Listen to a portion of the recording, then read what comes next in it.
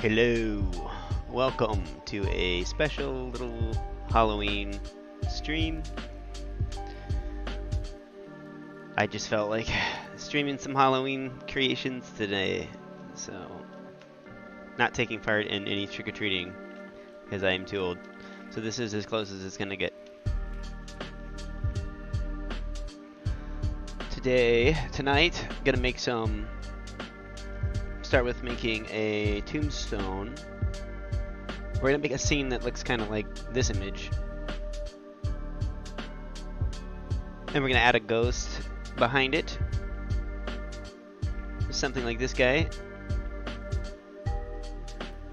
And then we are gonna make some trees, spooky trees, some candy, and some spider webs.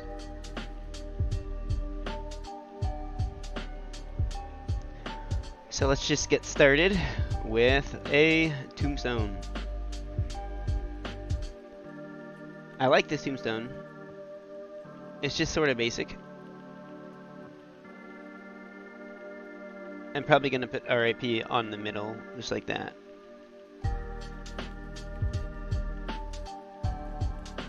But basic is good. There's nothing wrong with basic. I just might add a little part to it, like this. And a base where the bowl of candy will go. Probably do a pumpkin bowl because it's fun.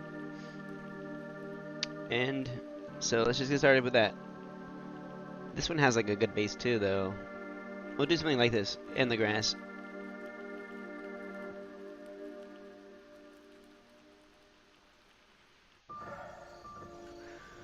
So this should be very simple. We're gonna keep it simple tonight. Try to, at least. So to make the tombstone, we're literally just gonna start with a cube. And call it tombstone.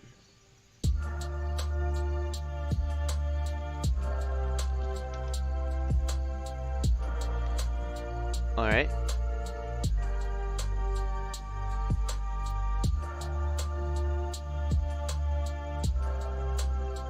Hold on.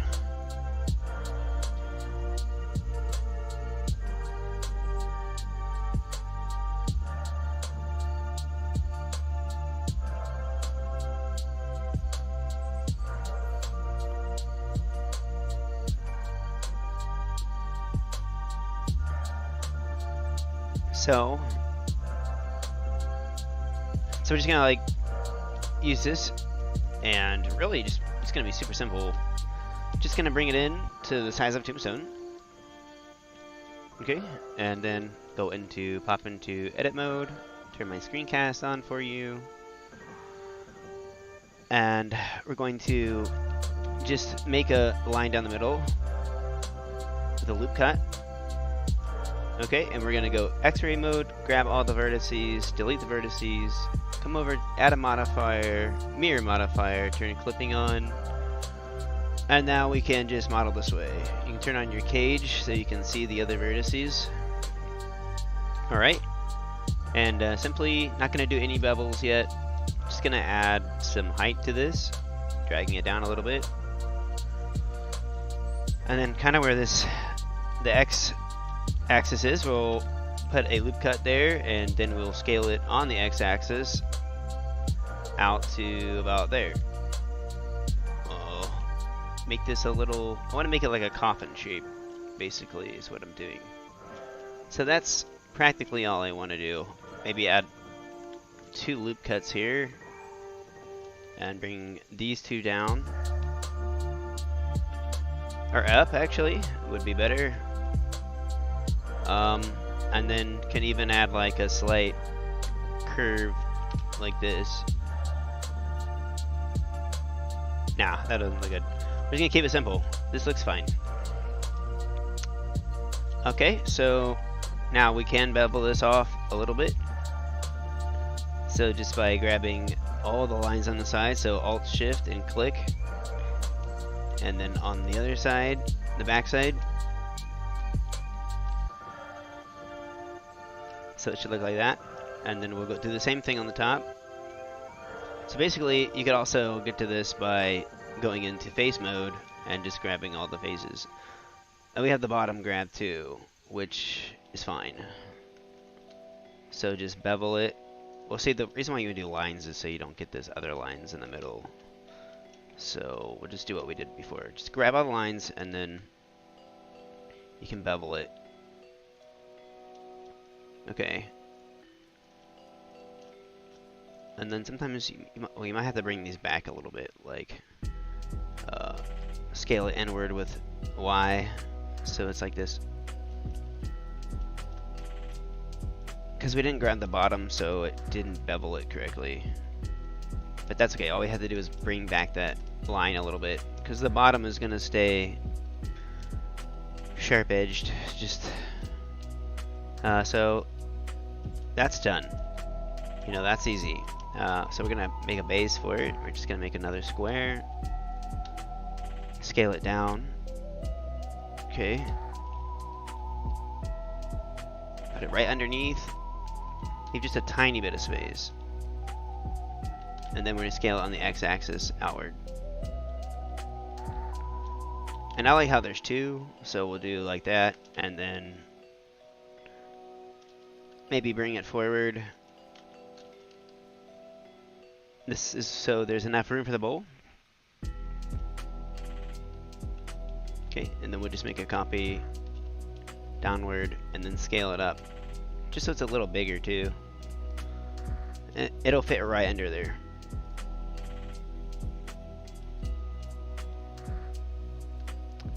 We can actually maybe grab the coffin tombstone again and bring this down just a little bit like that, so it's a little more rounded off. Okay.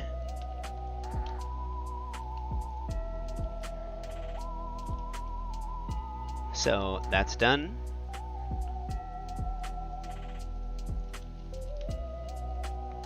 So we're up here in the scene collection. We have just like call this the base 2, whatever. Base 2. Oops.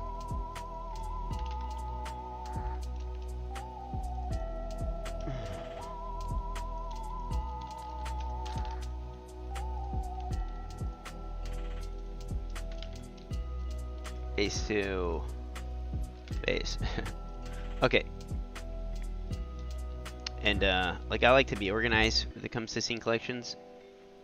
So, you know, you can add like a scene collection and call it extra, and I put stuff in here that I need to make invisible or whatever I'm not using. I do another one called studio, and I usually make it green. Okay, I'll do another one and do workbench, and this is like where I work out of for all my things. But then I'll usually have another one that is the items I'm making, like tombstone. Okay. So I can drag all the tombstone stuff and put it in the tombstone file. Right. And then I can drag the tombstone file and put it into my workbench. Right. So all this is under the scene collection by default. So you have an extras, a studio, a workbench. And then if you have the workbench selected, when you're trying to add stuff, if you can just remember to do that, like say like I have my extras selected. Say it's the last thing I did and I hid something. And I want to add something new, right? Like so I add a square. Okay, so it goes straight to my extras file. Well, if this is hidden, it's gonna hide it. I don't think you can actually add something to the extra. Here, let's see. No, it'll default since you hit it. But that's not the point. The point is that if it was the studio, right, and I added a square, it would go to the studio collection. And so, like, if you can remember when you're working to just select the workbench. Say we're gonna add a new thing right now to make the pumpkin bowl. Okay, so I have my workbench selected. And I'm just gonna make a round cube. And I don't think that's an add-on, I think that comes with Blender, but if not, just use a cube. So round cube. Okay, and then down here in the add round cube, its settings, you can just kind of make this a circle, just like that. This way it is still using quads. Okay. And all we need to do, oh, for the sake of the example, so it defaulted to my workbench. But the correct way to do that would be to make a new collection called Pumpkin Bowl. Before. Okay.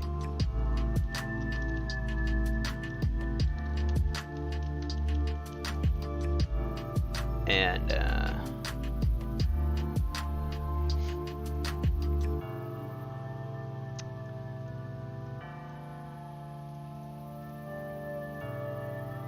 so you have this pumpkin bowl, this new item. You can literally just hide the tombstone for now.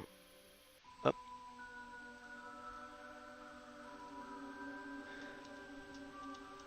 Okay, so we're going to delete the top half of this whole object in vertice mode, which is 1. Okay, and then we're going to take this bottom part and we're going to flatten it with SZ, and just like bring it up slightly so it's the shape of a bowl. Alright, and now let's see what we can do. Add another loop cut here, and I've never done this with a round square, so this is new, but I'm gonna delete this side as well. Now I can add a modifier to it.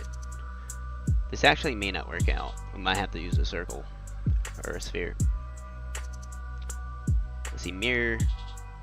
Turn my cage on so I can see the vertices. Alright, turn clipping on. Alright, so I added these extra loop cuts here, but I think I'm going to get rid of it. Can't do that. Gotta go all the way back and then delete this again. So if you're at this step, sorry. Mirror.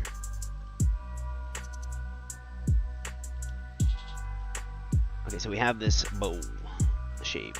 Let me see what happens if I put a subdivision on this at 3. See just what it looks like.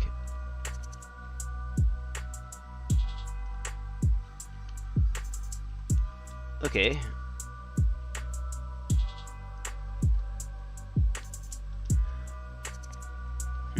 Okay, so I think maybe I don't tend to build in subdivision mode, but since it's quads, like I don't really know what it's gonna look like, so I'm gonna try and attempt to sculpt it with the subdivisions on. So I do need to make this. I do need to bring that in and then bring it down, and I can't do that with mirror modifier on, so we're gonna just go ahead and apply the mirror modifier and then bring this down a little bit. So already I don't like it, so before we get too far along with this object, I'm gonna delete it because it looks bad. Shouldn't probably have used a round cube. I'm just gonna go with just literally a sphere, and so we didn't do too many steps there. Just gonna delete the top, and we're gonna grab this bottom part, flatten it, bring it up, and now we're back to where we were. Okay, so on the bottom, see, you can definitely see it's better geometry. Sometimes using circles though, like it can be tricky, or spheres. So we're gonna do like that. And we need like a little lip of space before the bottom part that it sits on, so like that would be good. And then you can extrude it downwards so it gives it like a bowl. And I'm not going off any reference art. Like here's a pumpkin bowl. So that's, I guess that's kind of what we're making.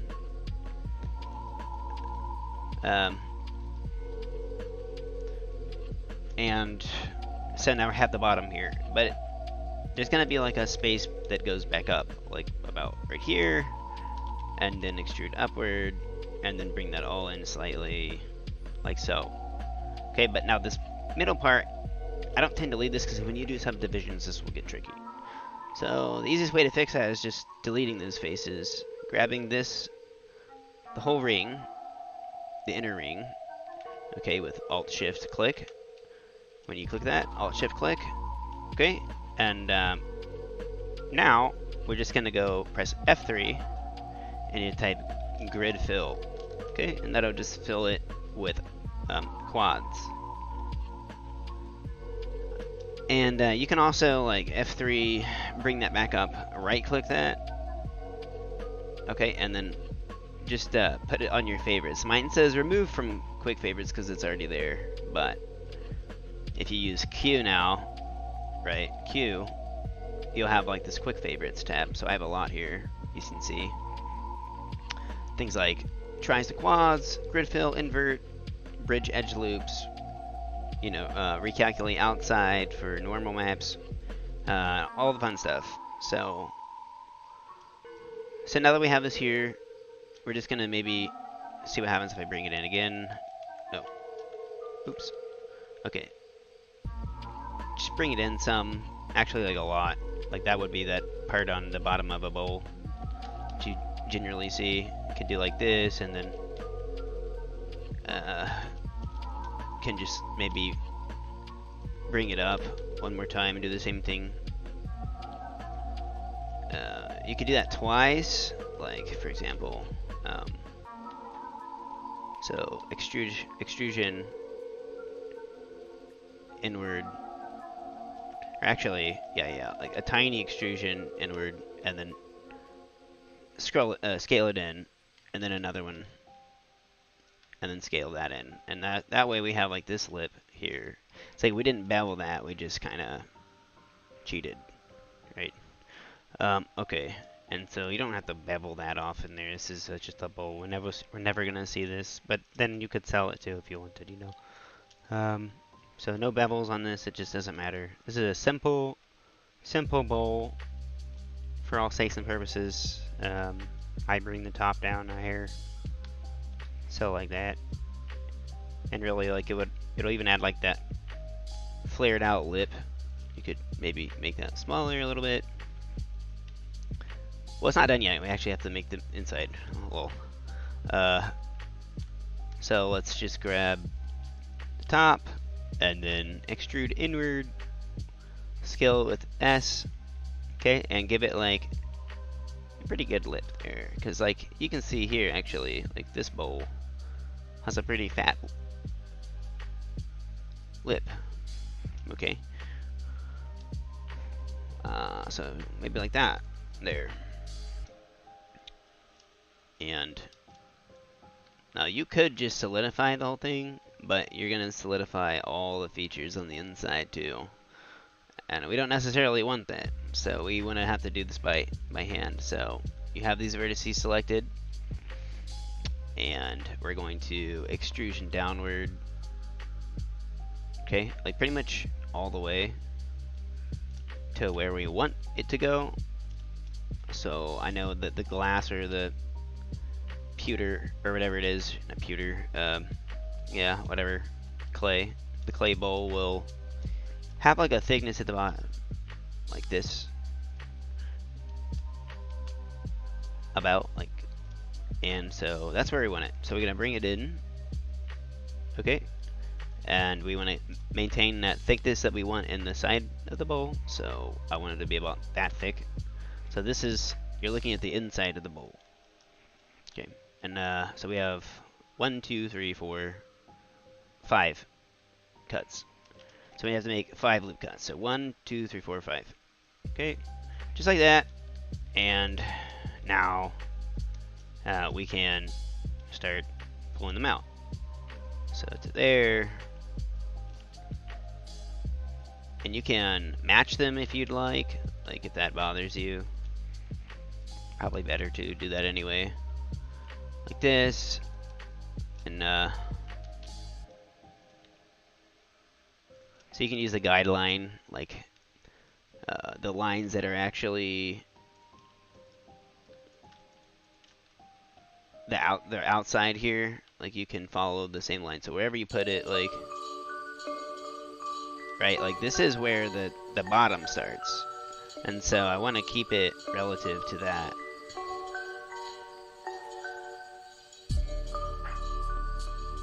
Right, so I want to keep it relative to where this line is. Like if I put it here, it's gonna look weird, or here, it's gonna start looking weird.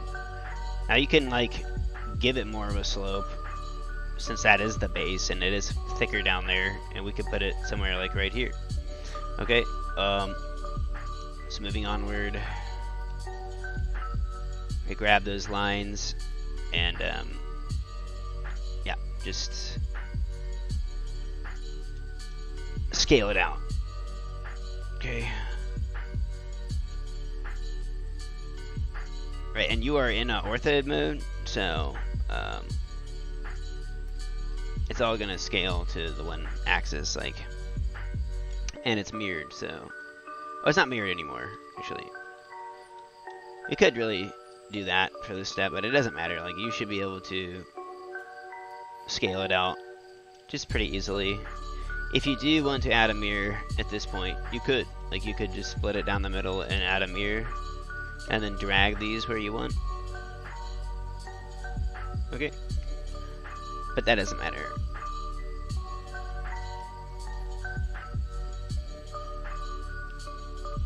Right?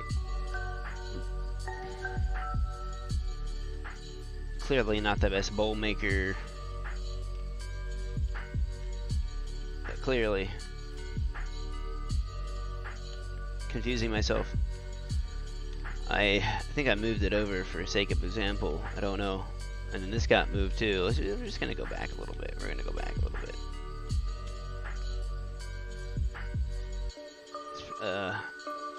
I usually, when I do cups, I will inch my way down the middle instead of drag it all the way to the bottom, which is something I don't usually do. Like, when I'm dragging it to the bottom, I'll extrude and then find out where it looks best and then extrude. This is like the backwards method, I guess. But it's fine. Like, you just, the other way, you can kind of work from the inside, and again, like, this doesn't matter. Just doesn't, it's gonna get filled with candy and be orange. Okay, so let's see. The face of this guy is just a pumpkin. Alright, and so you can give it some of those contour lines by starting maybe here at the close to the base. That way we can leave this alone, this bottom rim, so it doesn't get destroyed. And it's not really the shape of a pumpkin, but it should be fine. It should look like a pumpkin when we make it a pumpkin, right? So basically what I mean is I'm gonna take these lines here, and it's kind of like a delicate part you gotta do by hand, I guess. So you gotta skip one, shift click, control click that line. So skip another, shift click this line, control click this line. Okay, and there might be a faster way to do this, but this shouldn't take but more than 30 seconds. Right?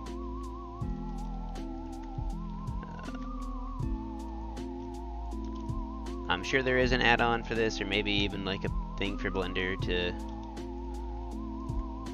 array, checker select, maybe.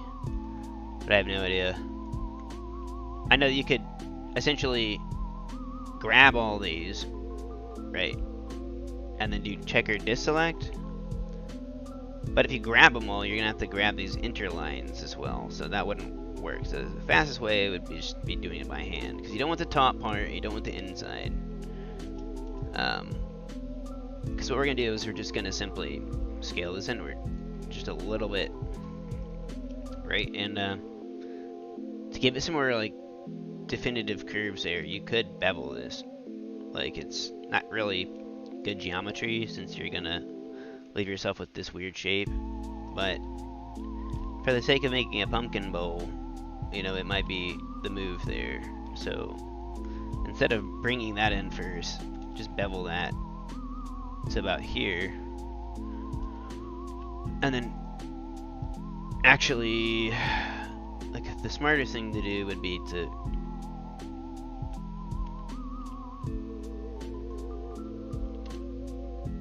maybe just extrude it inward with S, just a little bit, and then lower it or scale it inward, like down, with Z. Alright, so it leaves kind of like this, right? And this down here, and it looks weird, but when we go and add a modifier for subdivision, you're just gonna automatically get that effect. It's not perfect, but it kind of like does the trick. Now,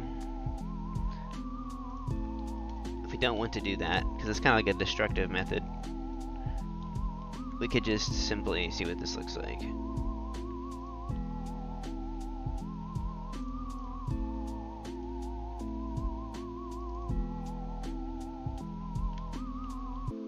Okay, so they're both fine. Both will work.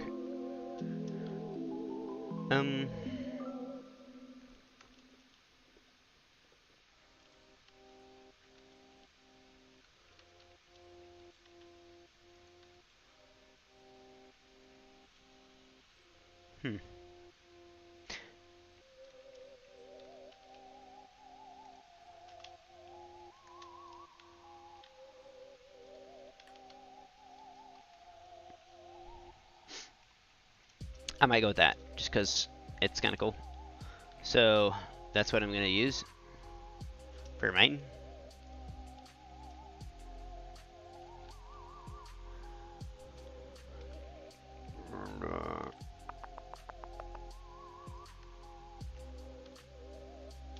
Just going to leave it how it was, just like that.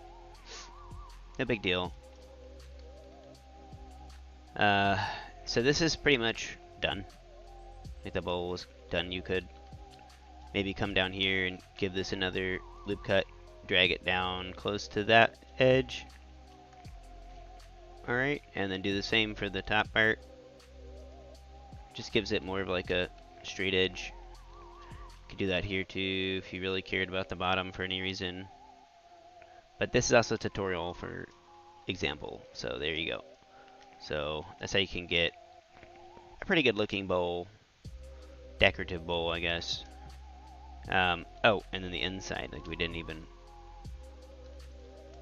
go ahead and grab these lines here, right? And you can extrude inward, extrude inward, extrude inward, just like we did in the bottom.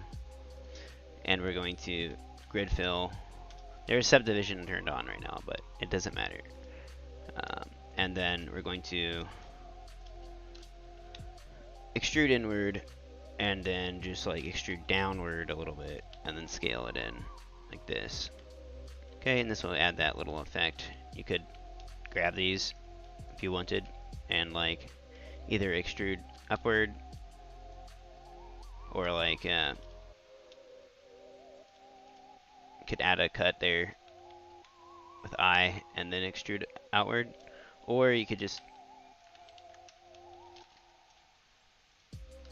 use G and pull it up, whichever. Right, so that's what it'll kind of look like.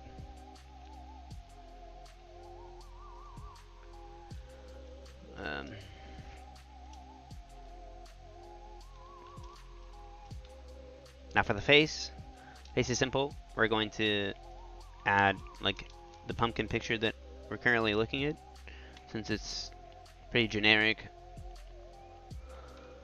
And I will try and put that in the comments to download later, or you can just find a pumpkin picture that you like, or maybe you don't need one because it's just a pumpkin face. Like for real, I don't even know what I'm doing here.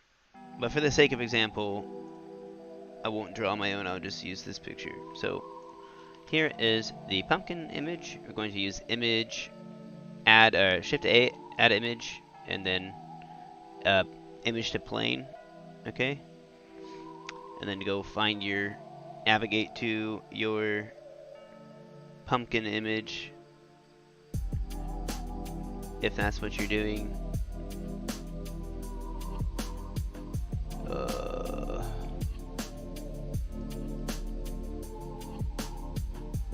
I gotta open it and save it.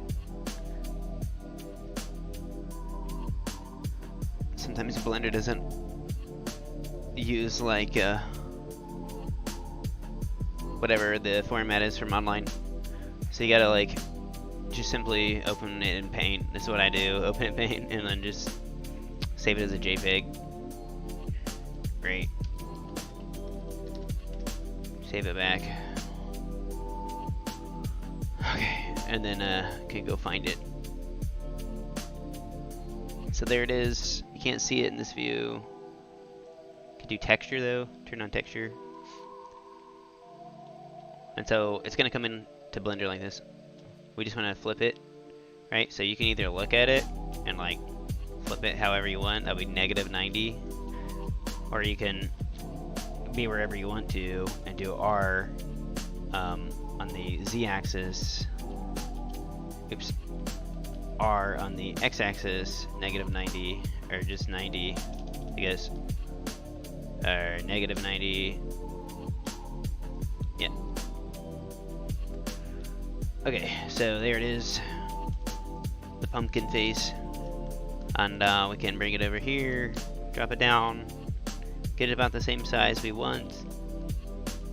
Right, turn X-ray on so you can see it. It'll look good right about there. Okay, and it's not actually centered. We want to make the face centered, so don't worry about the rest of the image of the bowl, but you can check by making the bowl's origin, set origin to geometry, so object set origin to geometry. Bounce it back to the middle by Alt-G, okay, and then drag it down to whatever, don't drag it down. You can move the image to the thing. Alright, so we see that the nose is directly in the middle, and so that should be the middle. Now we're gonna put it where it should go, so like right about there. Maybe a little higher there. Okay, so now from this point, we just gonna cut the face simply. So you can go into edit mode with the image selected, since this is image to planes. And then we're gonna cut it with K. So we're gonna start with the mouth, right? And I believe that Blender like automatically follows color contours, so it's like kind of helping you cut a little bit, like it can snap to the color grade just a little bit. So I'm just gonna get this image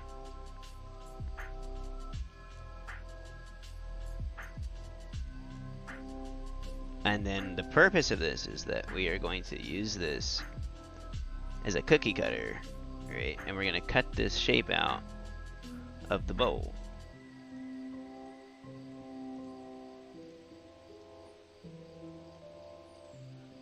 Okay.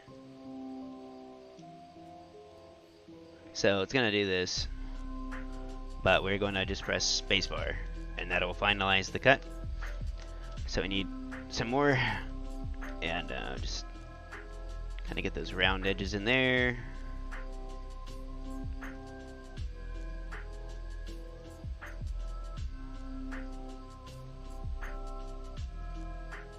So finalize, and we'll do it again. Something to note while I'm cutting this one is that the image might be in the real image, the real thing, like, you know, it's at an angle, so the eye is coming, it's like on a curve. So it should be more face valued like this one, whereas that one's slightly curved because we're looking at it from an angle. So it's cutting, in real life it's going through the thing at a different angle, which it won't really matter, like it's gonna cut it regardless, but just something to note with reference art, like that it's kind of lying to you. Like if you were to look at that eye from its face value, it would look like the others.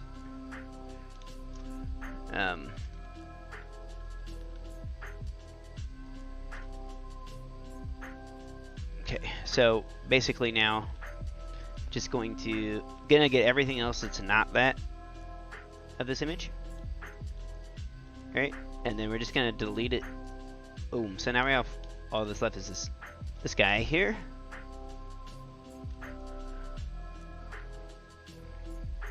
So that's what it'll look like soon. So we're gonna take it and we're just gonna bring it back to about here. We can wrap it on there if we really cared. For example, maybe fix the origin for this guy real quick. So, object, set origin, geometry. Wait.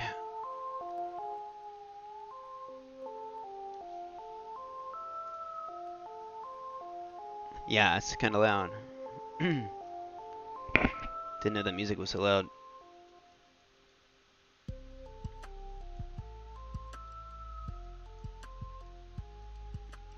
My bad. So up here, we're gonna try and shrink wrap this image onto the bowl so it's curved before we cut it. We could just cut it now, like we could simply literally just do this, and not even, it's gonna just cut right through it. So, but for the sake of it, well, let's just do it like this. Shrink wrapping is kind of annoying and can be confusing. It'll shrink wrap the actual, like, well, let's just see what happens, okay? Like, let's say we add this modifier, shrink wrap. There. Shrink wrap. Okay, so we're gonna make the bowl with the eyedropper, the object that it goes to. So you see, like, immediately, like, the offset is a problem, so we have to fix the offset somewhat so the image looks good again. So like there. Right, but this is what it looks like without it. Like, it's not much different. The point is that now it is obviously aligned to the edge, and this may not make a big difference whatsoever because it really doesn't matter. Like, we're gonna have to do this anyway, right? Drag it through, because this is a cookie cutter, but like, it really has no difference whatsoever because these are still straight lines going through it, and it's not angled like the front. So that was kind of a worthless step, I guess. You don't have to do that. You can just drag it out like that. Okay, so from here we have to Boolean cut the bowl, so we have the face cut through it, right? Actually, I want to make that a little bigger.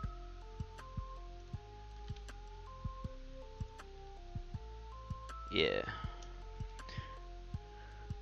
So we can take the bowl and actually gonna apply the subdivision surface, and then we're going to take the Boolean tool, okay, and we're gonna do difference, and then we're going to select the pumpkin face. Okay, then press apply so we can see what it looks like. So if we hide the pumpkin face, looks like it didn't actually work. I'm pretty sure the cuts are there though. Yes, so sometimes it's just annoying. Some things to note, like why that could be a thing, is either this needs to be transformed, the transforms need to be applied, so apply all transforms, And then again, do that to the bowl. Apply all transforms.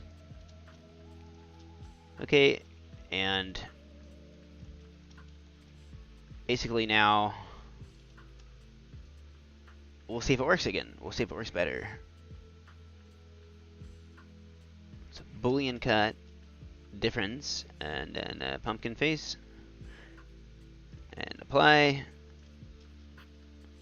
And that time it did some weird stuff to it. Actually messed with the geometry a lot this time.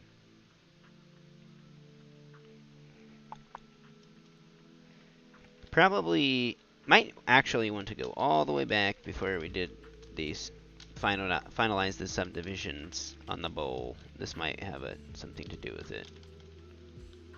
So gonna cancel that subdivision real quick. Really could just hide it, or might want to get rid of it. So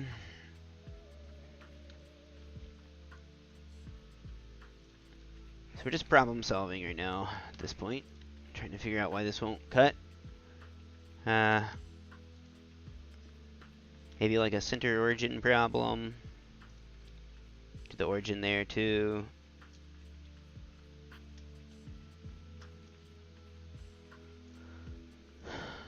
Boolean pumpkin face.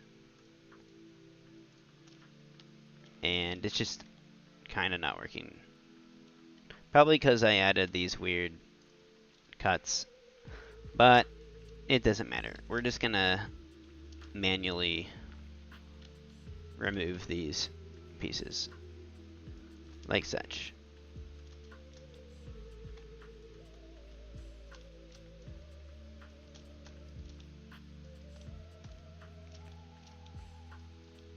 Sometimes there's things I don't know about Blender, like why it does some things versus doesn't. And you see, like now we have to connect it, which is not a big deal. Like you can actually probably just grab these faces, and then grab the back ones, and then you can bridge loop them together. And just make a cut like that.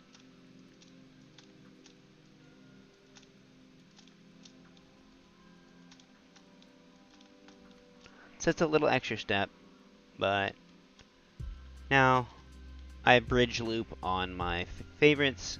So bridge edge loops, and that just doesn't work. It should honestly probably work better if I do something like this. Maybe is a problem. Like if we make these each like a separate piece before cutting it. See, there is some weird some weird geometry going on.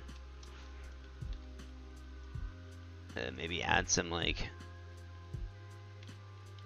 clean this up a little bit.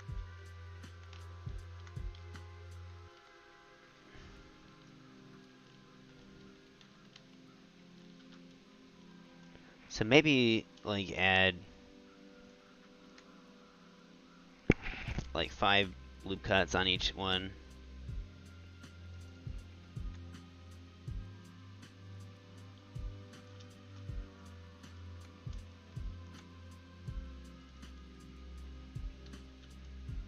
And then we shall like try and divide them all out. So just deselect everything, press by loose parts, so each piece is its own. Now go to each piece and set the origin to the geometry, so it is in its own piece.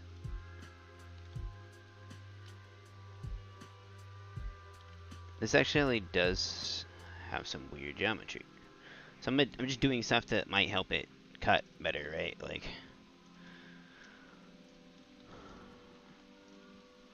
adding vertices on the ends here. I don't know if that's gonna help, but we'll see.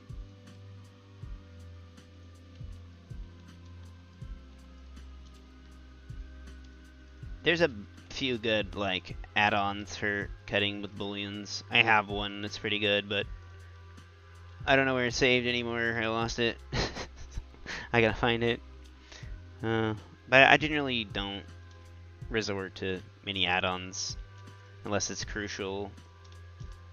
Which is pretty self-sufficient when it comes to Blender. If you learn enough. Okay, so let's see if this works. Because if it doesn't work, this is a big waste of time. So I'm going to turn off my subdivision. And it might really honestly have something to do with the cut I made. But we can fix that. There are ways to fix that. Okay, so I'm going to try again to... actually going to get rid of the subdivision again. Just get rid of it. Boolean cut the pumpkin face. And then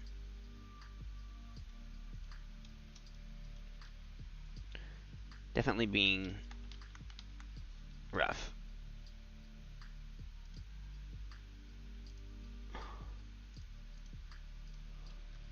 So I changed it to fast and that cut it through there. So we're going to change, when we do it, we just do everything to fast. Okay, but I want to check something before I continue. So I'm going to check this cut. Looks okay. I'm going to add a subdivision to it now, and now it doesn't look okay. So if I add a cut here, slide it over, it doesn't do much. We don't want that. We don't want that horrible geometry. And it is because of these cuts. So literally, like, we can fix that. I probably shouldn't have added the cuts when I thought about doing it. Like it was a bad idea and I knew it. But hey, this is a tutorial to learn from my mistakes. So I'm gonna put these in a new collection called Pumpkin Face. And I'm just gonna hide it. But now I have to go back and remove the the boolean cut. Now I can do it.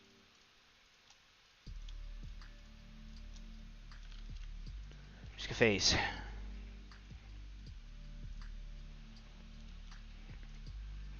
Now to fix this without being too crazy, it's just going to probably turn on my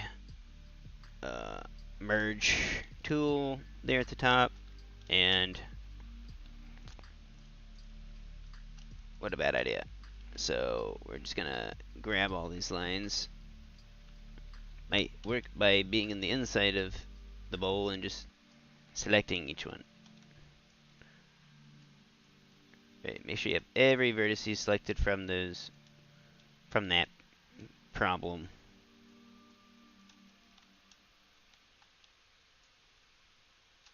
I mean, you could also just remake the bowl at this point. It's always an option. The bowl wasn't very hard to make, I mean.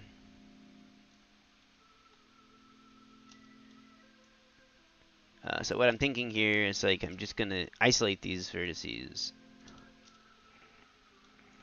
Or cut them out completely. Or dissolve them. Or merge them. So there's a few things that we can do to correct this. Now really,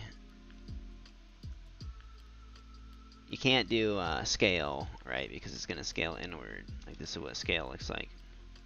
It's pretty cool looking, but that's not what we want. Whoa. We want to do like merge by distance, probably.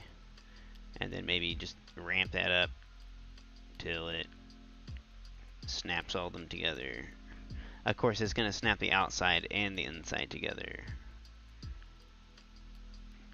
Right, okay, so maybe just dissolve these vertices, and immediately it tells me that it's not going to work.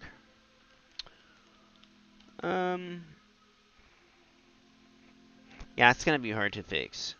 And it is like the problem why it's cutting so horribly. So I'm just gonna do my thing, and I'm gonna build another bowl. Right? I mean, it's just a bowl. Just a bowl. But this time I'm not gonna talk through it, because I'm kind of mad at that. So pumpkin bowl. I'm just gonna go truly fast here.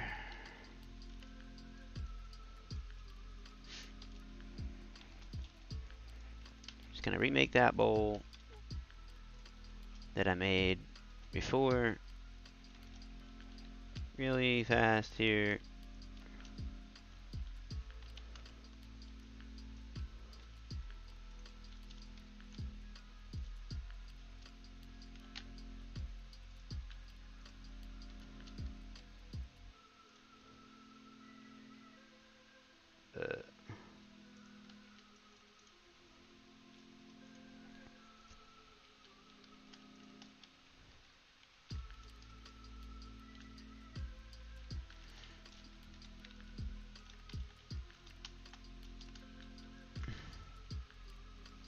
First of all, probably need to save this.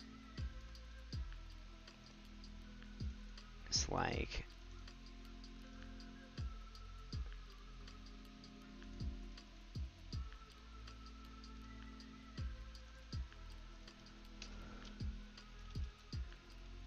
uh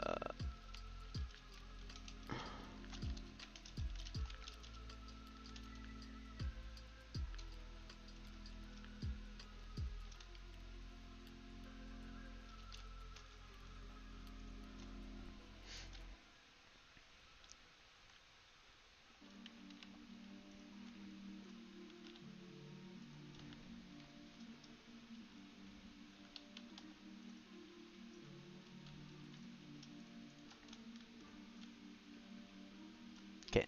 I guess this gives me an opportunity to show what I messed up on before, like what I mean by like extruding inward and then working my way down rather dragging all the way down. Right, like this way I can determine where I want things better.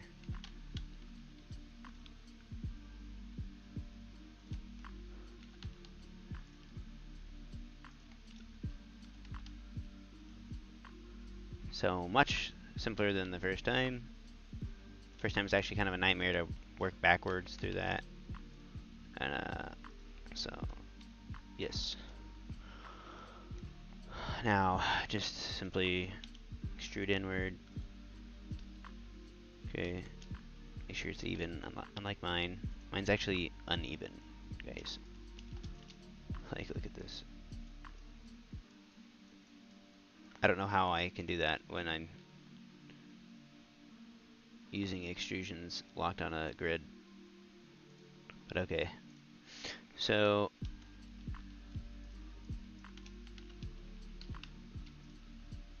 it's fine. It really doesn't matter. Grid fill.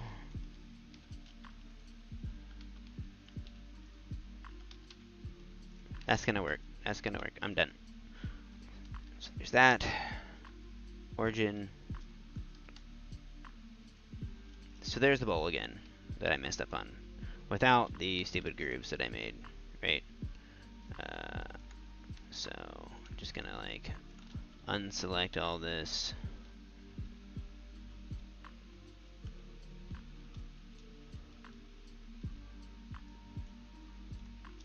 With the little radius finder grabber tool. Just gonna go into line mode so I can see the lines actually. Yep. And then deselecting those. So I just have all these selected. Oops. Go back over to your tool. Select your tool. And then I'm just gonna, again, like, grab these real quick. Every other one.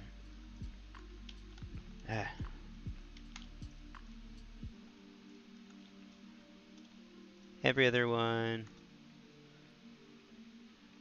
Yes.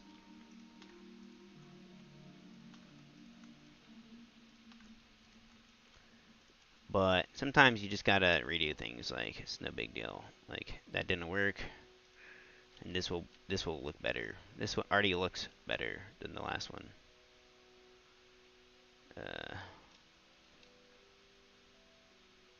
However, it is having an origins problem. I don't know what this is.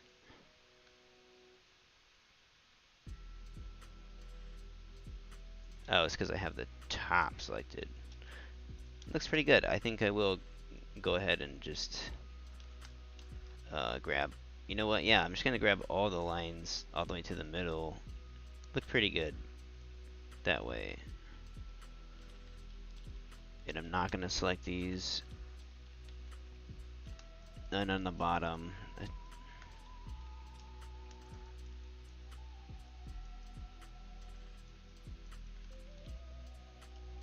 So just like that, like this is just a big mess at this point.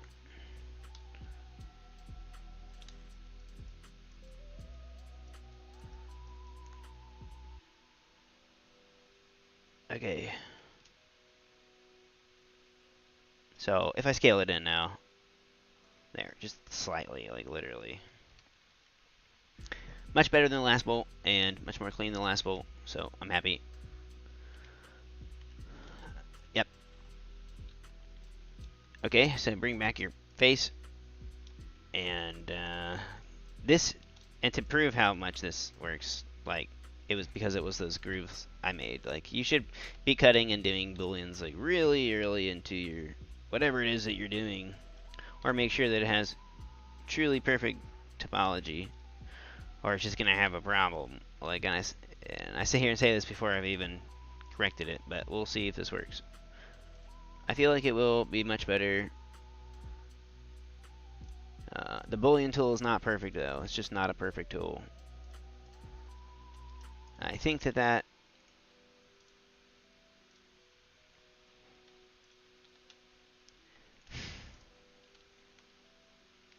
okay, well, it is much better in terms of it being usable. It's still not doing its job in cutting. Maybe if I do fast selection real quick, see if that works. I don't know why it's not just working better. Fast selection, apply, hide. There, okay. I'm about to go get a drink, really. That should have taken 2 seconds the first time I tried to do it. Boolean, but now it works. It works.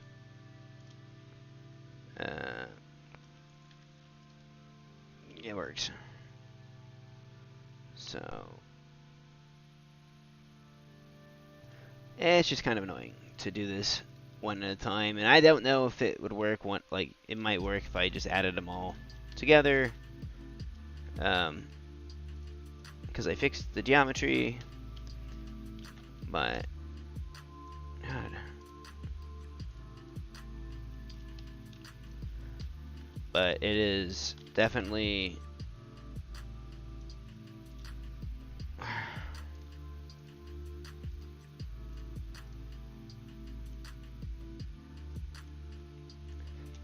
it's definitely working now. So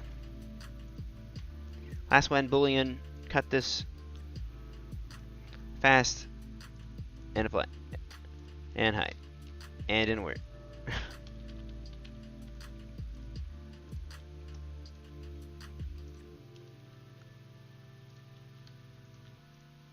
So again, boolean, fast, pumpkin face thing, apply, hide, didn't work. Even though it should. Even though it should. Even though it should.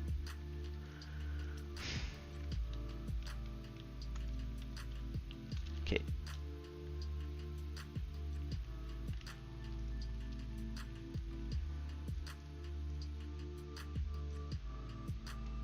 It's not selecting it. Like, man, I'm telling you. Oh, it's because I have the boolean on this. Yikes. Yeah, definitely go get a boolean add-on if you are trying to do more booleans, because it's just not very good. Like I have an add-on where like all you have to do is press on what you want, and then press the other thing, and then like press whatever type of boolean you want to do, and then it automatically does it perfectly, and it like hides the last object, like it hides your boolean object and puts it in a new collection, so you can just like refer to it. It's really great.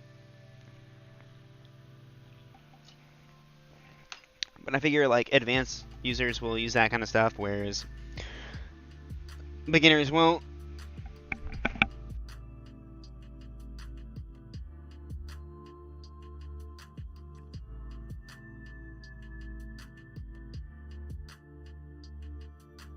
I am going to be right back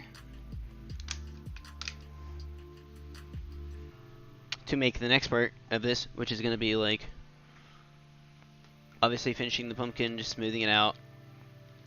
Here we can add a subdivision, and it gets all crazy looking. And the reason for this is like it's trying to subdivide around the edges. Okay, and so like you just have to simply grab these interfaces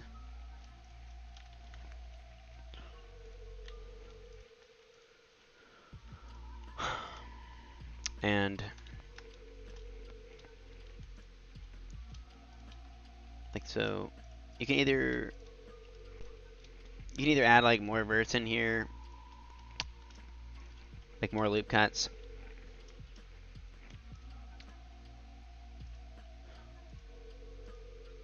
Boy, that's annoying. Okay, you can either add more loop cuts in here or simply just crease these so they're straight when it's subdividing and not subdivided.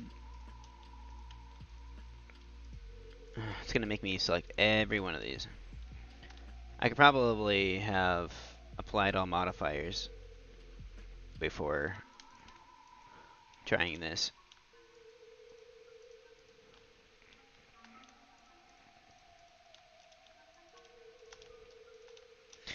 Yeah, it's not even a cut down the middle of this.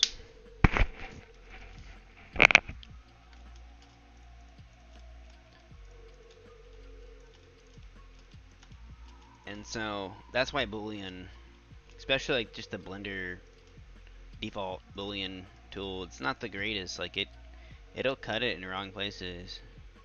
Oh, hello. I didn't even see I had somebody talking. I'm so sorry.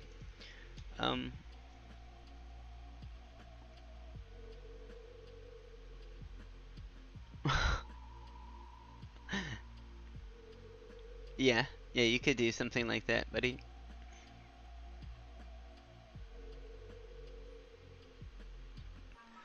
Justin 9. Idle, what's that?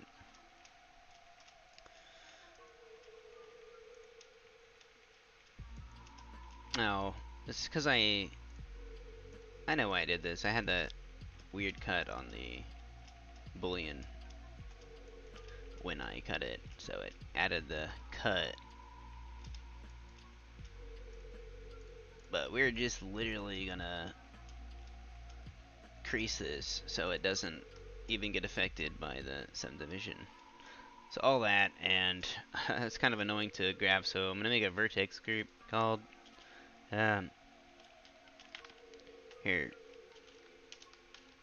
pumpkin crease, and assign those to that. That way I can just grab them if I ever need to again. And we're just gonna crease it by doing Shift E and scrolling out till it's bright pink. Now when you add the subdivision back, it should still do the same thing, shouldn't it? I'm telling you what, Blender. It's like sometimes it just doesn't really work. The reason is like there's a lot more vertices here, and it is attempting to correct that when I subdivide it, because booleans are wild, and like you'd have to go add a cut for every new vertice, So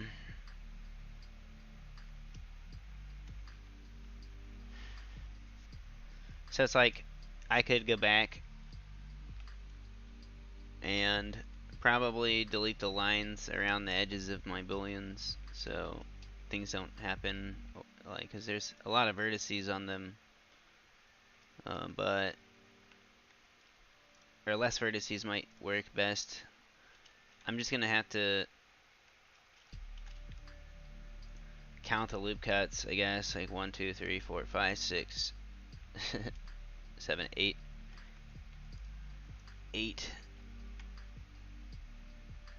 So add like 4 here, and then 4 here. But like this gets really tricky. Like the booleans, if they don't cut properly, I don't know. Like it can be a nightmare. Like I can drag this out real quick before I try to give it more cuts and see if that possibly works better. Another thing I could do is go back and do what I said. You can also try and give the actual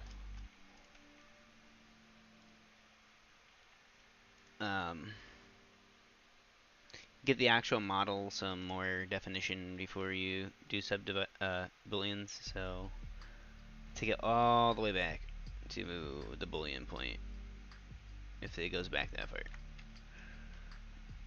Just gonna do all of it before the boolean. Add these together again because I'm tired of this. And then hide them. And from this point, it's like gonna like try to subdivide it to about 3 like this, and then need to first drag this down.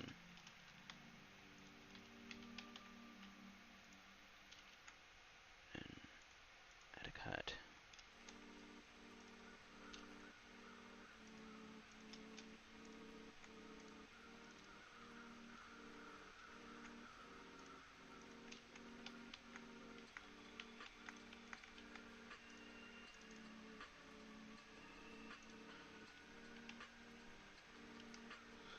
Alright, I mean, this should not be this difficult. Like, I wish I could send this video to Blender and be like, hey, like, you need to make it where this doesn't happen.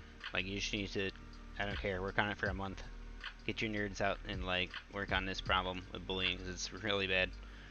Shouldn't be this hard. I shouldn't have to subdivide my, workout to boolean cut it properly.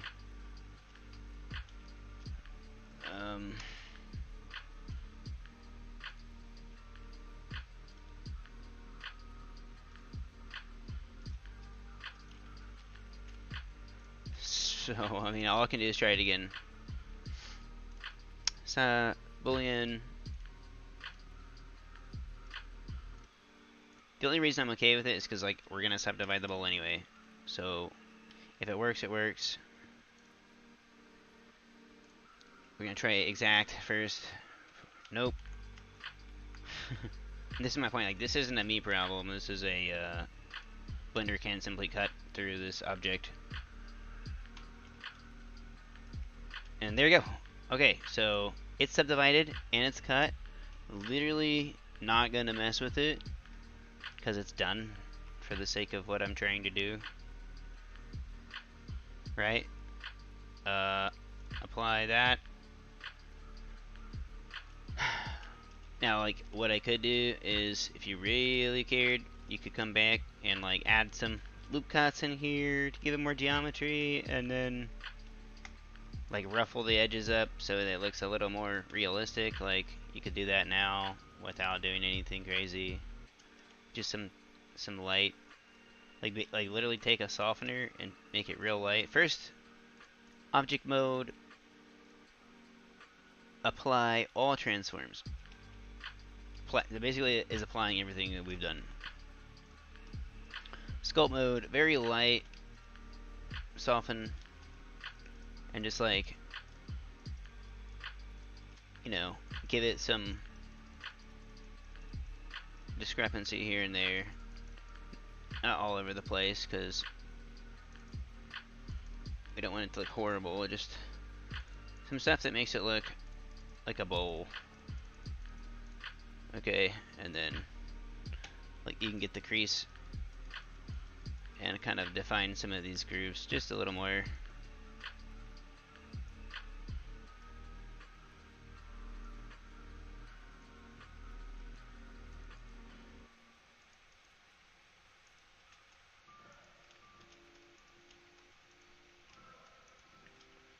You know, because it's not perfect, but okay, so like that. And then like some small ones maybe around the nose.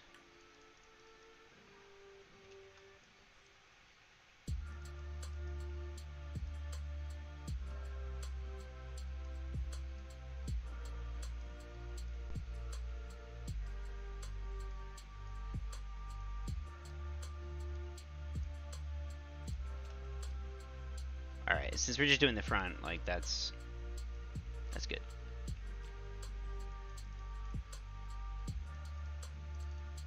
And there. Can maybe add like the smooth to it. Don't do that. Auto smooth. So that's fine. Like, if you wanted to make a better bowl, then make a better bowl. We can do some candy in the bowl. So some candy corn.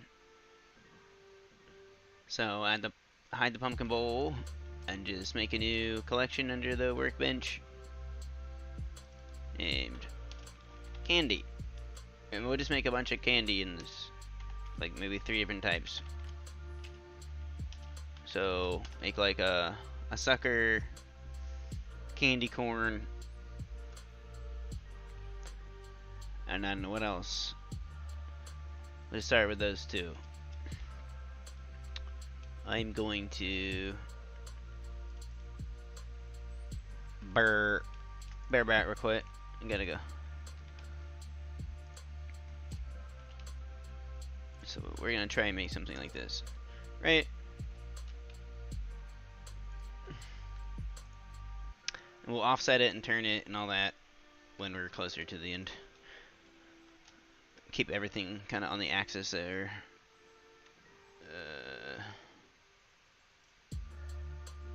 So you can move the face to the extras. It's like the cutout. Candy will be pink. Alright, so give me 1 second. Be back.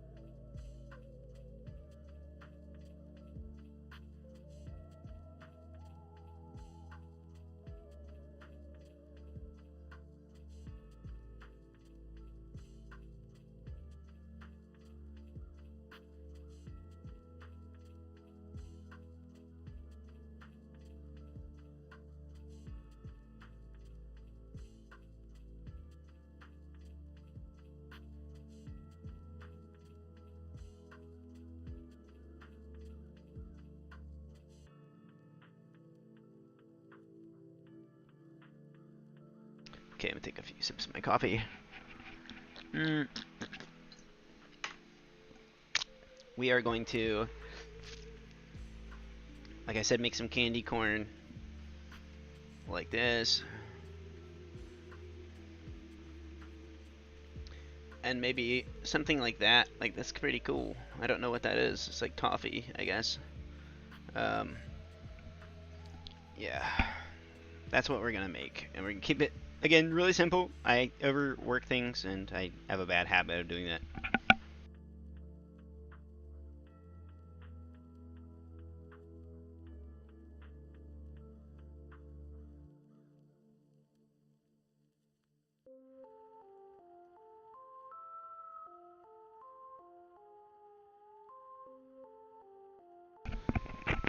So we're just gonna start by hiding everything. Let's hide the candy, the pumpkin, tombstone. Or not the candy, I guess. Just gonna add make the candy corn. So we're gonna add a cube. And we are gonna go into our edit mode, X-ray mode, vertice mode with 1, and just gonna literally bring that down. Same over here, so it's like the candy corn, which is like, I don't know, like that. Now we're gonna fix this side. I'm gonna bring it in, so it's more like candy corn. There. A little more, maybe. There. Okay. Grab these front part. Scale it in. NG pumpkin bowl. Pumpkin bowl. Okay. So candy corn. Okay, we're gonna bevel this off. Just bevel it, like, pretty simple. Maybe give it 2 cuts. Yeah. Okay, and candy corn have like a weird front end, so bring this down a little bit and make it a little bigger, just like that. Okay, and the back of the candy corn, just select all these faces. Do the same thing, boolean it out. Bevel it out. Okay, so like that, and then you can grab the back end, maybe bring it out a little more, and then take a look at it. It's looking like candy corn shape, but it's just too square. So we want to make this a little lower. We want to actually scale it down with Z, and then bring it in some, a little more, until it looks like that candy corn shape. And it's not even, they're not totally even, so I want to like bring it up a little bit like that. But we'll do that later so we don't destroy it. Okay, and it's obviously not a square or a rectangle, so we add some cuts on the side here. I like to keep everything quads, so I'm gonna add 4, right? And then I can start by like grabbing 3 of these on each side, like that, and the back. Even these here, maybe. So we're just gonna have it look like this, and the front, because we're gonna try and keep it even. But this doesn't require a mirror modifier. So what I'm gonna do is I'm just going to scale it outward some, so it's not necessarily a square. The front look weird, but we can just smooth that out in a second. So we don't mess up the front again, or even further. I'm just going to grab from here, and then we're going to bring it all the way back. So from here, all the way back, get this square. Same thing to here, and then to here. And just, again, scale it out in the Z. that didn't affect the back, so we'll just do the back. Like this, and pull it outward a little bit. Okay, you can, if you want to, grab these here, these four, the divots. There's little divots, you can see.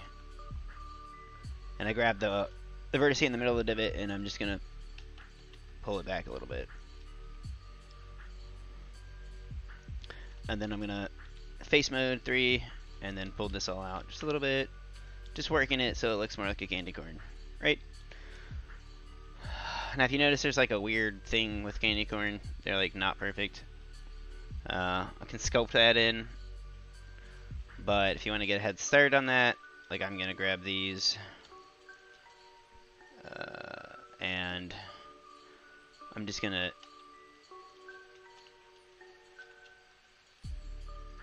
make an insertion there, and then bring it in somewhat. It's like an acorn. So you have something like this, okay? So if I add a subdivision to that twice, you get this. I'm going to apply that. Okay, so there's the geometry. It's not wonderful, but it's a candy corn. So we're gonna come to sculpt mode with our smooth and make it bigger, make it the strength about there, and we're gonna just buff that out a little bit, and then buff this out somewhat.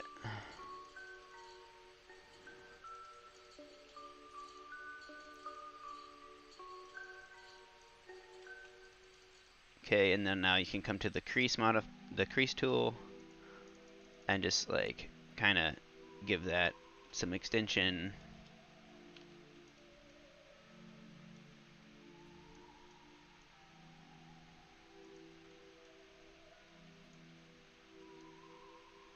Where you think it looks best for the candy corn.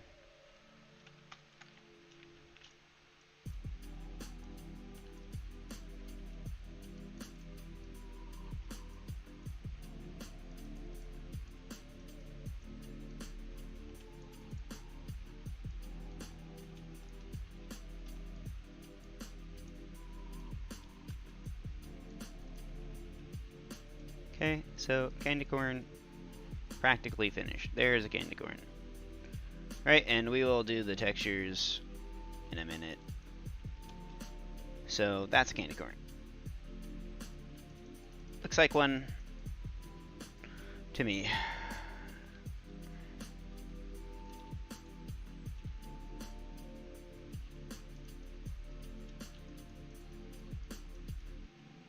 Can just like maybe move that in some, and there, candy corn. I can, you can subdivide it more if you'd like, or you can just add a smooth, shade smooth. Should be fine.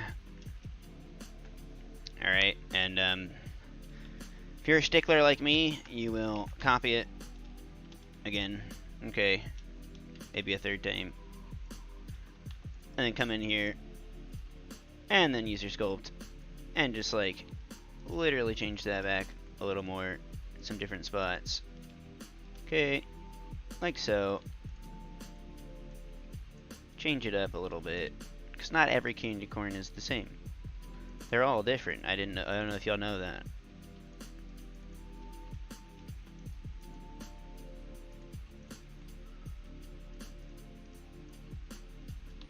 Okay.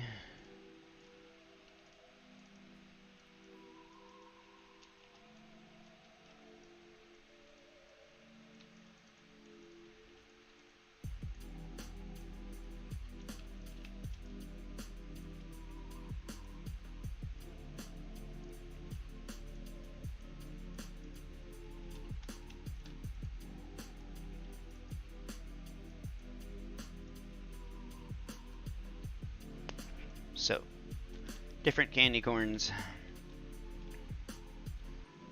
They look like teeth.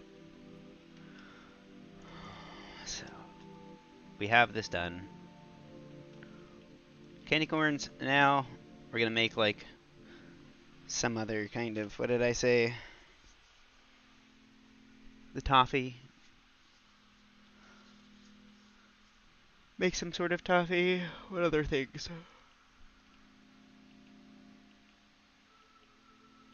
Could make a wrapper.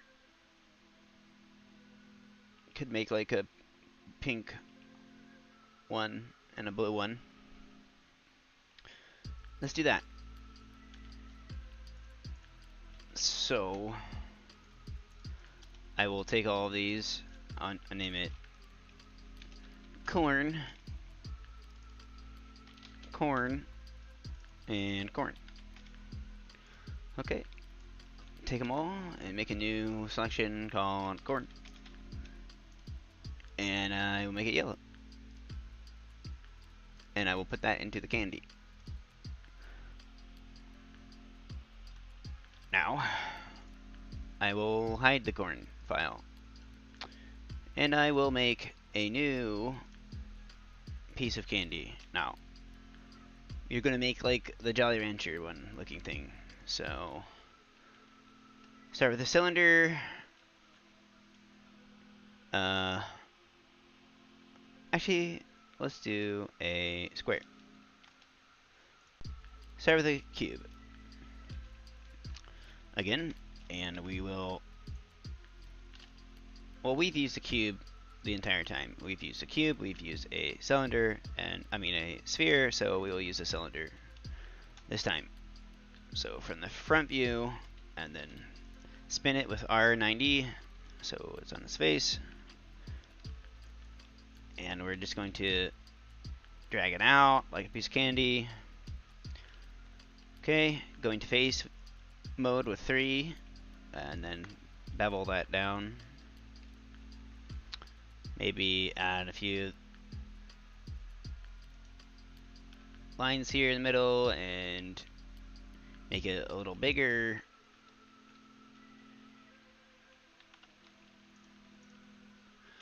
So for the ties at the end, we can just simply extrude this down. Well, let's go ahead and cut it in half so we can mirror this. So cut everything off the side and then mirror modifier this with the cage. Turn on clipping. Alright. So we have this basic shape. And now we could take a plane surface and build around this thing like a wrapper and then shrink wrap it to the outside. Like basically we could make a twisty thing. Or we can do something fun like this and grab everything, face mode, deselect the sides, okay, and then just literally Shift D, snap it back, extrude it some so it's like a cage over the outside, but it's now hollow because we've removed the edges. Okay, and so we can actually like remove one of these strips. So now it's essentially a wrapper. We can move these a wrapper on the top part of it. So we're going to unselect everything, and then we're going to press L on the top part to select the entire top piece. Press P by selection and make it its own new object. So now we have this object on top of the other object, right? So we'll name the inside candy and name the outside wrapper. Okay, and so from here we can maybe just select these sides and then bring it down closer. Or no, it was fine. Maybe like right here, something like that. Okay, and then we're gonna extrude outward with X and to about right here. Okay, and then extrude out with X again, and we're gonna make it larger this time, like a piece of candy. Then you're gonna extrude out again, so it has like a tail end to that. Oops. extrude out on X. Okay, so we'll have something like this. Now, if I take all of this, right, and I like spin it upwards a little bit by like 10%, 10 degrees or whatever, just enough to where you can see that there's like a spiral there. Okay, and then we'll systematically do every new piece from there, like this and this. And you have to grab each piece. If you try and swivel one without the other, it will mess it up. But it looks like it's going to obviously spin that too, because we are spinning that. So maybe just leave it how it is. Just leave it how it is in the middle part, and take this part and spin it like slightly. That spins the inside too. So we'd have to like add a little cut maybe, and then spin this just a little bit. Right. And then take the outside line, make it a little bigger.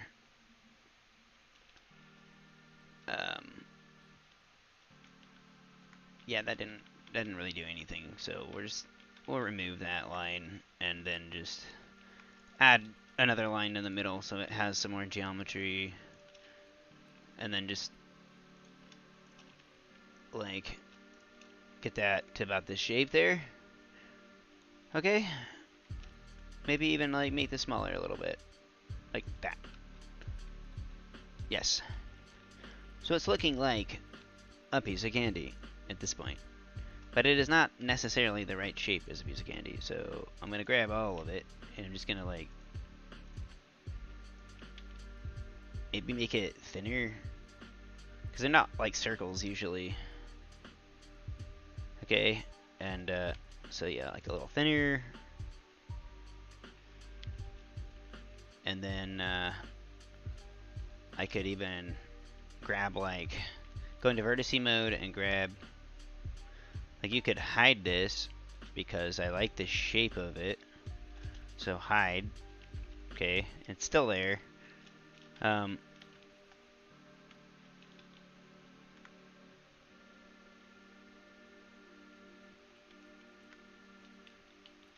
Okay, hide. Okay, and then like maybe go into X-ray mode and grab everything like I have it now, pretty much. Let's see, you want to grab before this major curve here, like this is, like we want to flatten this is what I'm about to do. So we want to like only grab enough that we're gonna get this flat, like an edge on the side, without making it crazy, too crazy. Right, so since we've already added that cut, like it's gonna be hard to flatten it like I want. I mean, we could just, you could rebuild the cut, which is simply like grabbing those lines and deleting them, so it's not really a big deal. But what I'm thinking is I wanted to mirror this again, but we have a hidden part that will get affected if I do that. So I'm gonna just not really worry about it. Maybe like bring it in a little bit and then just do it by hand, because it just doesn't matter. Like I can do that and kind of flatten it on the y-axis and then pull it in a little bit, and then since we can see these, so they're sticking out, right? Like I just grab these again and then do the same thing on this end. Oops. Yeah, do the same thing over here, like so, and just pull it in a little bit. There you go. Like it's not supposed to be perfect anyway. So like now you have like this piece of candy, and unhide your unhide everything with Alt H. All right, and now like obviously candy is a little more realistic than this, so what we can do is, like, this is supposed to be filled, if you think about it. And it's like a knot of all the spinny thing, so the wrapper, so it's gonna be kind of hard to do that. We want to, like, maybe grab more of, maybe make this tighter a little bit, so we don't have so much room to fill, or figure out how to fill, and bring this back some ways, make it smaller, and just bring this back in a little bit. Okay, so immediately, like, I have one option. I can solidify this thing. So let me show you what happens if I solidify this. So solidify, and then thickness to, like, a wrapper, which is not very big, so it's like that. So there's no way that that's gonna fill the circle. Alright, so we're gonna have to do something about that, or you're gonna see the candy and it's just not gonna be very believable. So I think I understand how to do that, but first I'm going to do some pre-sculpting on this outer thing, and I'm just gonna literally go into my sculpting mode. Okay, turn on my colors so I can see. Change this to something different. There you go. And I'm just gonna, like, try and make this look more like a wrapper. Right? Like, give it some flares.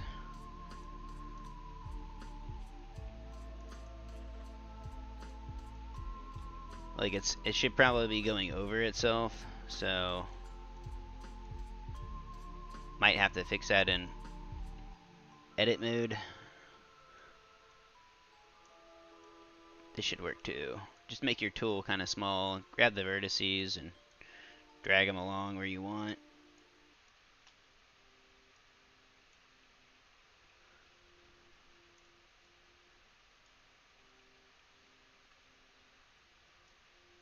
Right, so, and to help you, you can come up to your wireframe mode here and make it a little more faint so you can see it, see where the lines are.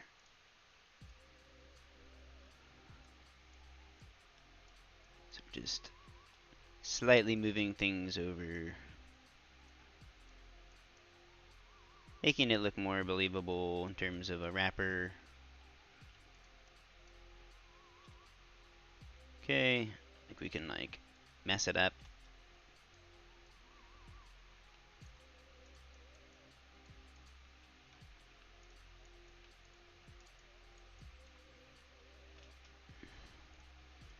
Try and tuck that in a little better.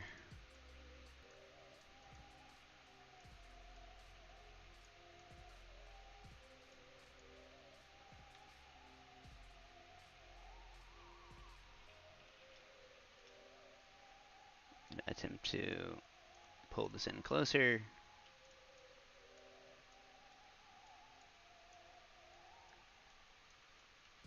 Gonna, like, maybe pull some of this inward.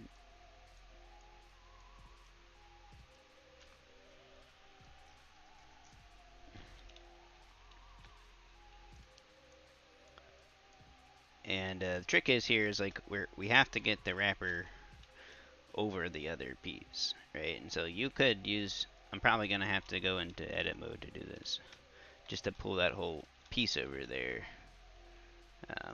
So, like, starting with this one, this vertex here, probably need to do this one alone, like, so bring it forward, pull it down, just kind of working it over that other piece. Okay, and I gotta get them closer eventually, like, we'll try and get them all closer, probably in sculpt mode. So this is why shrink wrap wouldn't have really worked, because you're gonna have to fix it, and it's just like something you have to do by hand, right? So, like, we can start with that vertex, come to the middle one, Oops, and oops. Let's see. Let's just grab them all here. We don't want the back side though. Just want this front lip, the bottom part of the wrapper, and we're gonna like just bring it up. Honestly, bring it up some. All right, you can use your edge slider. Grab this whole piece here. Not the part in the fin or the tail, the wrapper. Just unselect that. Unselect this, and we just want to slide this face up a little closer to that one. Okay, that's all we really need to do right there. Now we have to do that on the top part. So you can grab all this. Okay, unselect the part in the wrapper. Select that. Okay. Now we're gonna bring this out some. First of all, like so, bring it out like that, and then just bring it down. Okay, bring it out a little more. Maybe bring it out on the sides. Okay, we're just gonna like grab this front line, make it simple. Grab all this, not these lines, just like that, and then bring that out too, and so on. Like I'm just doing it slow, so like that. There you go, and that should be fine. Like now the wrapper is on top of the piece of candy. Yeah. If you wanted to like give it some more dramatic flair on the edge, you could pull it out a little more, maybe add like another loop cut there, and then just scale it in. But you don't want to mess up the edge, so when you do that loop cut, just unselect the wrapper again, and then you want to like just bring it in.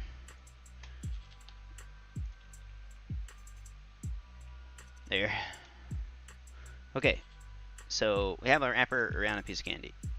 Now for the edges though, you know, like you're not supposed to see, that's pretty unsanitary. So we want to maybe like add some more loop cuts in the inside, since do so. And now, well, first of all, let's not do that. Let's do solidify. Let's see what happens. Yeah. So solidify, add some loop cuts, and then let's just go ahead and add some loop cuts, and then go ahead and put the solidifier on top of the mirror, and then apply it in object mode. Okay. Now we're just gonna like go into edit mode real quick, because we kind of forgot this little detail here, and it's fine, looks fine. Just gonna grab this and maybe this one here too, and then gonna pull it out some. Okay, and then pull this out even a little bit.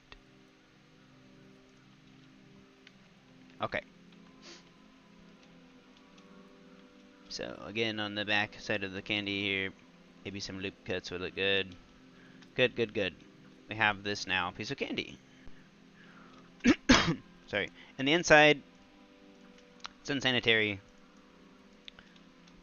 So we're gonna try and drag this closer, because now we have an inside that we have solidified. So we can do a little bit of lying now. Like we don't have to, it doesn't have to necessarily be the real geometry. Like we can kind of close it up like that, like so, right? And no one is gonna notice that, because it's not what the outside looks like anymore. All right, we have actually made an inside. And some of that geometry might get pinched or too close to the exterior wall of the wrapper, so just drag it apart from it like that. Okay, till you have it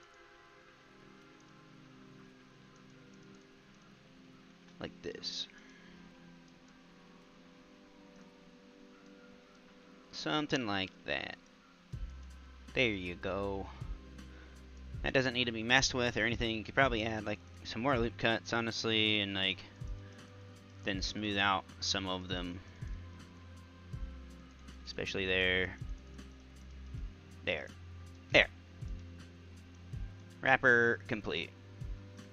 Fix this. Doesn't look the greatest.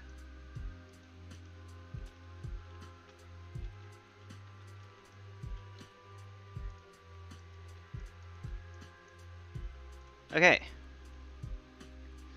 Maybe bring this down somewhat.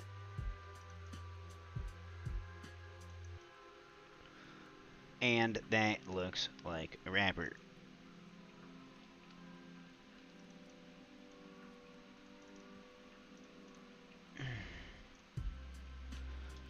So you can add some creases to the outside like this. Okay, because no wrapper is perfect.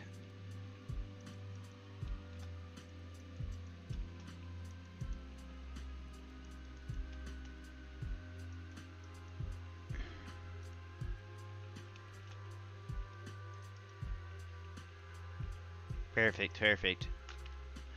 Now, I'm going to give this a... I'm going to finalize the mirror, and I'm going to give this a subdivision modifier. So we have some clipping going on there. That's because the candy is not actually subdivided.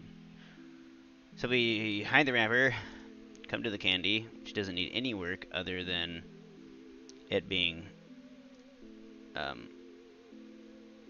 subdivided. Really, we could just get rid of it, because it was more like just a guideline, and you're never going to see it. But for the sake of the example, like, you know, turn back on the wrapper, and you see no candy now. That's because it's perfectly fitted to it, and you shouldn't. So we're going to keep it for now, so we can do some sculpting on this subdivided wrapper. Just put the subdivision on top of the mirror modifier and apply it. And then go ahead and apply the mirror, and we're going to turn on the X. The mirror for the axis, for sculpting axis. And then we're going to also come out, click on the wrapper in object mode, and going to set origin. I'm sorry, we're going to apply all transforms. Then we're going to set the origin to the geometry so we can use the sculpting tool. Back to sculpt mode. Great, and this kind of worked itself out, so oops, I was on the wrong item. So subdivision, go ahead and apply the subdivision for the wrapper, and then we're going to apply all transforms and then set origin to geometry. Now I'm going to go back to sculpting mode and fix this one more time. There we go. And I have a lot more geometry to play with, so we're going to give it some actual grooves and such to make it look like a real wrapper. And so, like, you can go ahead and give it some what is this called? Inflate. Okay, do like some inflation on the edges here because they're pinched, very pinched. Just gonna go along the rim of this real quick, all the way around. Give it some inflation there, because you don't want them to pinch. Like it's not that thin. So like that.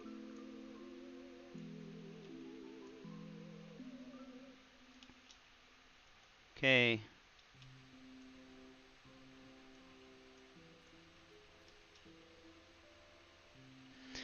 Now we're gonna go to crease, and just gonna have some fun with it, right? So Maybe change the fall off to a sharper version, because the grooves are pretty sharp in Candy. And just gonna start adding some texture, some believable groove lines.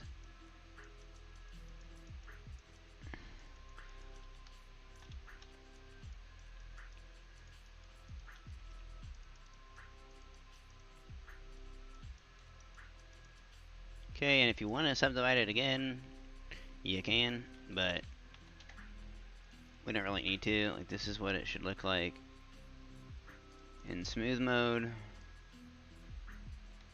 So it looks pretty okay. So I'm just gonna continue to give it some grooves, or some folds, I guess. And this is just some fold lines, like I'm giving it ones I think need it. But then we're also gonna hit it with the cloth tool, which is gonna like really make it look kind of ruffled and crunkly and crinkly. I mean, crunkly.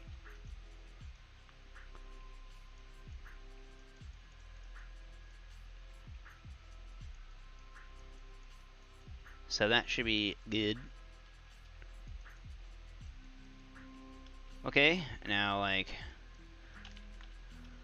do the same here. Don't worry about that. We are just gonna pull it out and make sure it fits in a second. Go ahead and just like worry about the lines and what you want it to look like. Gotta turn on your Z modifier. But if you want to be weird about it, you can leave it off and do the whole thing by hand, so it looks more realistic, I guess. I didn't mean to do that.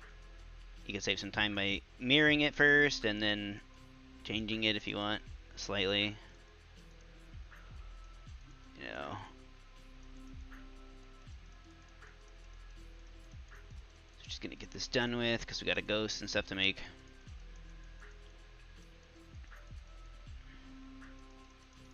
So there's that. Like, give us some definition lines there. Some on the top.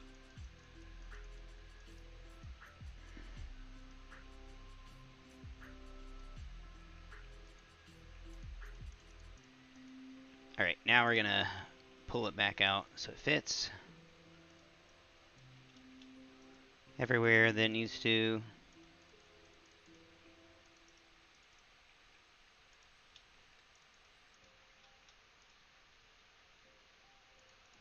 And see, we mirrored the... Oh no, we got it. Good. Now, like, I'm going to actually add, like, some indifference to this side.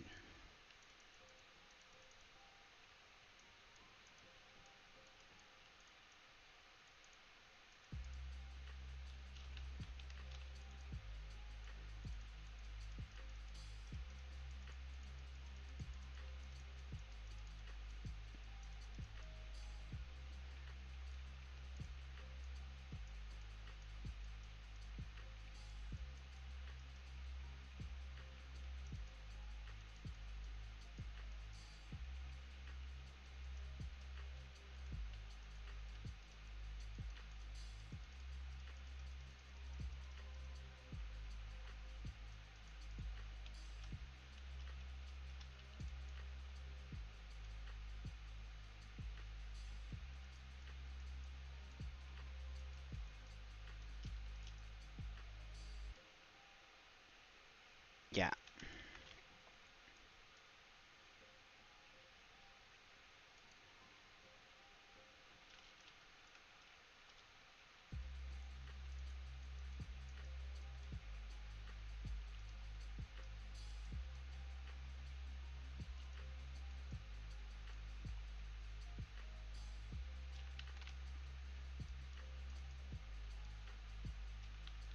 I don't want to ruin it, but looks like I'm doing that.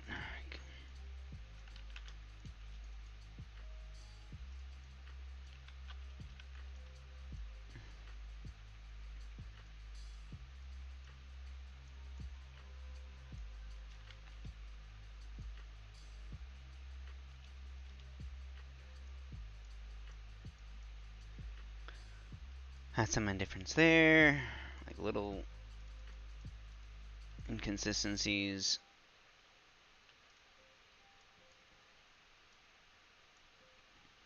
Okay, I'm done with the candy, so that's done. Candy done. Yeah,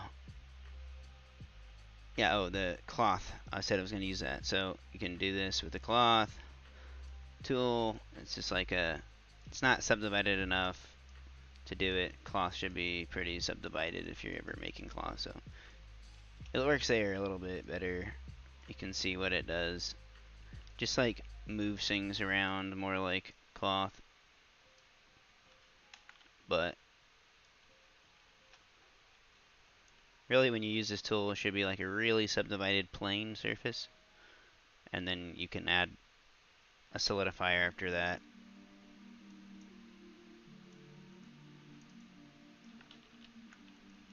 But that's fine, don't care.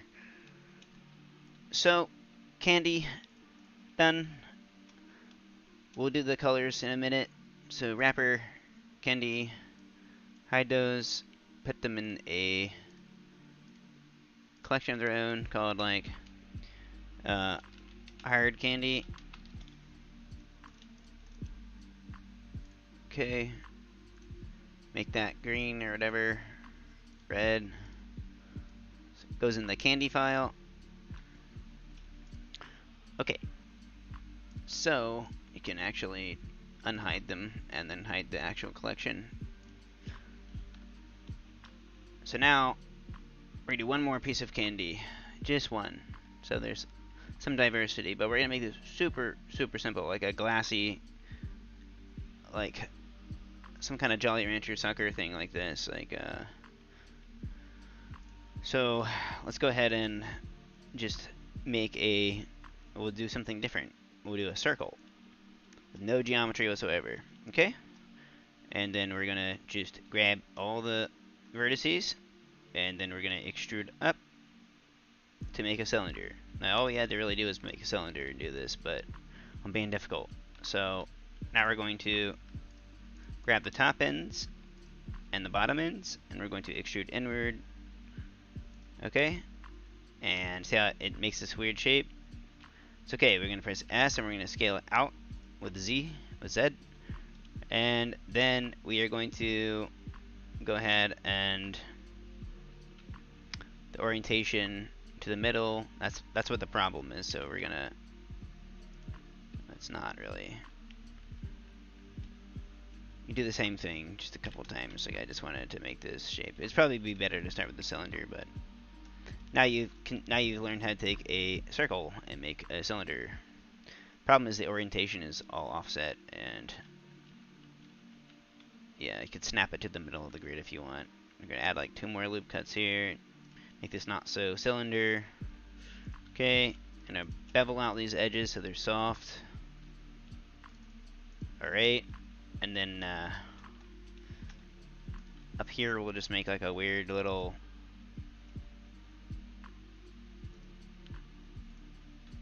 like maybe closer inward, and then honestly I'm just gonna go ahead and grid fill this. Okay, and then leave it, because I'm going to sculpt this a little bit. Same down here. Actually, let's just quickly mirror this with the Z and clipping on and your cage. So there. So now we can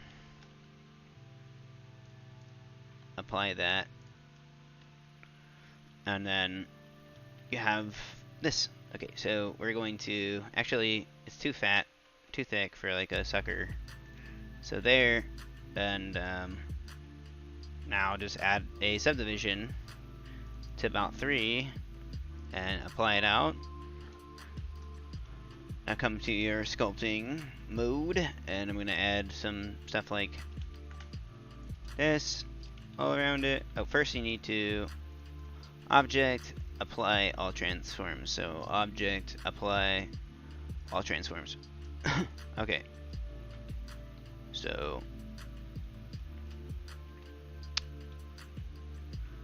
sculpt mode and use the crease modifier, crease tool, and it's like a sucker, so just add like these weird little grooves on it.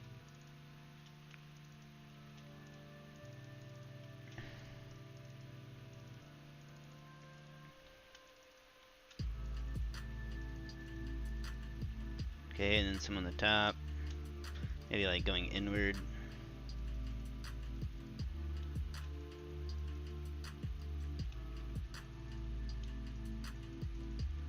Like add like a little knot in the middle, kind of.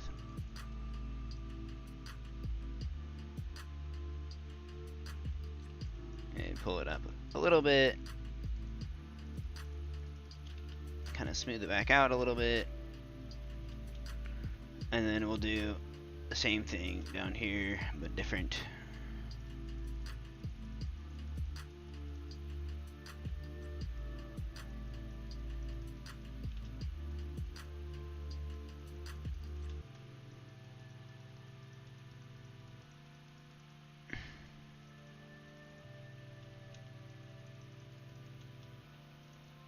So this is going to be like clear, but I'm just giving it some stuff that's going to affect the light.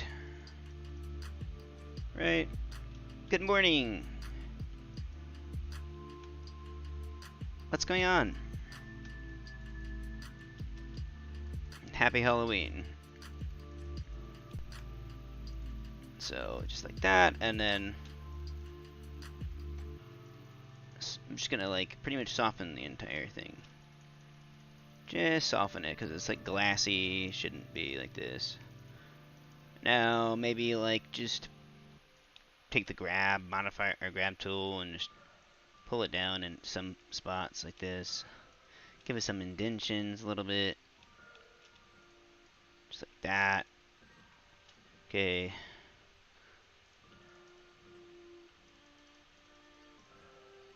Should not be perfect. I guess a piece of hard candy that look, comment. Good morning.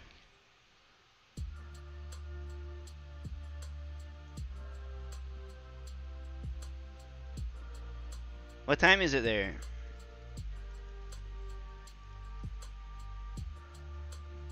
It's late here. Feel like some Swiss cheese looking stuff. And that's all I'm gonna do right there. Like that's hard candy. I might add like an S to it for some reason, because it's like I feel like an S is. There's always like S's on stuff like Starburst, right? So like.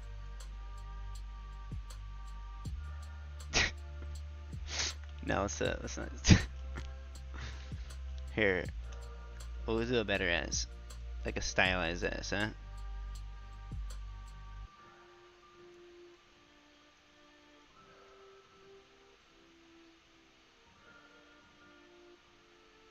Oh, I did it backwards. So artistic.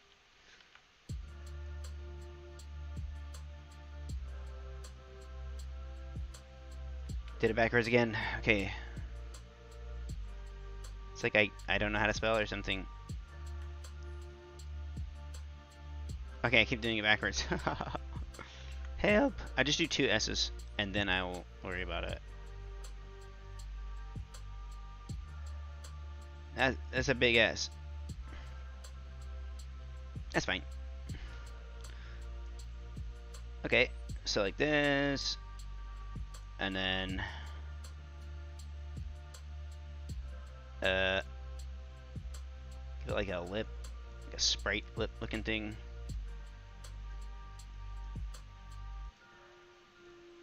And then, yeah, something like that.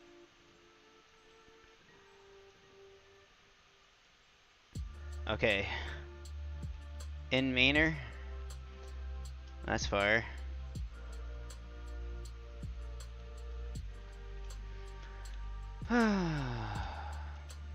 Oh, I guess they don't have Halloween there, huh? That sucks. Well, we don't have much of a Halloween anymore either. It's kind of a dead thing these days. So, boom. There's an S. So talented. Look at that ass. And I'm just gonna like make it look a little more believable, like it's printed on there or something. Just gonna like tighten in the sides of this geometry. Gives it like a little edge. Looks more like candy.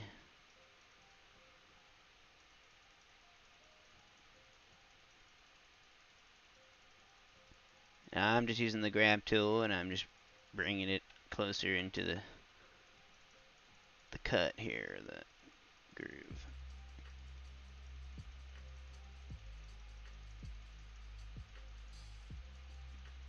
Like tucking it under there basically. Okay, that should be fine.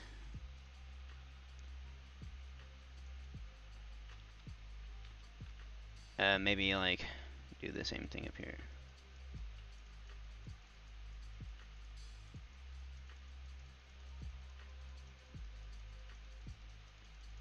It's a little smoother, not so abrasive. And you could also get the flat tool, now that I'm thinking about it, and like flatten the top of this.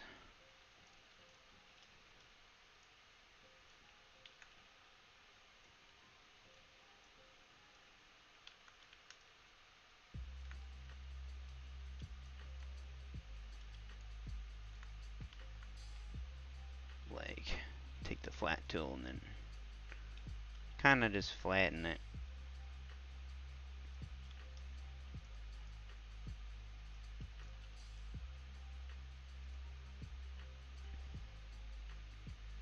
Okay, whatever the S is signified, I don't really know what this piece of candy is supposed to be. I don't know what has an S on it. Starburst, I guess.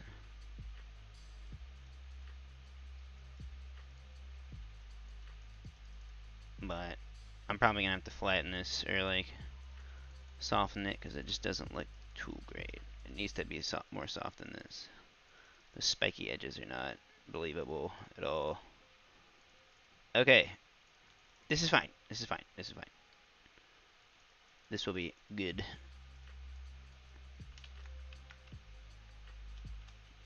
Maybe like it's like inverted or something weird.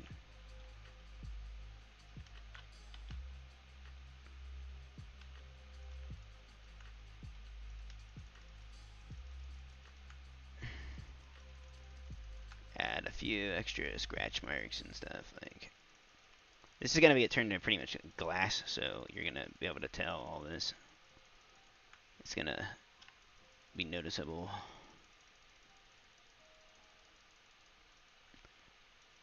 Hard candy. Okay, so that's enough. Like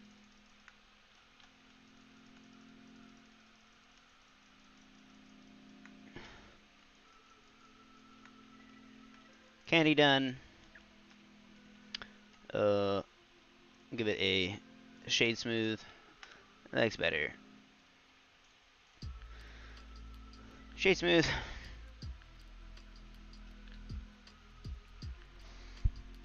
So maybe we can just give it a material really quick so I can see what it looks like. Do like a purple,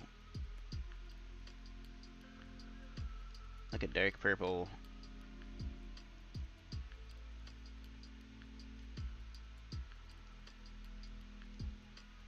Like a, yeah.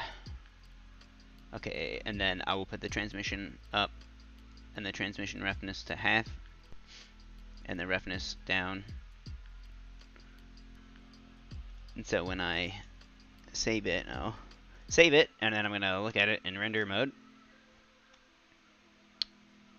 And I think that, oh, it's because my normals are flipped. So it's like backwards right now. It's like inside out, essentially. This is good, so we can practice it. So it's like you go select everything in edit mode, and then do recalculate outside. So now it recalculates everything as if it needs to go outside. Right? So the normal maps just basically got flipped. And so we can make the roughness a little lower, a little higher really. Transmission roughness is basically needs to be down.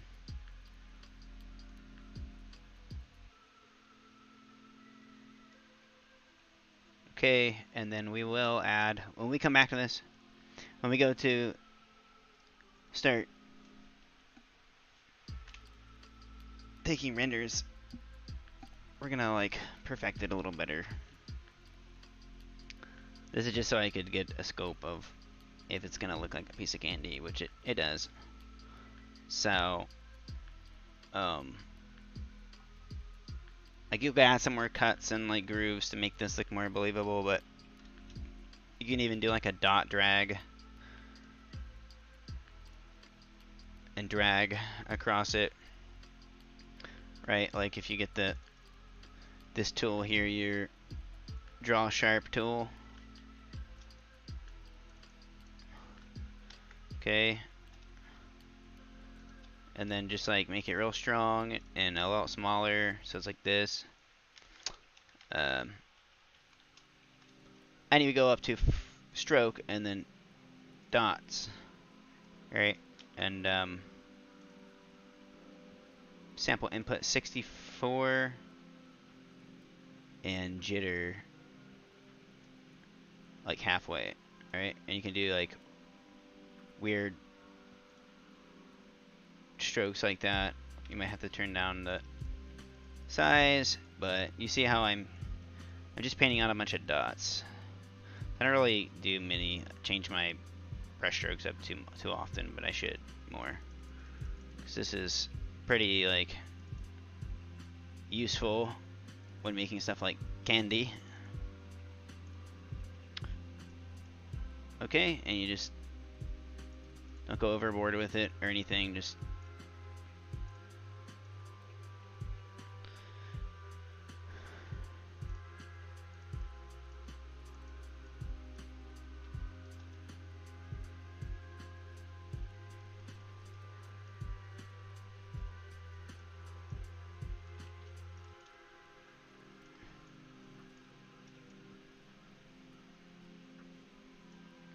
okay.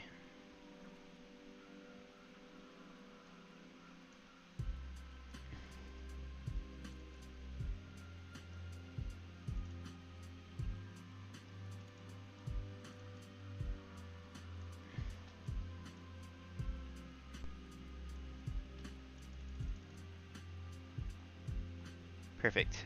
Do some like really small, big.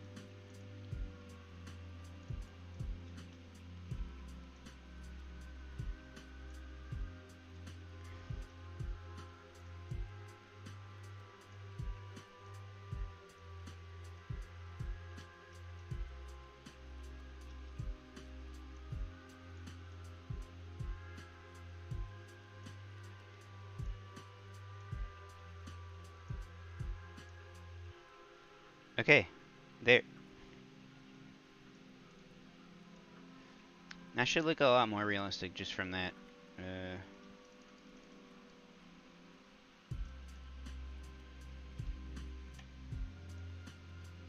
Right, so like it looks pretty candy-ish. Now maybe I did too much, but might just be too shiny. Roughness up some.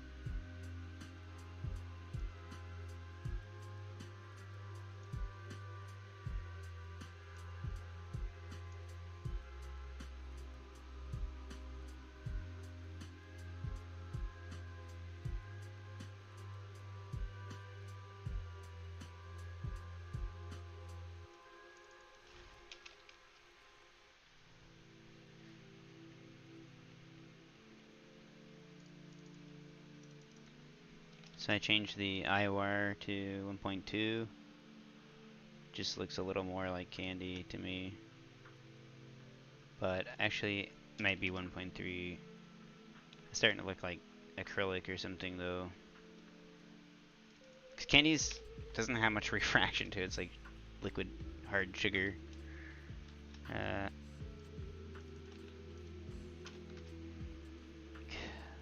Something like this will work fine. Yes, this will be fine. And I'm done with the piece of candy now.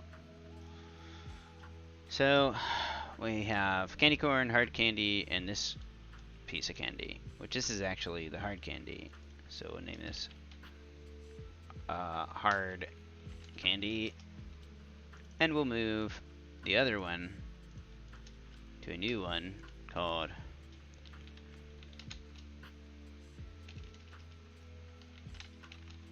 wrapped candy.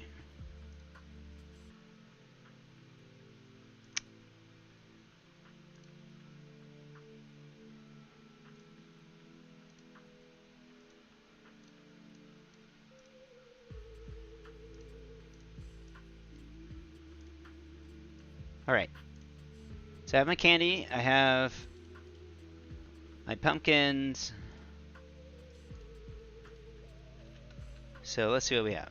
We have the pumpkin bowl, the candy bowl, the candy corn, all three of them. We have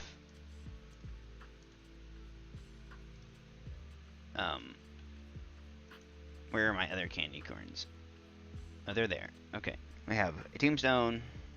We need to still put RIP on the middle. And the hard candy. So, gonna hide everything that's not the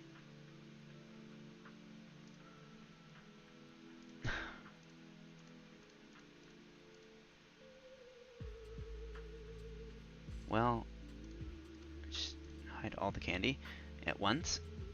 Now we're gonna work on the tombstone again real quick. We got to do the RIP. We do another boolean, and like basically I'm trying to make that, since it's like letters, like we can do a trick.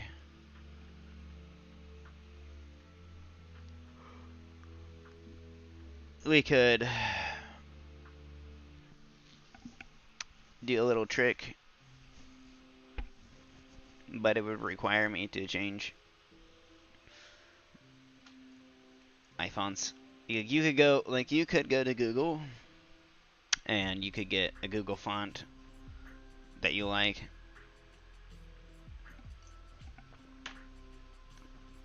and then start like writing like you do in Blender, like with numbers and letters, and type RIP how you want, and then you make those letters like a curve, and then you can extrude the curve and cut with it like a boolean.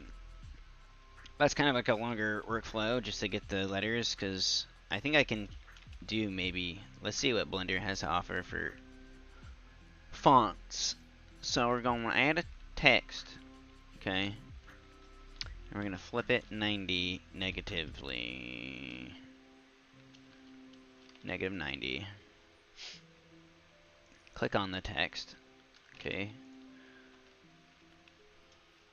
Click on the text and you go press enter, just like anything else. Now you're in the text editor, right? So you can type what you want. You can also go down here and type that text down here, right? So here's the text. Alright, wait, that's a lie. I thought you could type it straight in here. Guess not. You gotta do it in here. So R I P. But what we're gonna do is we're gonna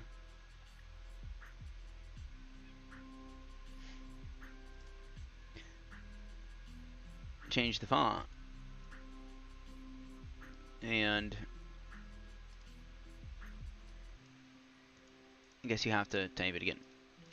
RIP. So bold R I don't like it, so I can tell with I because I know I need the I, like So we're just gonna change the font. This is the texture, the Blender font. I don't know if y'all can see it. I don't think so. In the selection, but I'm just gonna find a text that has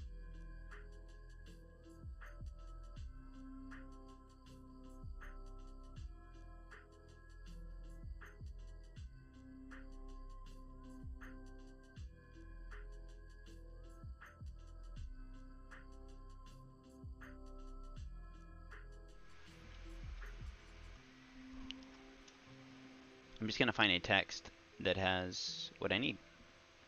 So I think this one here I'm looking at will be fine. Try this. Doesn't look like it. I don't know why it's not.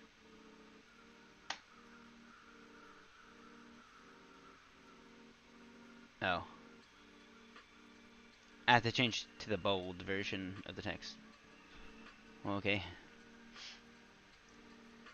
So change your bold version, and then that's better. R dot I dot P dot. Perfect. Now you could, like I said, find the font that you really like on Google. If it's not part of Blender, import it to Blender and then do it this way. So we have the RIP, and I can set the origin, snap it back to the middle with Alt G. So I know it's like just perfectly in the middle now. Okay, bring it forward a little bit, and we're gonna go into we're gonna right click it, and we're going to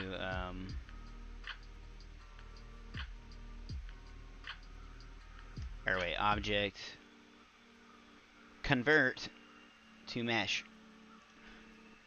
So we're going to convert that all to mesh. And now housing, you see it has vertice lines. When you go into edit mode, we're just going to grab all of it and we're going to extrude it some. So it's a solid. Okay, now we're going to move this back into there about this part. And we are going to click on the coffin. Okay, modifier. Go ahead and apply the mirror out. Boolean difference, and we're gonna click RIP. Fast has been working, so I'm gonna use fast. Apply, and we're gonna take that text and put it into the extras folder, so you don't need it right now. And it looks like it did it. So very good. I think it cut out the middle. Yep, there. So now you see RIP, perfectly cut. Don't have to do anything else. Might paint it black while it's selected like this. Right when you cut it, it'll say selected, so you could come down like to vertex group and then add a RIP. Assign that selection, and then just come down here and like go ahead and the whole thing will start with a material, right? So like this is all white. If you try to assign the very first material you make to a vertex group, it'll just make the entire thing that color because it doesn't understand like that. It just applies a material to the whole object. So you have to apply a material like this first, and then apply another one, and make another one. Okay, make another material for this object.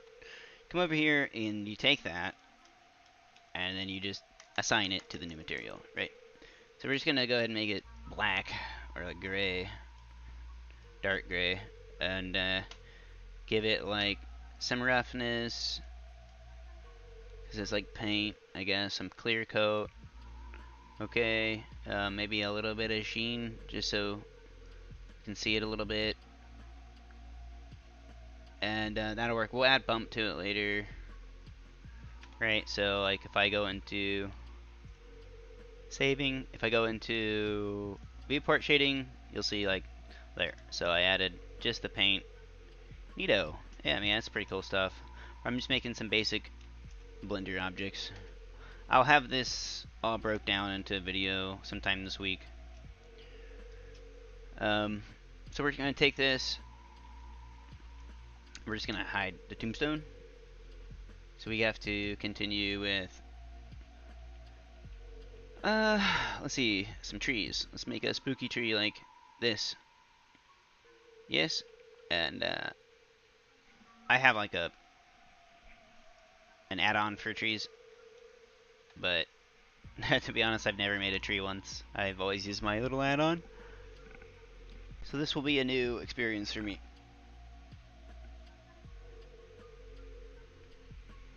I don't think I even have the add-on installed to show you. But there's like there's tons of good tree add-ons out there. Like, but to make a good tree without an add-on, because we only need just a few. Like, we'll make one tree that we can see and then reuse it every time in the background. So we'll just go ahead and add a cube for the tree and add a new collection, name trees. Okay, make it green, and drag that cube into the trees collection, and then come down here, add a mirror modifier. Actually, we don't need that at all because it's not going to be the same. We're going to make this by hand. So this is the bottom of the trunk. Okay, and we're going to come in here and we're going to grab the top piece and we're going to extrude it all the way up a little bit. So it's like a fatter trunk piece like you have. Grab some of the bottom and make it a little bit bigger like that. Right. Okay. So now we usually have like a split. Most trees, like scary trees, have splits. If you try and extrude both of these out, it's going to make it one piece. You can always rip them later, but that's just adding an extra. You already have to do an extra step. So we're going to extrude one side, and then we're going to simply move it over, and then we're going to extrude the other side up. Okay. Now I don't like to like copy my concept art, but in this case, for time-wise, we are. And that way we come out with like pretty much the same thing. Okay, so like I'm just gonna kind of make the tree how that looks. And I guess that since this is like a tutorial for people that are beginners, we'll bring the tree in as background concept art this time, because they're trees. So we'll find that picture. Gotta save it out real quick for JPEG. Gotta save JPEG. Tree. Scary. Okay, I'm gonna bring it into Blender. So we're gonna press image and we're gonna do background. Okay, so go navigate to your picture, and then bring it in. Okay, make it bigger and just center it so it's behind your object. Right, so there. Now we're gonna kind of make it a little bit less visible because it's kind of bright, like that. Okay, so when you're using concept art, you just block off to where the image is, right? So it's pretty simple. You just would drag down and then give it a cut and then drag this out, and then you want to like drag that to there, drag this to here. Okay, actually let's extrude that. Oop. Extrude that. Okay, and then we're gonna extrude this part.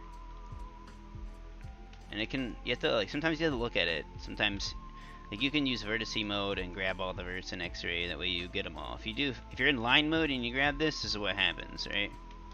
So So you extrude it out, and you just get those two lines. It's really kind of weird. You have to get used to Blender, but if you do the vertices and you extrude out, you'll get the whole thing. It's really weird.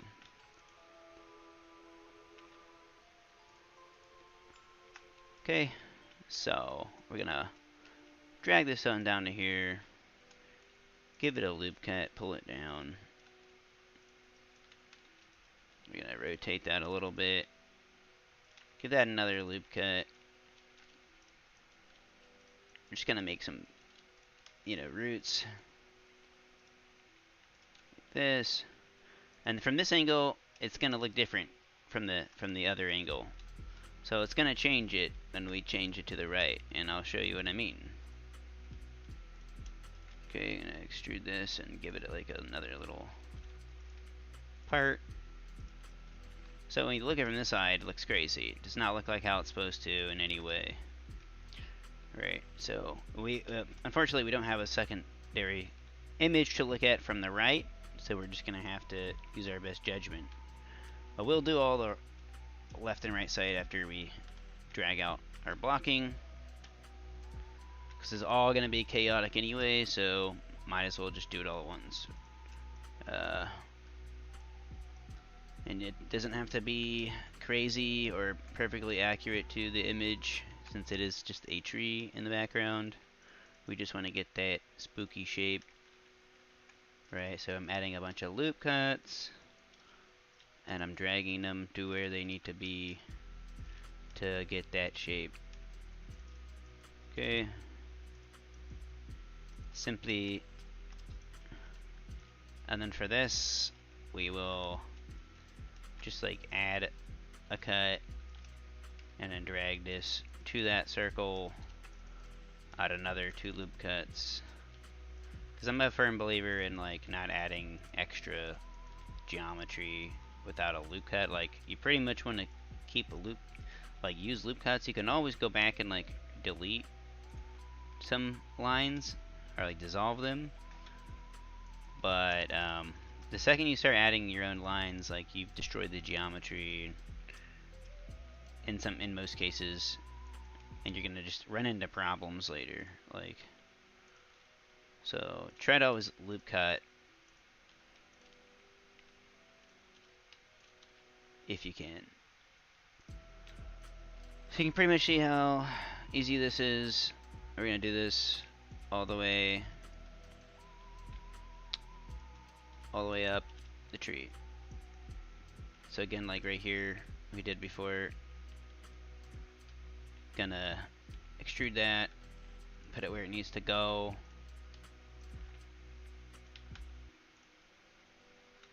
and then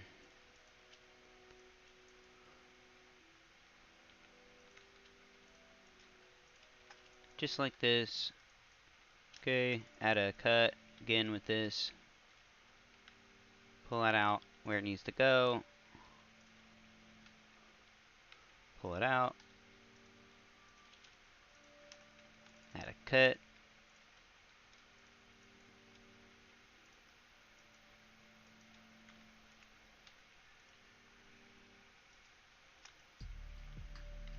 okay, and we're just gonna get it done now. Like, I'm not trying to do this tree all night, so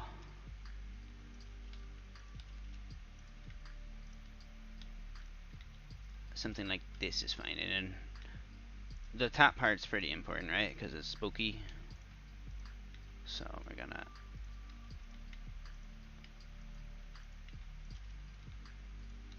and I'm just extruding and rotating and dragging and correcting where I need to.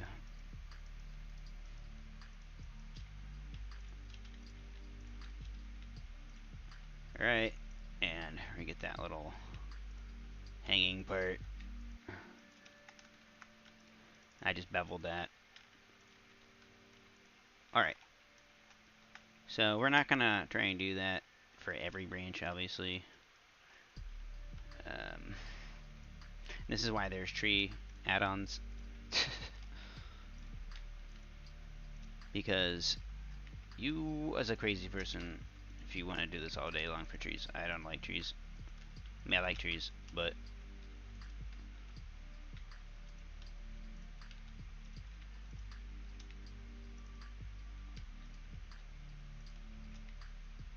can't press R and E fast enough.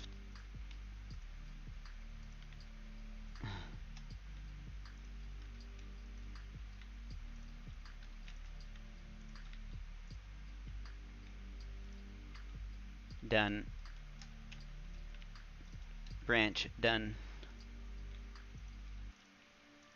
Done branch. Okay, that's good. We're gonna add a loop cut there. Loop cut, drag it down, grab this face.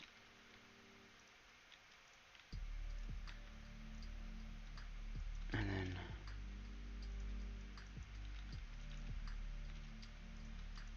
make simply this. This can be deleted or dissolved. Oops. Just dissolve this face. Right? Go ahead and actually, no, we're gonna do that yet. We will do that later because right now if we do that, I have to grab those still. Okay, so this is a weird piece of geometry, isn't it? I'm gonna bring that out, make a loop cut, grab this here, pull it out. Almost done with the tree.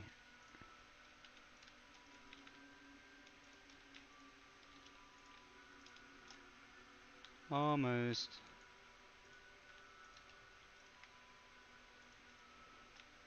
Just tell I'm going pretty fast. Don't really need to spend this much time with the tree, but we are. There's also fun things you can do, like for these branches, right? You don't. I'll leave this here so I can show this for an example.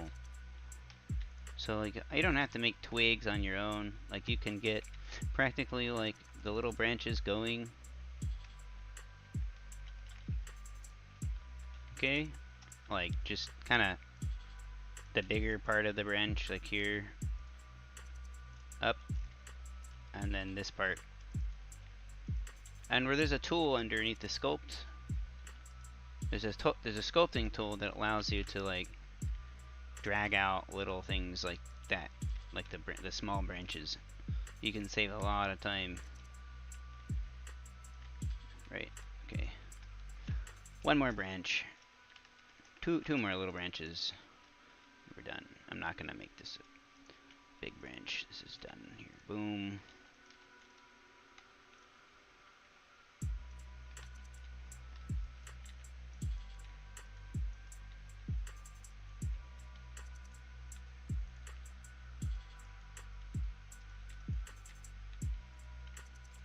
Okay, that should be good. And we'll just leave that part off. Grab all these faces, and actually grab the one face, extrude.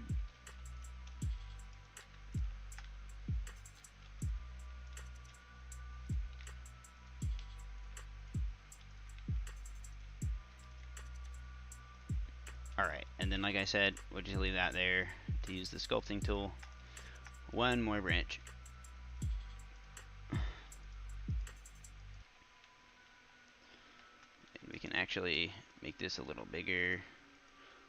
Move this to here.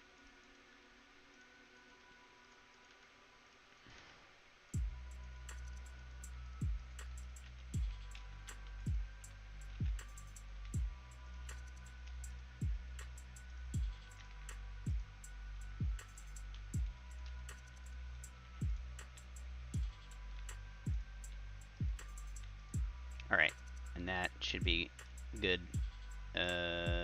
Yeah. Here, I will make this little part. Just one of them.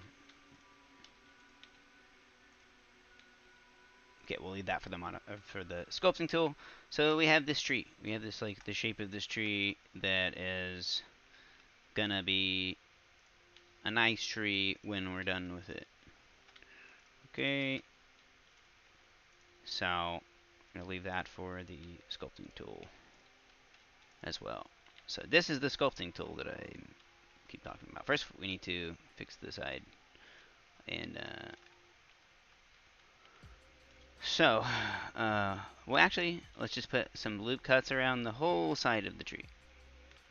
and then we'll leave it because we're gonna mess with that in sculptings too. Like maybe add some lines on each one of the branches so there's some stuff for it to use. Obviously, some geometry for it to use. Each branch.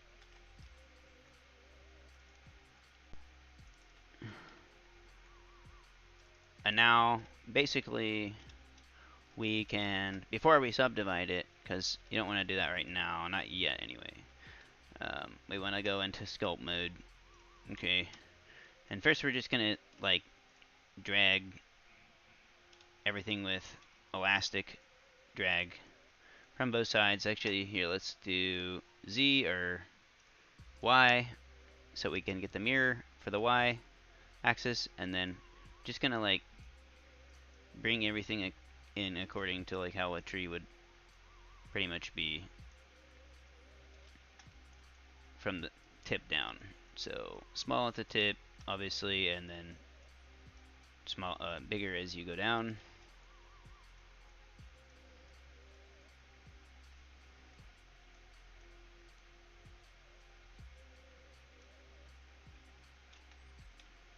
Right.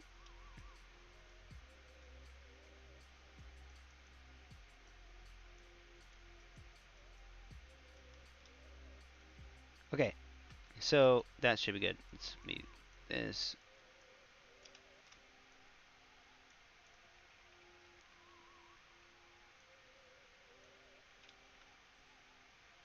Perfect.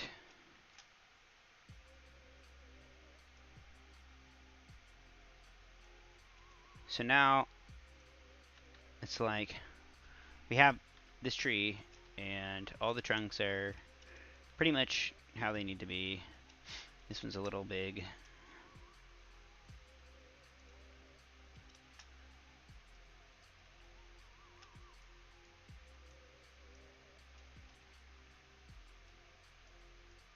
So just make sure you look at all the branches, like think about how big they should be for a tree, for real. Just kind of fix it.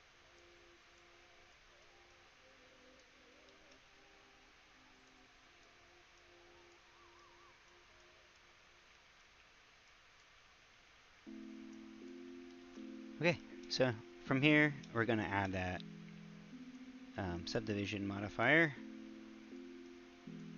to make it smooth.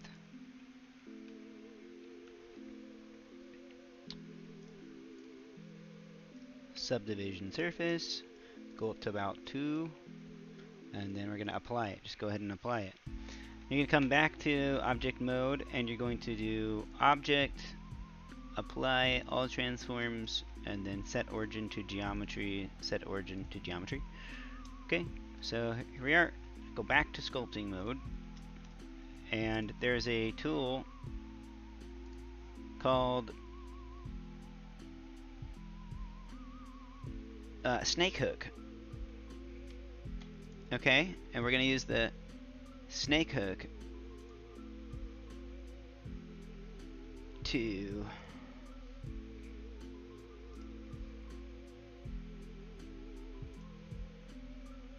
use the snake hook to make the branches.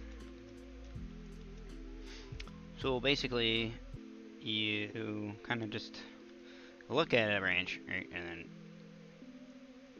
you can start like dragging out its geometry. Now, it is not the greatest tool, and you need a lot of geometry to do this. So you have to remesh it when you do this kind of stuff. And now I'm thinking about it, it's probably not the greatest, but we're gonna do it. So up in the tool section, when you are in sculpt mode, there is a remesher. Alright, and we want to remesh it with Control R. But it's too big, like the remesh is way too big, so we want to make the voxel size like a lot smaller, like 32 or something. That's still kind of big, but it's a tree in the background, so we're not going to worry about it. I might make it like 19. Yeah. Okay. So the way you do this is just, you're gonna like use a combination of the snake hook and the inflate, so you can pull things out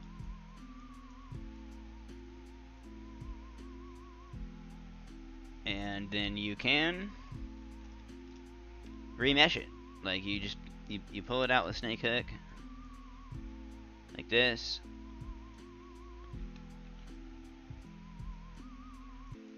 and then you remesh it, and then you pull it out and you remesh it, and you keep doing this for every single thing. Okay, you mesh till basically like you have it where you want. Okay, inflate, inflate. This is almost more tedious than what we were doing before, but it looks more realistic. That's the point. It's like, actually it looks like branches. Wait. So pretty much every stride you can remesh that. And then you have the desired look, and then remember you can always go back and shape it and fix it to your liking after you get the shape or the drag out, because it's gonna mess it up, like, and you might have to go back and fix it all. But the point, the reason why I'm remeshing is so I can drag it, because you'll see like that will happen, and when you remesh it, then it like adheres to that weird geometry. So you gotta keep remeshing it. It's like you can pull this into itself and remesh it. It's pretty fun. Remesh, and then let's see what that looks like from the left, right? Pretty thin, but that's okay, because like I said, we can use the inflate tool, just inflate. And they are supposed to be twigs, right? So they're not supposed to be very big.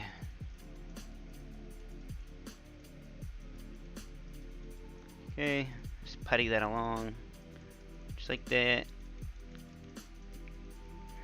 Alright, that a little smaller. Okay, and now we can remesh that.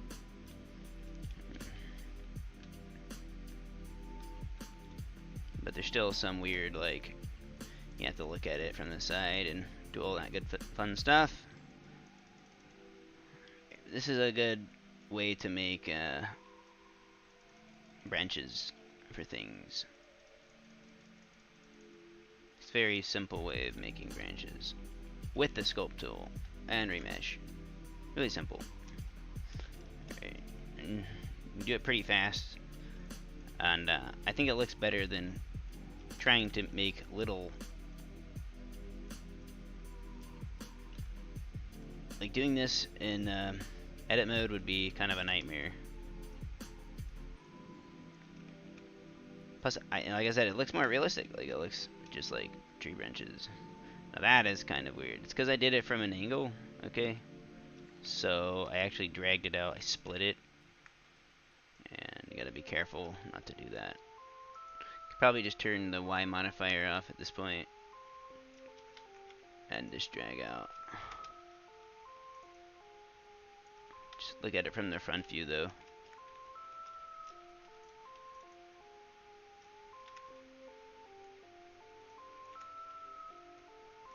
Okay, and I'm just gonna do this pretty quickly at this point.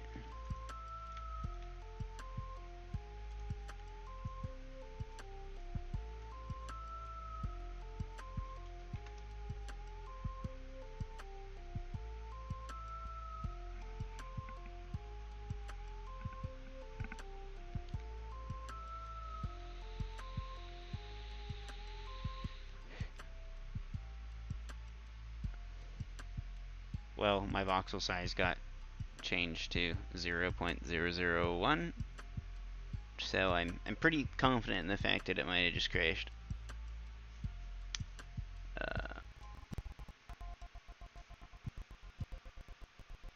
I I think my PC is gonna crash too. We'll see what happens. Gonna turn on Precision X and turn up my my overclock so I can see if I can bring it back.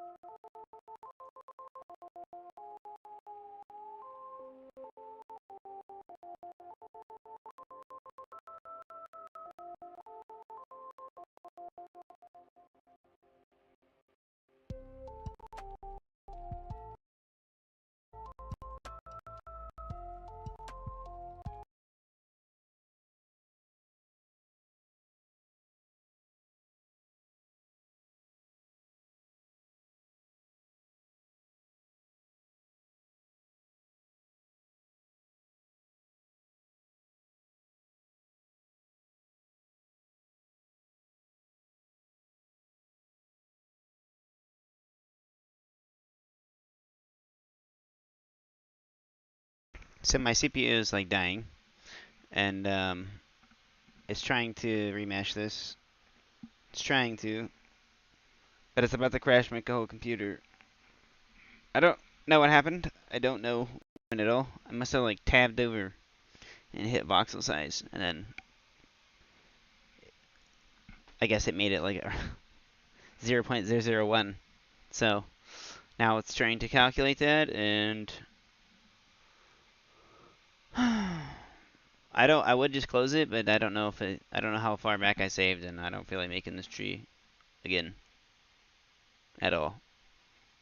So we're gonna give it a minute, and I'm gonna go be right back since it's Halloween. I'm gonna go in the other room for a second, but most likely gonna have to just close it and reopen it because my whole computer is like dying.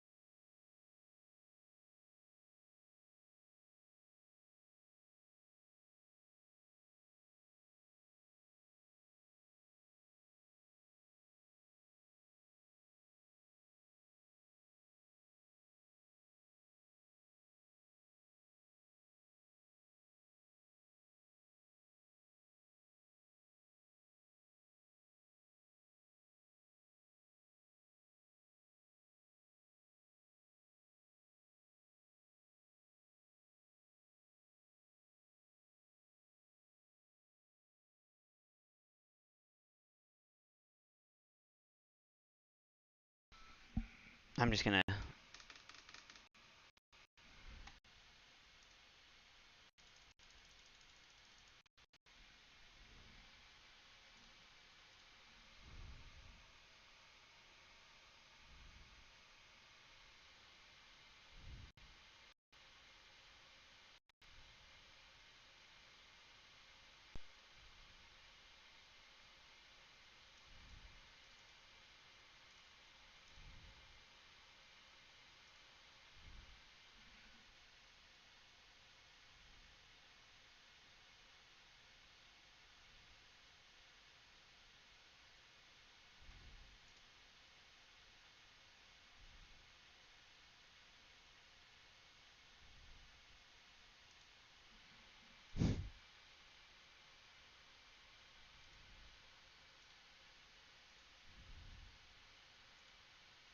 Garbage.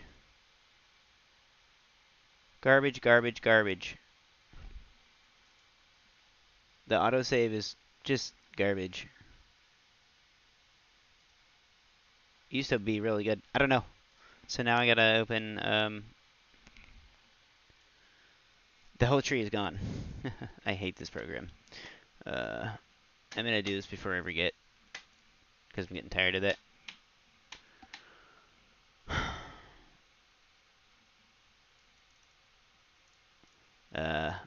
If you're really sick and tired of it not working, you can come over to System and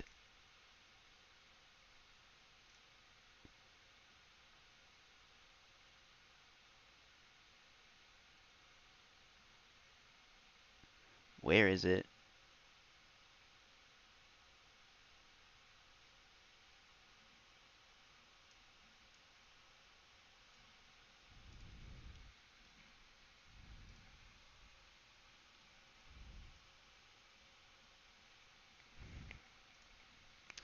Well, underneath your save and load on Blender, there should be.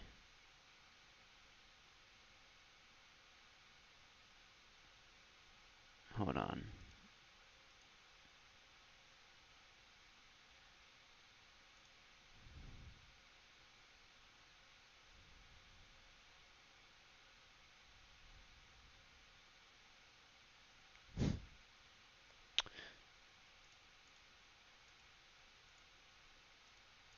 Uh,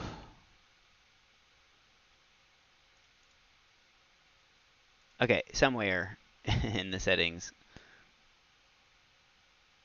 there is autosave, and I know where it is. I just can't find it. I can't find it. Autosave. Time your minutes. 2. It's not working. It is not. It is not working. Auto run Python scripts. I'm about to make a better save script for myself to just automatically save every 2 minutes with a script, because this is not working. It's on, it's on, it's on, it's on. It's at 2 minutes, and it should be auto saving every 2 minutes. And I don't have a single auto save from that last file, not a single one. So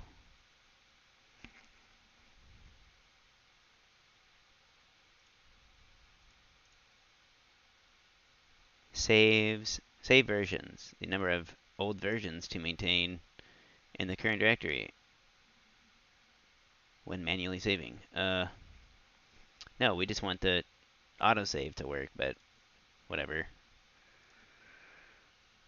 So I didn't change anything. I was gonna save my startup new, so it fixed it, but it's already set to what it needs to be. It's just not working.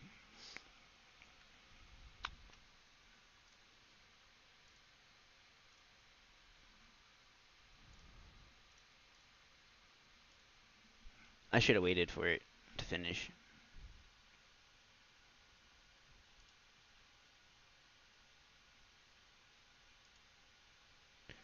So the tree is gone. That tree, man. That tree.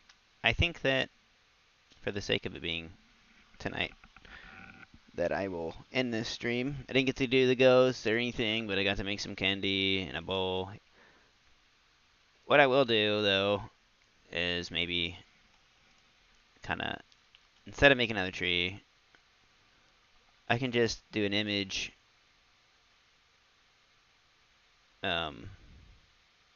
background image. And I'm going to use, like, an image for my background instead of... I'm just going to use this no trees. Kind of makes me mad, like, when that stuff happens. However, I could make this tree in 10 seconds by doing something fun. Okay, let's do that. So I'm going to... You can't really see this part, but I'm going to open GIMP up. GIMP. Maybe it is. Oh, it shows.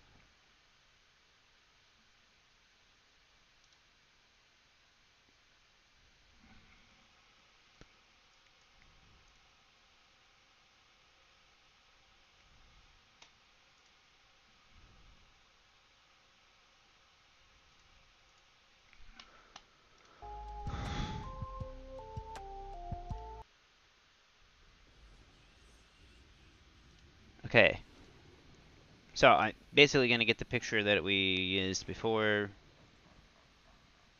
and I'm going to drop it into GIMP, and I'm going to make this tree really fast by just selecting the white of this image.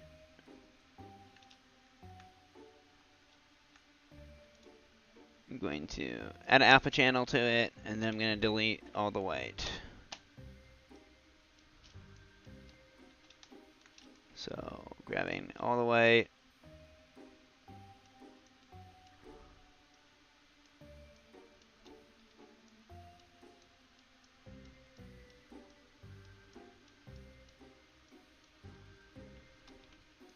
Again, this is why there's tree add-ons.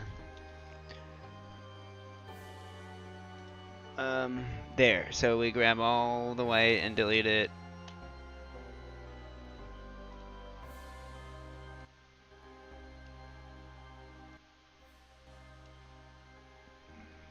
Delete the white. Okay, so we have this tree. What can we do with the tree? We can export it as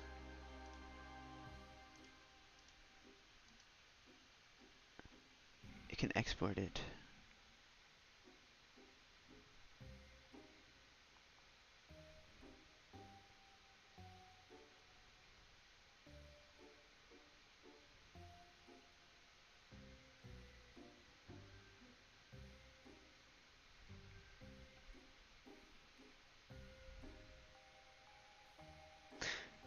We'll just export it as a PNG, first of all.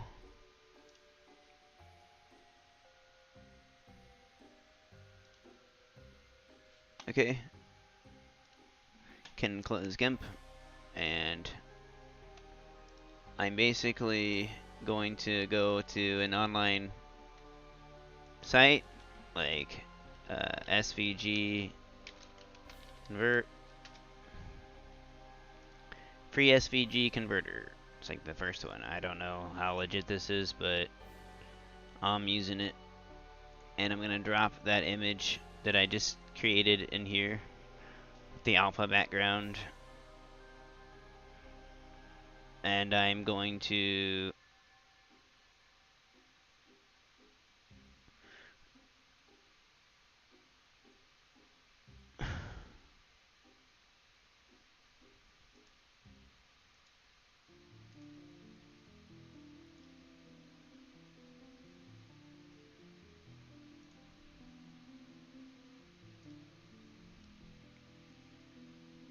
get a picture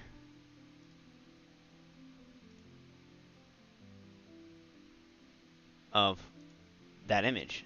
So like I converted it to a SVG, and that wasn't the greatest site ever, but I think it'll work fine.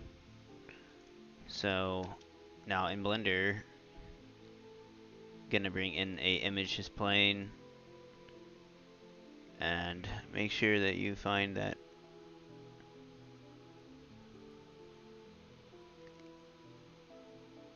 image.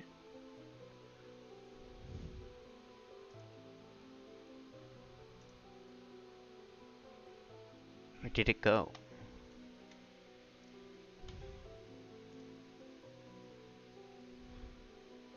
Oh, sorry. You have to actually. It's not image planes. It's gonna be import SVG.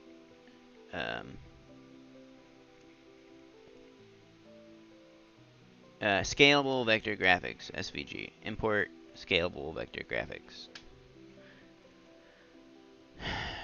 And It should be there now in the file wherever that picture is saved. So you have all these curves now, which is the tree. Okay, and we're gonna like flip that -90 and make it really big. Okay, and it's kind of weird, but what we're gonna do with it is going to simply delete this, and we are going to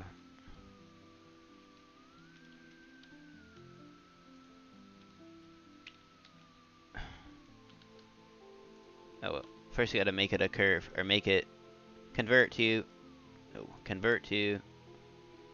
mesh. Okay, now we can grab all of it and we can extrude it outward. Now it's actually a thing, right?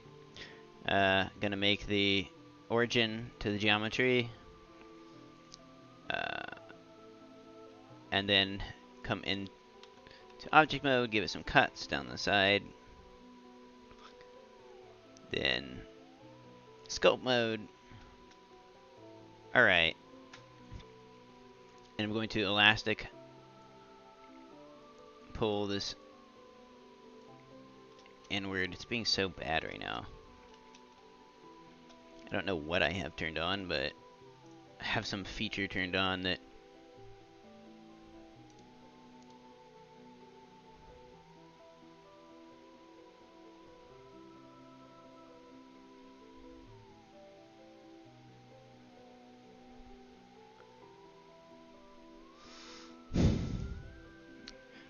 to be honest, it might be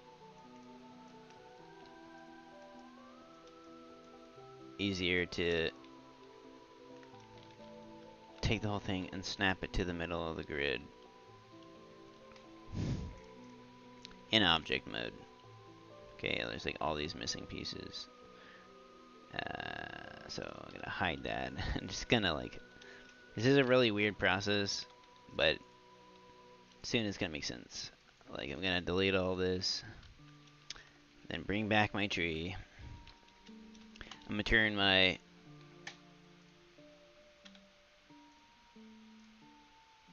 in sculpting mode and turn on my Y mirror that is not working at all, or Z for some reason, even though that's not Z.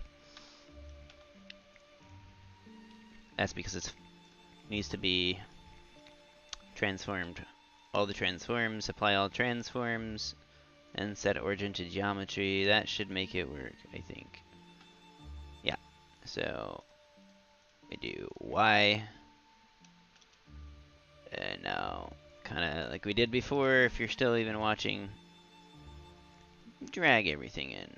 Just drag it all in from the very top.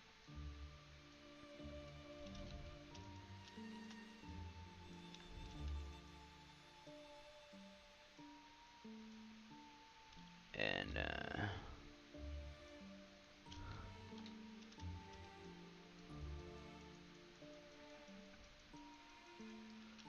just like a tree would be.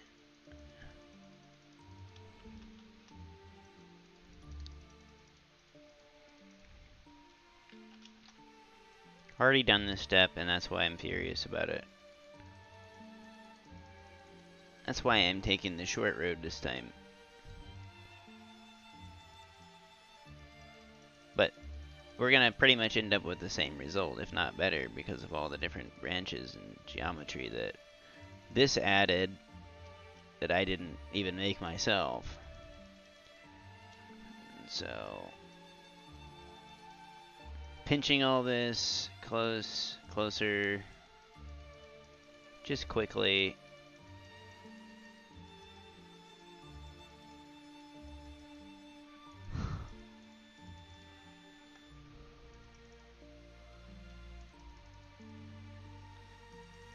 Okay, now, you know, we need to do something like remesh it, and the remesher for the sculpting tool can really mess with you sometimes. Like, it's the reason why all this happened in the first place, because it's not a very great tool, like everything else in Blender. So you gotta be careful sometimes.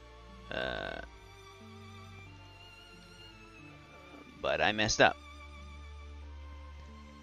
So what I'm gonna do to correct that is this. I added this in, and now I can do something like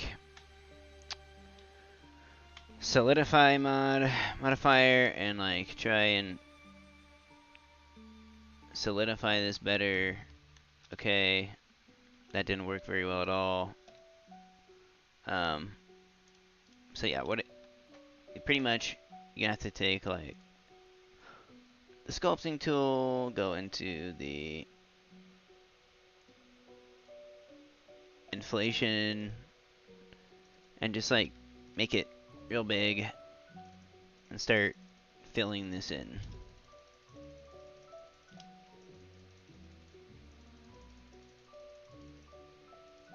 Okay, just fill in all the geometry so it's all touching. Then we're gonna remesh it to make it a full object. And remember, this was an image. Like, this was just like an image, and we brought it in, made it a surface, drag it out, made it an object, and now we're just gonna convert the whole clip art to a solid. Like, it's just so simple. So there's that. Like, that's, you know, it's good. So we're going to now convert this, make it smooth and all that. But we're not going to use the remesher in the sculpting area. We're going to use the actual modifier for remesher. So add a modifier, save. Okay, remesh. Boom, just like that. Done. Like, I don't even really want to move forward because I already spent time on it, and like I'm done. Tree's done now. I might like pull the base out, but no, I don't feel like continuing with the tree. If you were watching and you are following this, then you saw how to do the first part of the tree the first time, and that's like a better way to do your stuff. But this is going in the background, so like I honestly could care less. And it's like doing some weird icy skatey thing.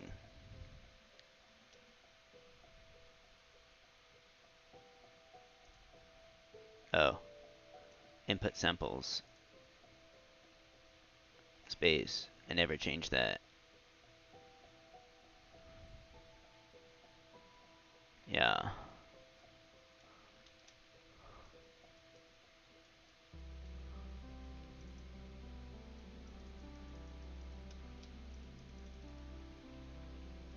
Right, so now you can just, you know, simply make the tree look more tree.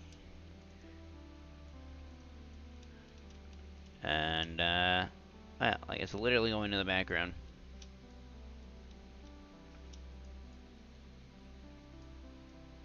Done. Can, like, sculpt up the edges a little more. Because we will see the face, so it's like, can make it the right. Here we go. You can also like move the branches so they're not in the totally same place.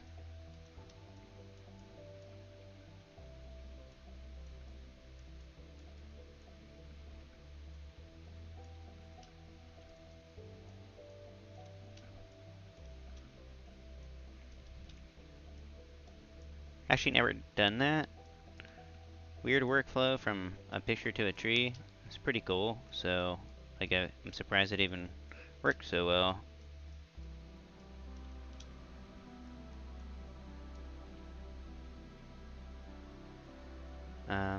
Okay, so tree, Now, can move around some of the branches. Gotta turn off the mirror. Can do that.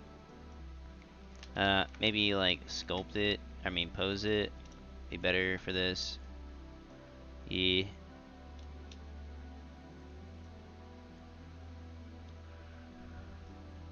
So like this.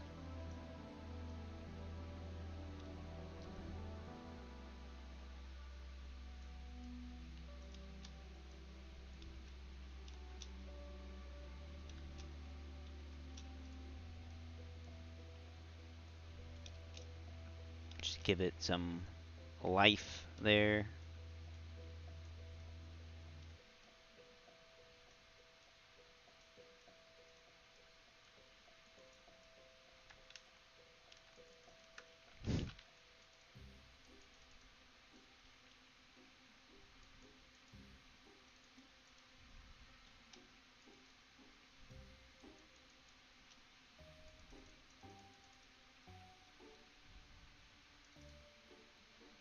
Okay, that's a done tree. We're done. I'm gonna soften it a little bit.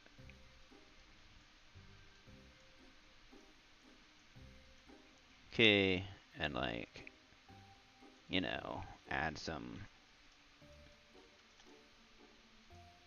weird tree-like things.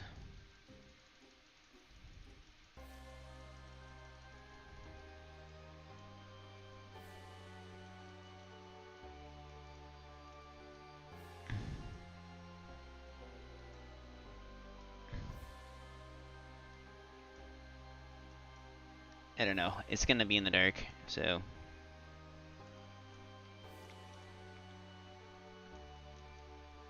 Yep. Dun dun dun dun dun dun dun dun dun dun dun dun dun dun dun dun. This is how accurate you have to be with trees. Literally not.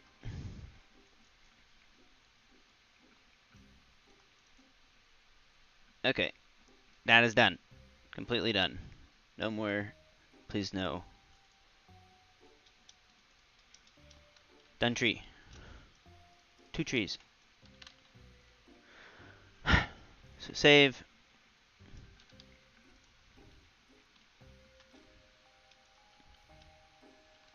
Can like actually fix the bottom a little bit because it's not right. There. Make that a little better. And then make this bigger.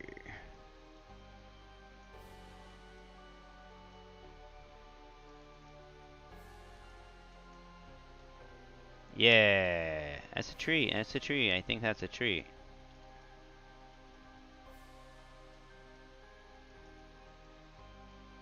Okay, done. Now I want to do the ghost, so I can get this over with. And we're gonna make a simple ghost. Now that I got the tree back, I feel a little more like finishing. But I'm only gonna give myself till 12, and then I'm out of here because I have to go watch The Nun 2. So there's that. Tree, hiding tree. We can make all these curves. This is the only curve we need. Tree. All the other curves can be thrown away. And then this will be called tree. And will be brown. And it will go, the tree will go into the tree collection, and the tree collection will go into the workbench. Okay. And then you can hide the tree. So we have now tree, candy, pumpkin bolt, tombstone.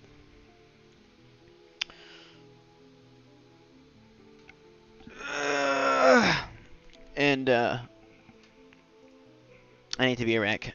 I just need to be a wreck. That was intense. The tree really made me angry. I made 2 trees. I'll be right back.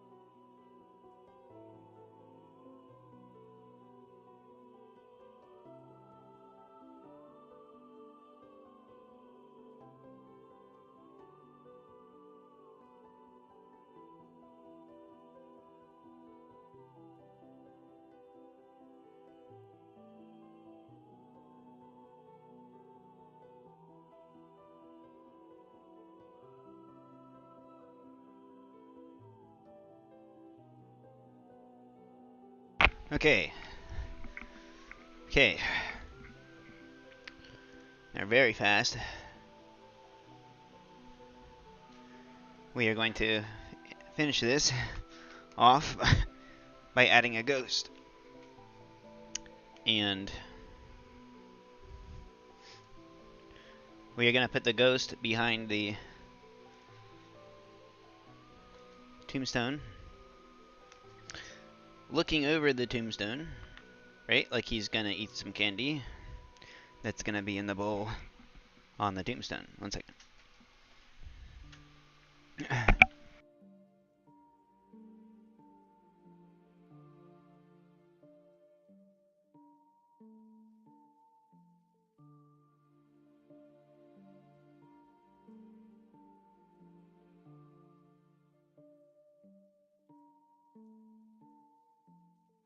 So the way we're going to do that is there's a couple methods we can do. I'm going to make a ghost like this guy. Like this. And it's going to be fun. So, like if you don't have MB Labs, which I don't expect you to if you're a beginner, you have a MB Labs. I have a add-on called MB Labs. Let me show you what that is real quick. I probably won't use it, but we're going to turn it on. And it makes characters. It helps make characters. Simply, like, they're free and you can use them for anything. So I'm going to select a Caucasian male. And I'm going to add him. Because what I'm going to do is I'm going to use a cloth and I'm going to drop the cloth on him like a simulator. And so we just need like a real person to pose. I'm going to show this really quick how to do this with MB Labs. If you wanted to pick it up, you could. I think it's free now somewhere. So we're just going to like scale him to the size of the ghost would be. So something like this. Okay, but he's going to be a ghost, so he's like looking over the thing. So we're going to put it like this. Okay, and we're going to move him back behind the thing a little bit, like this. Now we're going to go into pose mode, and we're going to come down to our bones. Well, we can just go into X-ray mode. Actually, in pose mode is fine. And you can start posing it. He doesn't have a rig or anything, but doesn't matter. You just rotate it like normally. Okay.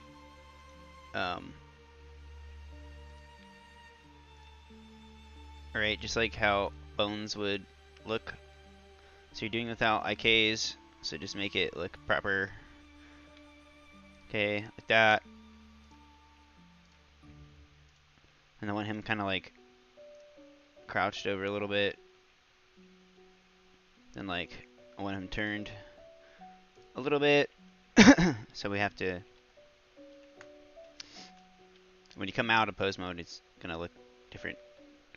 That's fine. In object mode, you'll see it. You have to grab the actual armature to move him, or he will deform, because he's following the armatures. So we do like move him back just slightly, go back into pose mode, and gonna move his shoulder blade up slightly.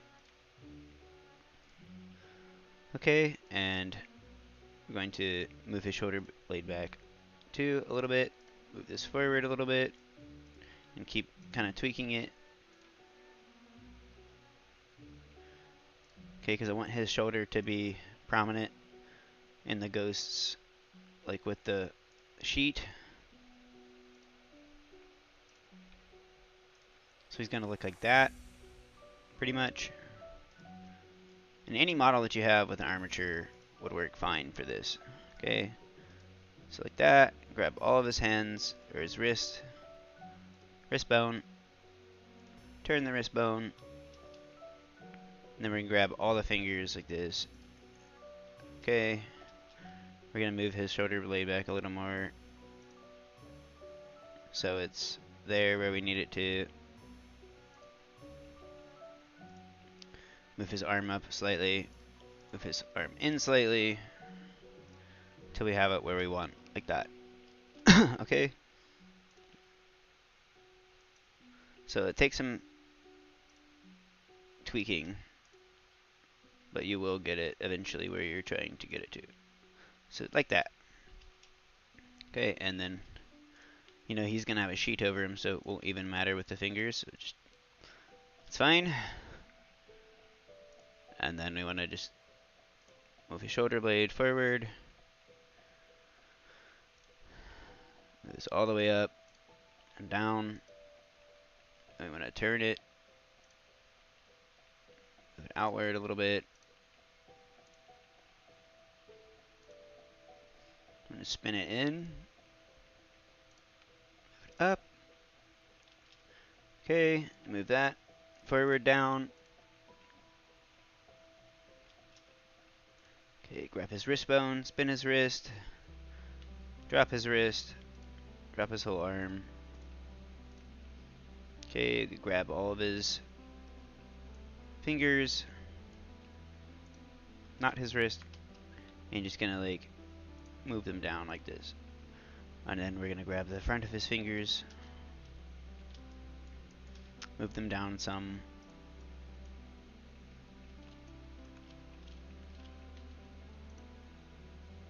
Like this. Okay. So there's that. Move his thumb up.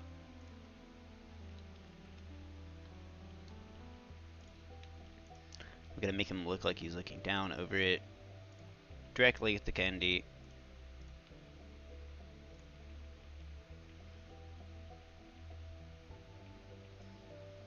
And really, like, he could never see that. Like, you would never be able to see. Like, he's looking, like, there. So, I mean, there. He's still looking. He's not looking at it, but it's fine. Maybe, like, cheat a little bit. Alright, and go into edit mode. And, like, pull it out some. That didn't work. Okay. Well, we'll just leave it, because you can't really tell. We'll just have to take a picture. Like, it's gonna have a sheet over him. I mean, you could really, like, move him forward and reposition the hands. It's not a big deal, like that. And then pose mode and correct the hands somewhat.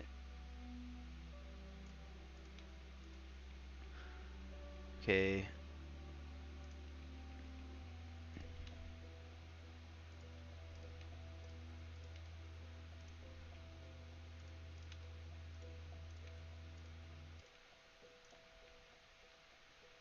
Like that, it's fine. Okay.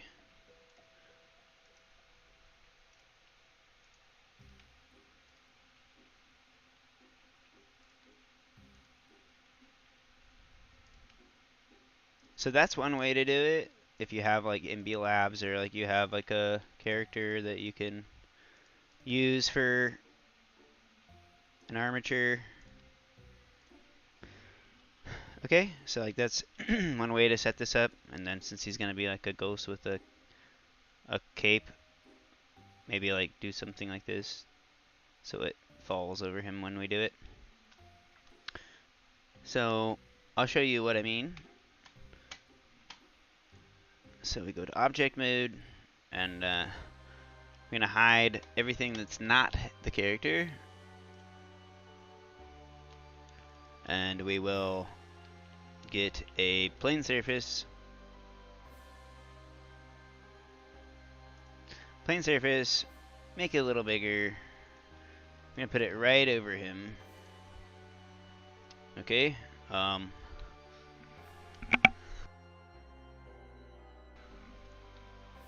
So really quick, you can measure him. See that he is 5.61 tall.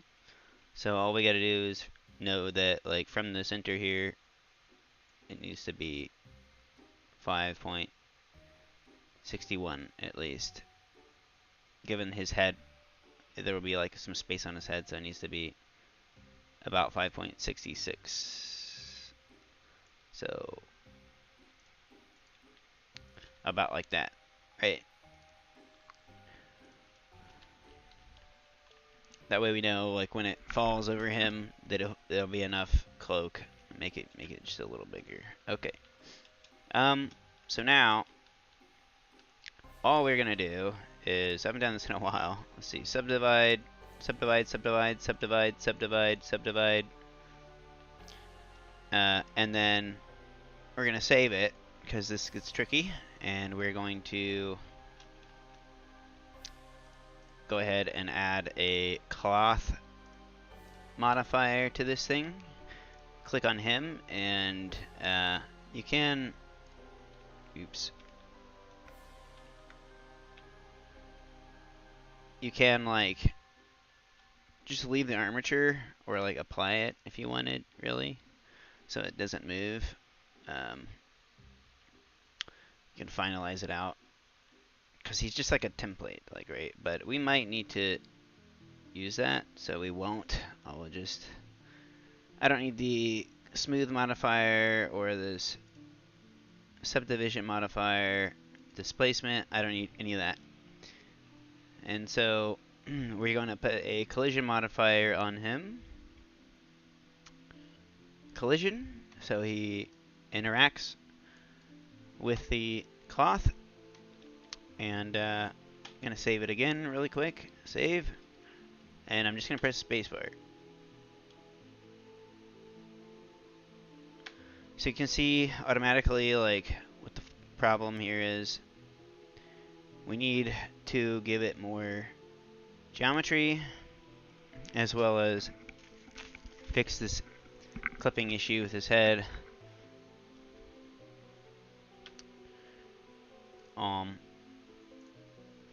So we're gonna give it one more subdivide, and then under the cloth modifier, do quality steps of like 8. Okay, we're gonna, the stiffness can come down to like 14.7. The bending can drop down once.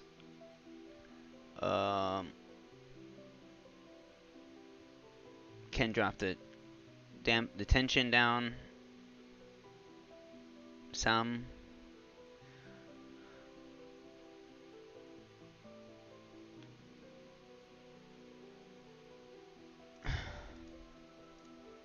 The collision quality can be brought up to like 4. And then the distance between the collision should be like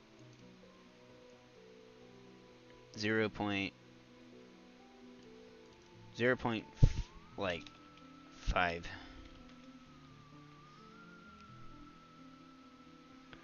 Okay, saving that. And you see it's much slower now.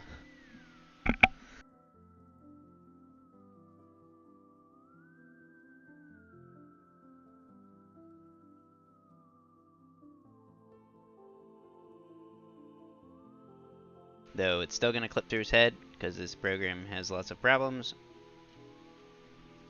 It just can't understand what I want. So maybe put this a little closer to his head. Okay, like the collision quality, put that up more. The shrinking factor, can bring the shrinking factor down.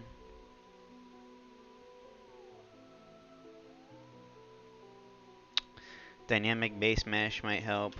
Let's see what that does.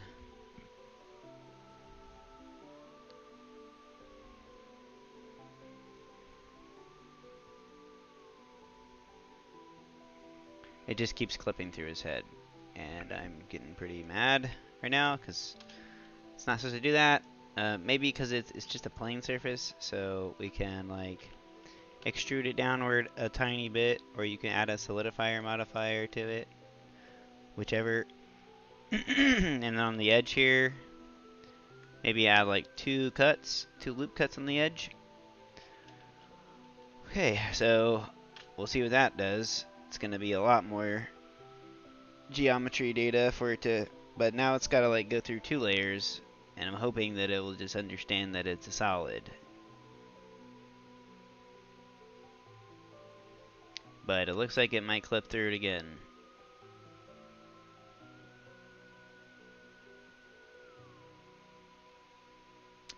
It just shouldn't be doing that. Like, it should understand I don't want it to clip through. I don't want it to do that. Like, what are you doing?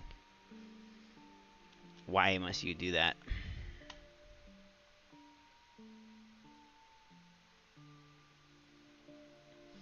This is one of those things that it takes a while to like hash out. Like, it could take me another hour. But I don't want to do that. I don't want to do any of that. Maybe the mass of the object has something to do with it. Like the quality steps could go higher. Let's try like 14. Tension. How much the material resists stretching. Alright. So like maybe turn that up more to like 20. Compression. How much the material resists compression. Like 19. Bending. How much the material resists bending. Maybe like 0.8. Okay, and because we want it to do less stretching, like it's just too much of it. Alright, so now it's really going to take a while. You could bake it out, like you're supposed to bake it out, really. I'm not baking it out, like I'm just watching it. But you can go to the physics tab and bake this, and it will go a little faster.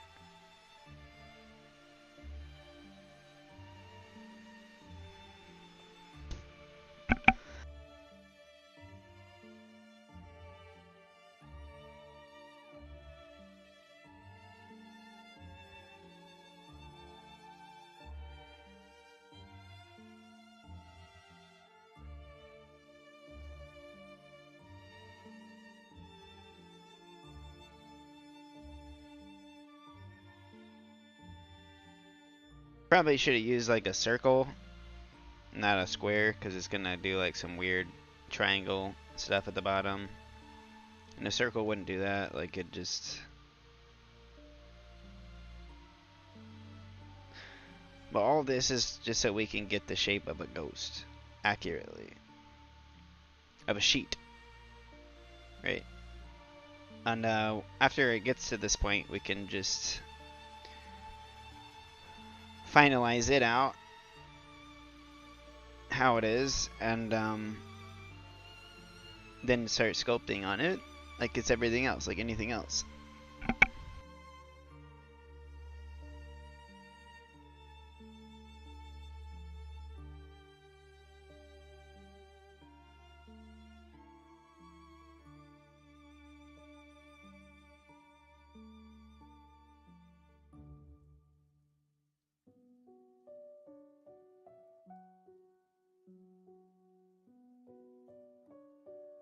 But I might have turned the bending down too much, or compression or something.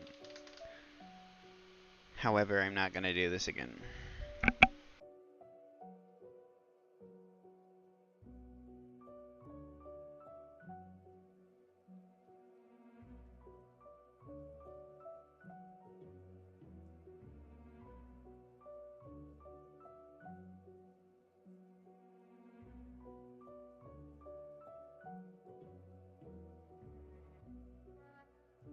Just going to let it go.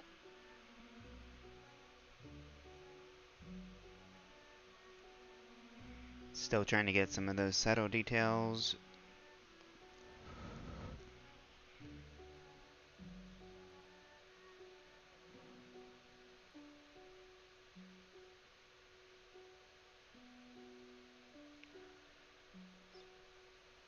We might have to do it again because it's not capturing the hand, like the arms or anything. If I have to do it again, like it's gonna be way too beefy, essentially.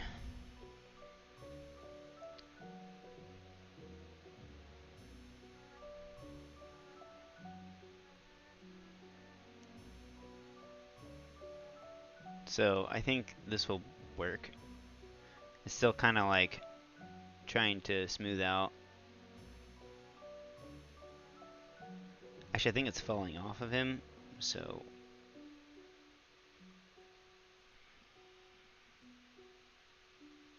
yeah, it's like sliding off of him.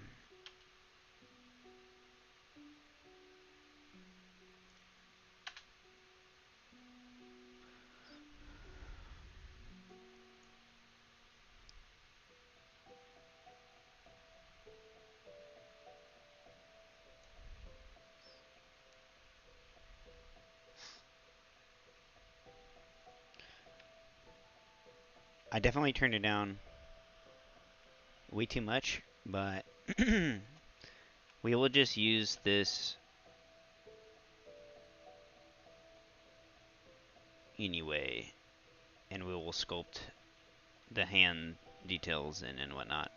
So if I come over here, because it's like it's ghosty, right? Like it looks like a ghost. Um, so I'm not gonna continue with that because it's gonna take too long. So we are just going to apply this modifier. Apply. Now it's just like that forever. So you'll see that no matter where I am, it's the same. So this is now what the object looks like. Um, but if I put on a subdivision surface 3 times, now it looks like a sheet. And I didn't have self-collision on, oh god, so you can see there's some points like right here, where there's clipping and whatever, but that's okay, it's fine. It looks fine, because these can also be like translucent, and it just won't matter. So from here, I'm gonna go sculpt mode, and I'm just gonna like pretty much sculpt in some of his arms and everything. I could even like drag it down to where his, oh, you need to apply the subdivision, sorry. Apply the subdivision, now it should work. And we want to just maybe like keep it all cloth looking, so cloth doesn't bend in weird ways, like make it straight here. Right, we're just gonna take big parts of it and move it towards his hand. Basically gonna like bring it to his hand, where his hand is, and then we're gonna fix all the stuff around it.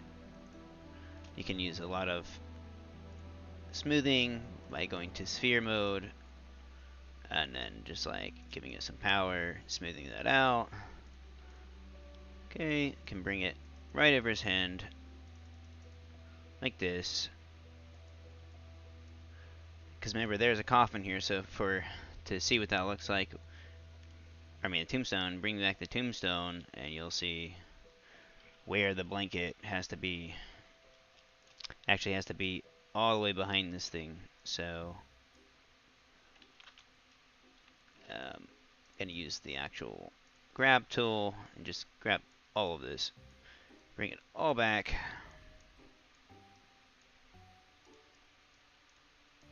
right behind the tombstone, so it's touching it.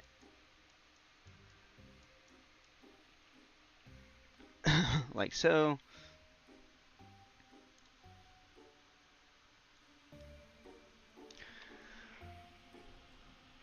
Okay.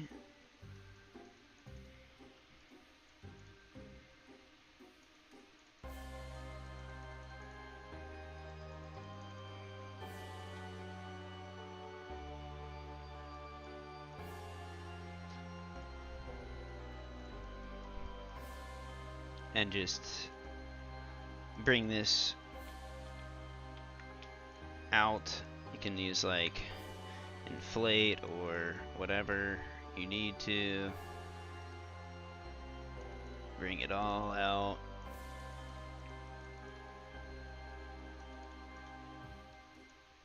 Soften it some. Okay, because now what we're gonna do is we're just gonna put this, get this to look like there's an arm under there. Like, that's the whole point. Use a crease tool with a fall off of sphere. Whoa. Okay, maybe actually a crease. A sharper crease, and we'll just make it less strong, but large.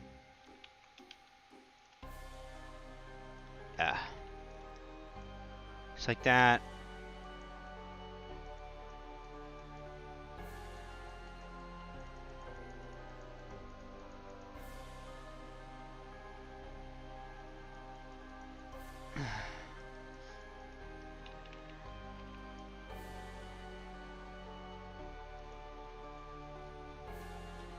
You can use the inflate tool. Oops. So there's like, problem here is it's all, some of them are normals, like on the inside, because it clipped through, because I didn't have on soft collision for the cloth, so it was clipping through itself. I would remesh it, but it's gonna cause a lot of problems. Like, I guess I could remesh it and then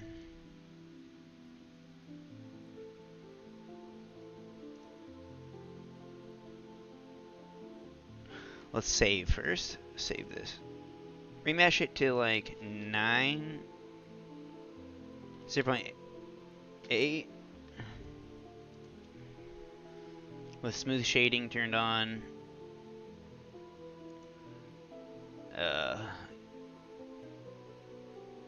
It's gonna have to be a lot more than that, maybe sharp.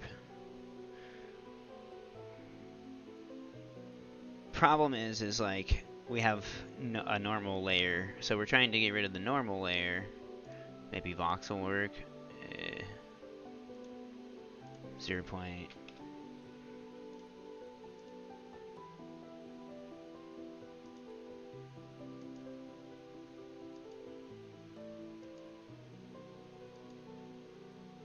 Going the wrong way.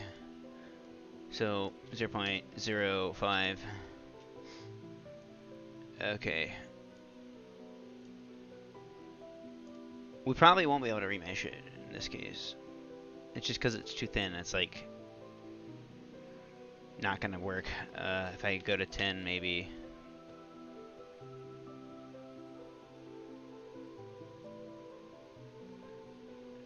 If I uncheck, remove, disconnected, that might help.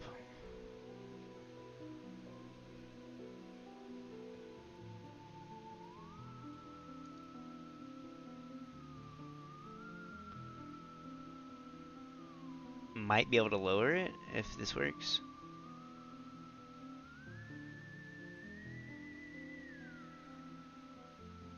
Okay, so no. The remesh, unfortunately, is just not going to work. So it can't understand that they are all different layers. Now I can try to like grab everything and then do recalculate outside, but this is already how it is, so I'm hoping that some of them will become the normal map on the outside. Like, let's take a peek at the face orientation. So that is the inside. The red is the inside, so it didn't work.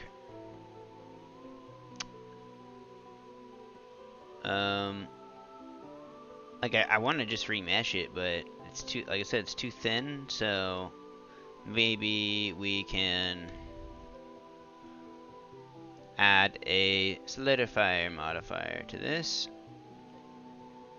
and bring the offset down to 0 and just enlarge it by 0.05 or 1, I think it was right, just it was fine. So that's what it's gonna do. It's gonna like pretty much fix it. Okay, now since it's solidified, we have like extra layers. We can now probably remesh it better. So I'm using sharp.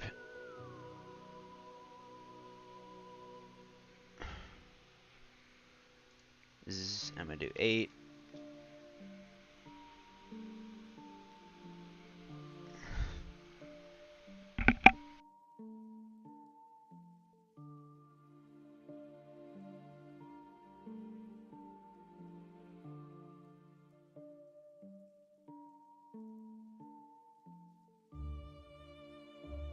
Okay, so it's just not really gonna work very well. The remesh is not always the greatest tool.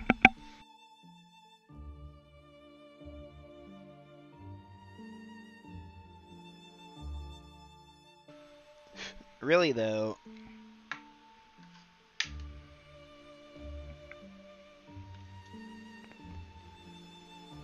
the correct thing to do would be to load it back where I had saved it, and then go into object mode and cut off the inside, which I think I'm going to do that. So it's actually like 1 layer and not 2.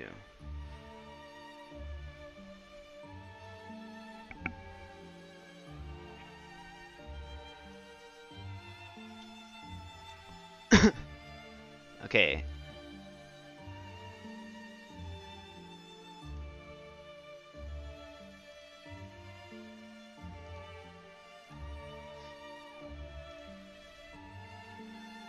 So what I mean is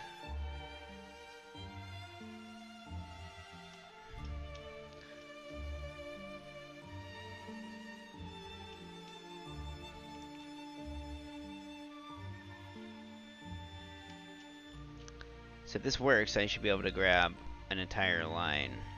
Okay, so there. I got the entire line across the entire thing, I think. Yep. And so I'm going to delete it. Just gonna delete it. Delete that edge. Now I should be able to select the whole inside. It's still connected somewhere, which doesn't make much sense because like it's now cut down the middle on all sides, so it shouldn't be connected, right? Oh. Oops. I have to do the face, not the line. So I'll grab a face and delete that face. Now they're not connected. Okay, so now I can grab the inside there. Okay, and then just delete that face. Delete it all. Boom. Now it's actually a flat surface again. And now I don't even remember why we were doing any of this. Like, I just completely forgot for some reason. Oh yeah, because of the clipping, and yeah, I don't remember. Okay, whatever. Continuing. Now it's just, well, it's a lot lighter now.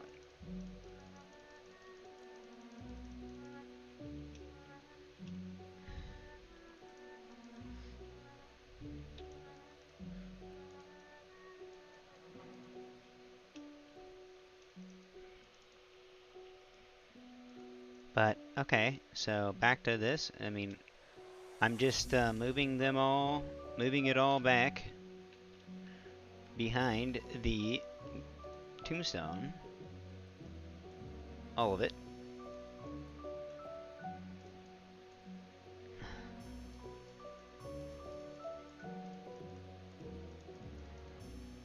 Okay, move that back to his hand.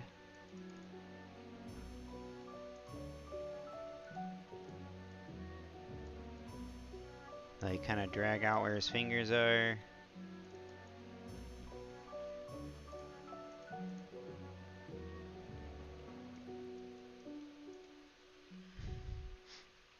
I do like this, how it's kind of draped over. I'm gonna try and, like,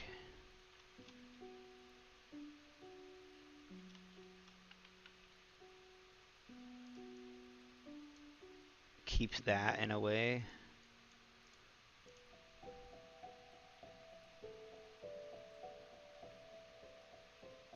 Maybe if I, like, pull it up, I can make it look like it's... Yeah.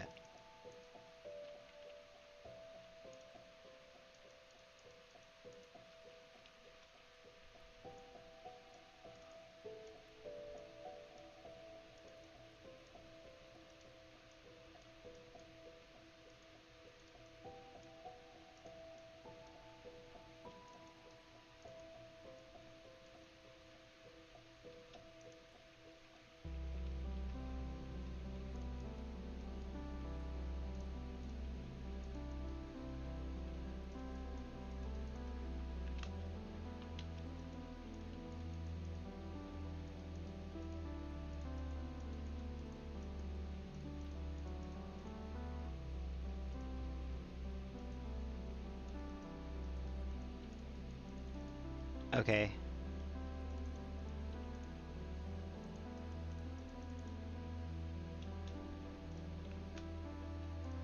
Now, if you don't have MB Labs, I guess I'm not going to go back and remake another model, but I will make I have a few videos of that. I'll make another direct one that is for sculpting and blocking.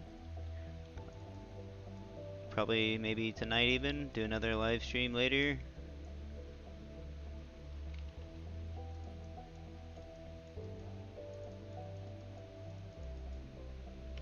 So there.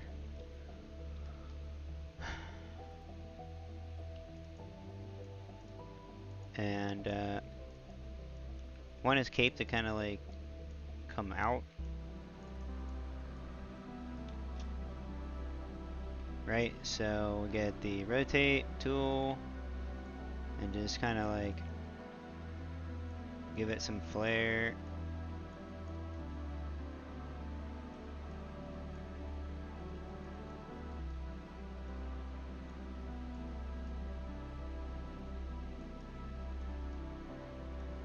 And then drag all that into place.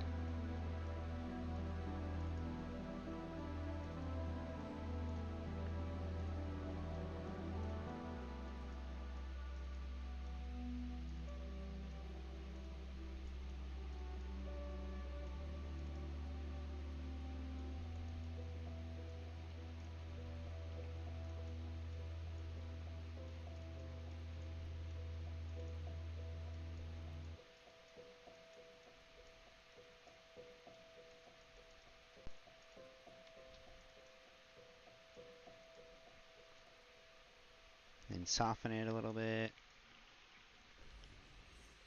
Okay, now like, if I do notice this, if I bring this back in, then he's gonna have like this really dark part to his cloak there, like pretty scary looking. Where's his head? So we can kind of like do some spooky stuff here, and like there, I already see where his face would kind of be. Right, like I'm not even gonna do a cutout thing. I'm just gonna like do like that, and I'm gonna move all this over just slightly because I like this contour and I like the draping. but it's just not in the right spot completely. This could be like that still. Okay, and maybe put like a crease here. And then some creases on the edge. Some creases.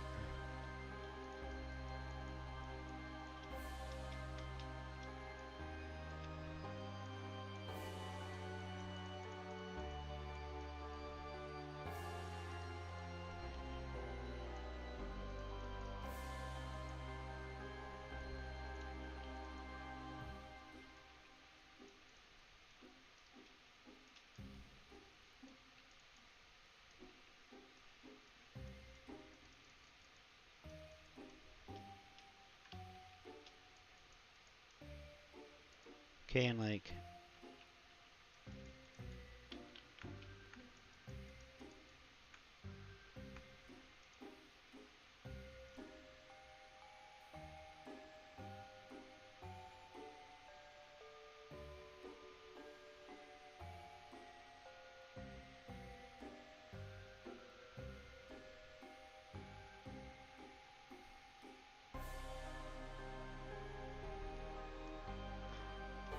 it's like extruding that. It's not.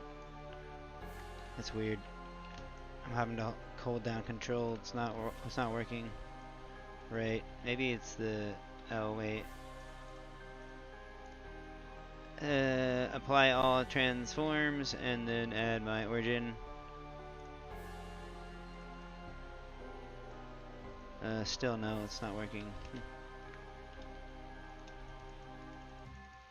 I don't know. Whatever. See, this is working.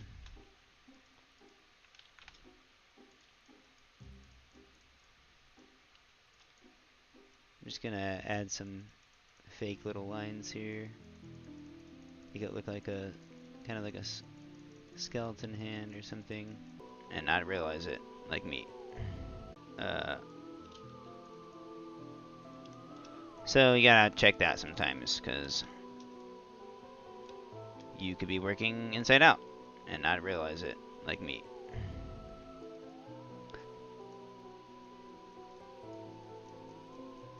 That doesn't matter. That doesn't matter.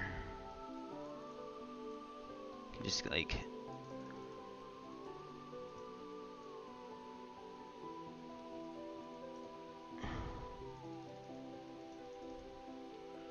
okay.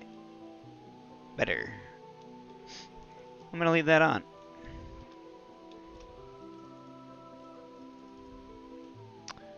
So yeah, we're just basically tightening this around the fingers a little better of this model,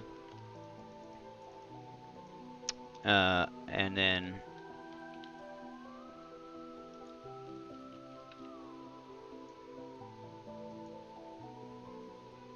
just literally drawing a hand onto this thing.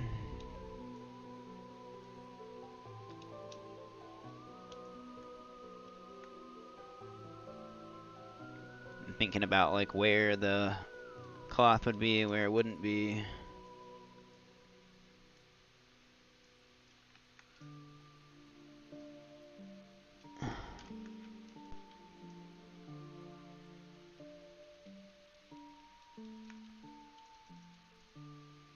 I'm just gonna lightly smooth back over all this, just to bring it back to like that smooth point. Fix this little problem. For the most part, you don't really want it to look like a hand. I just was drawing the shape so I know it's where it's gonna be for real, and so like when it gets rendered, like that's gonna look a lot better than just being a blob to begin with. And then you can add some like definition to the wrists like that, because you know skeletons are like skeleton-y, you know, and like that there, so you can tell it's like definitely not a person.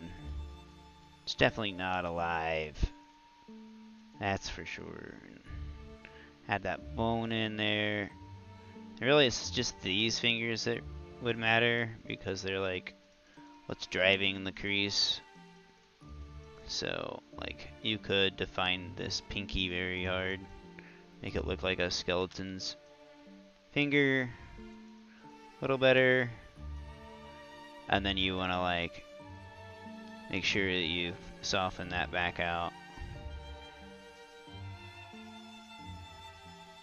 Right, so...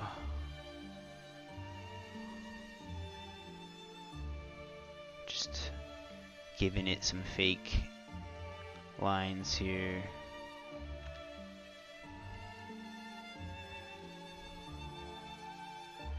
And then soften it a little bit.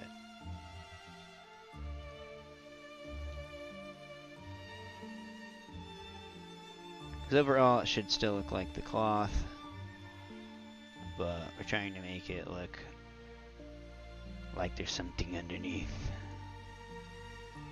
Because when we take him away, it won't matter where he is or he's not. Right, so it really only matters if the cloth looks believable. And then, like, we will subdivide, actually, to make this a little more believable. I just don't want to forget about it. That's the problem. But if it works, it works. Let's just go ahead. Object mode. Okay.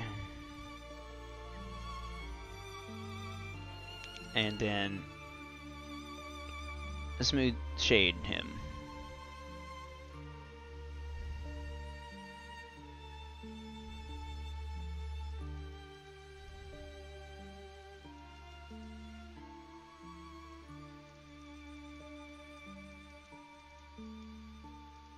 So, yes, it will look like this more.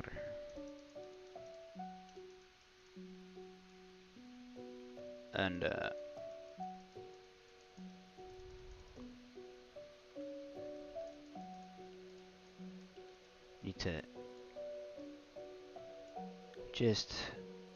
need to just be done, really. It's already, I said 12:30, it's 12:30, but I'm so close. So close. Almost done with this guy. So about 10 more minutes of this guy. All this stuff. We're gonna add everything back, and then we're gonna render it. We're gonna add some color to everything really quick. Nothing crazy. I'm gonna use Blender Kit, and I'll have like a more broken down version of materials later. Blender Kit is the go-to. If you don't use Blender Kit, you probably should. Turn back on my guy.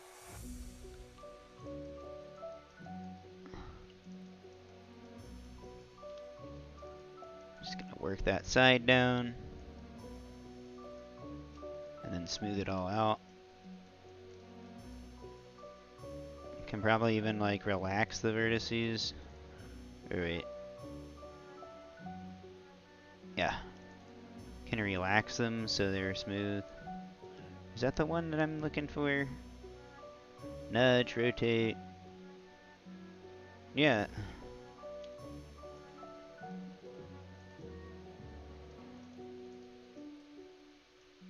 Anyway, we want it to be pretty perfectly straight on the edges there. And then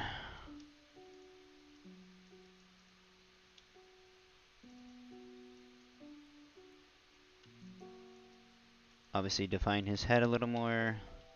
His neck. This could be more slipped in. It's a little spookier, I think.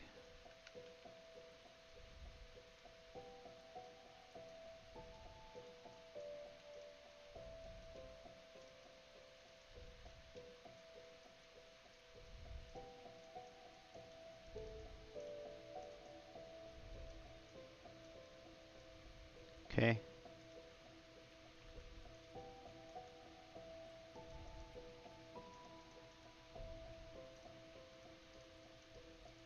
I'm not gonna be able to get the definition I want to for the hands. Like I'd have to get it done like this first, and then the very last thing I could subdivide it a lot, right? And then like start sculpting like that. But we're not doing that in this tutorial at all.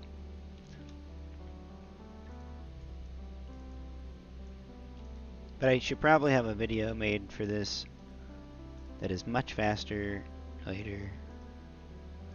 So if you're here and you like want to come back and watch that video, I might have it done like tomorrow. So that's kind of gloomy looking, isn't it? Yes. It's like pretty much everywhere where his features aren't or are, like I'm going to make it go inward. I can use like clay strips here.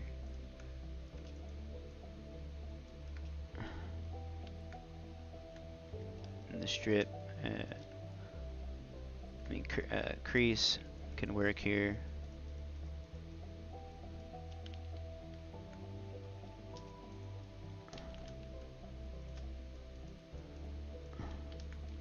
Can turn on the stroke, you can turn the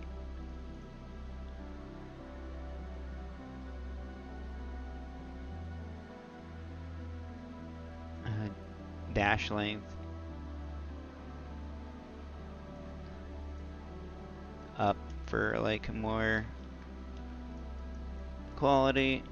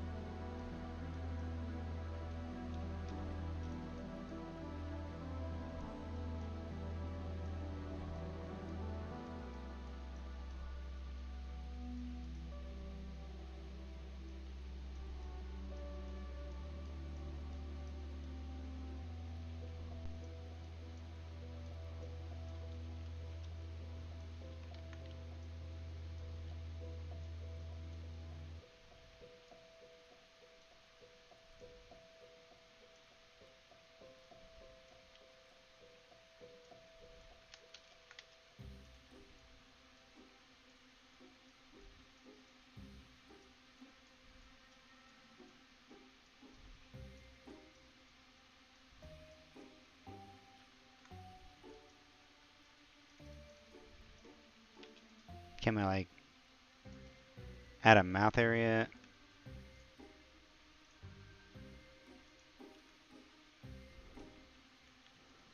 And then add some creases to the mouth that are like weird.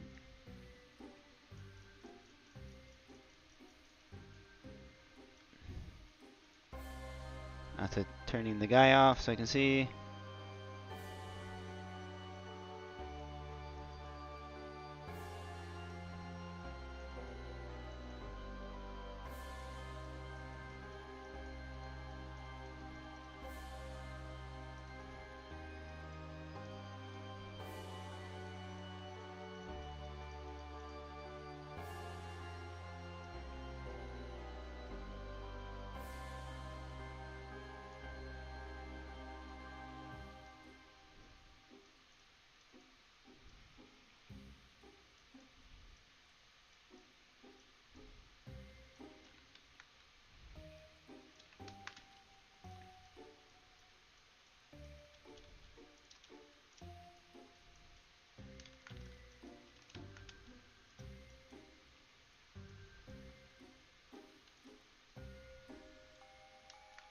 Okay.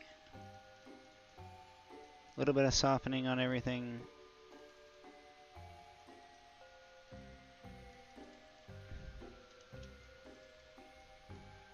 I gotta fix his hand a little bit. What does it look like? Yeah, tuck this in a little more.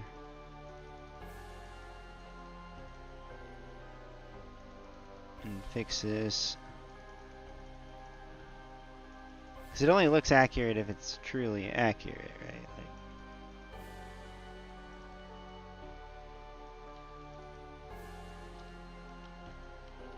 so this would probably like fold over on the top, but then be tucked in a little more.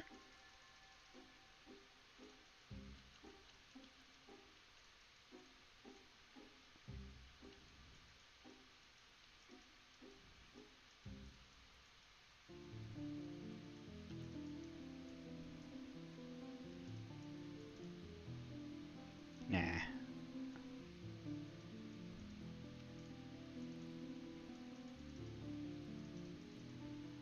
Okay, very good.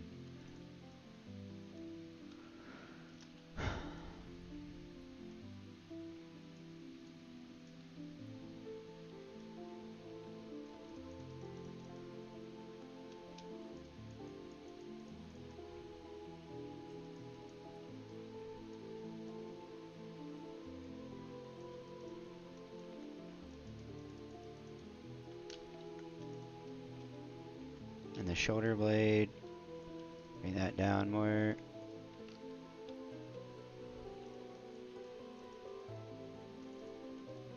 Can like give him less of a definition of the shoulder though, like because it would look spooky, kind of like inaccurate.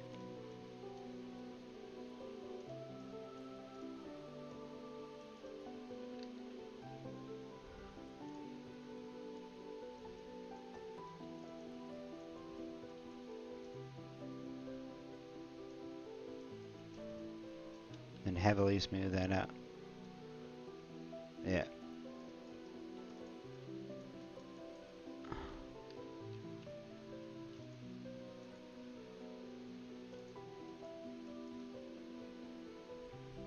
Okay.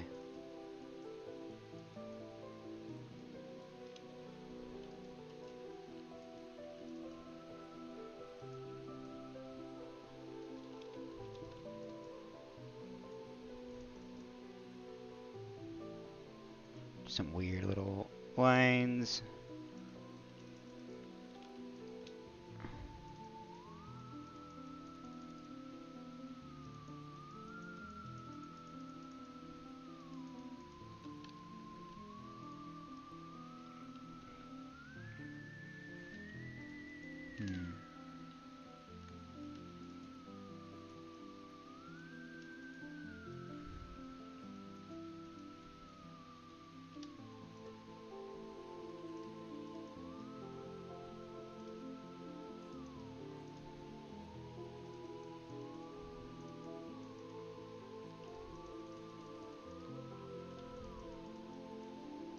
Okay, doesn't necessarily look like a hand or anything, but there, that does kind of now.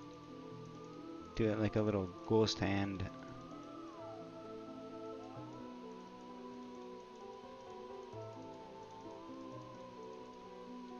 Yeah. Okay. Oop.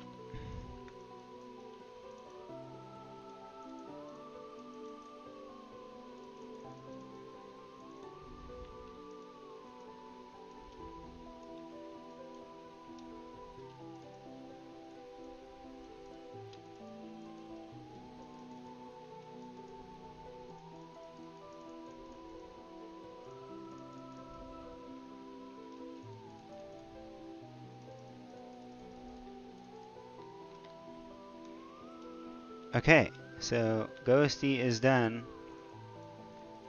Ghosty lax. We're gonna soften that. Soften the back.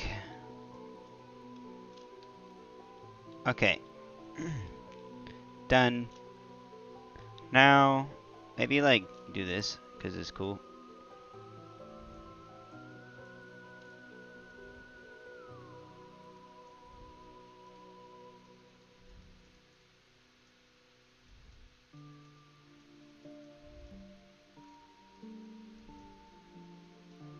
Every good ghost needs things like ghost waves and stuff. He's blowing in the wind, you know, like he's a ghost.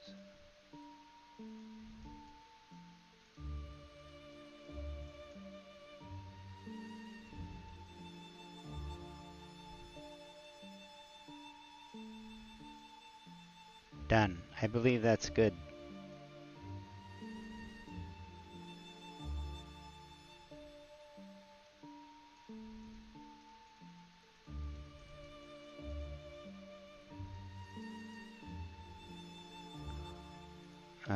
Okay, I can fix this.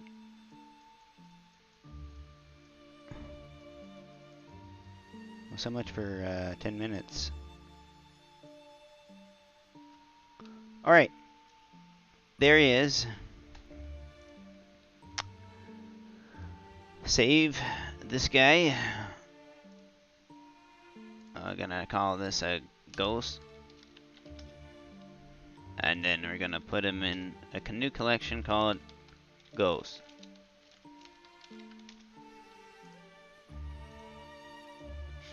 Okie dokie do. And I'm gonna put that into the workbench. And I'm gonna move this character, run up to the extras.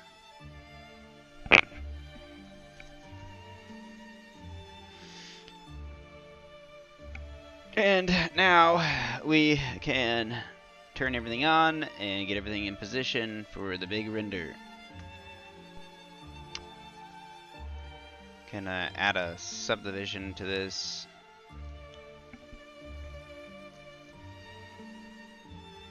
Just one is fine. Save. Alright, so we're gonna put the candy in the bowl. And actually, like, we might have to do a couple little simulations here first for the candy. So we're gonna hide everything but the candy.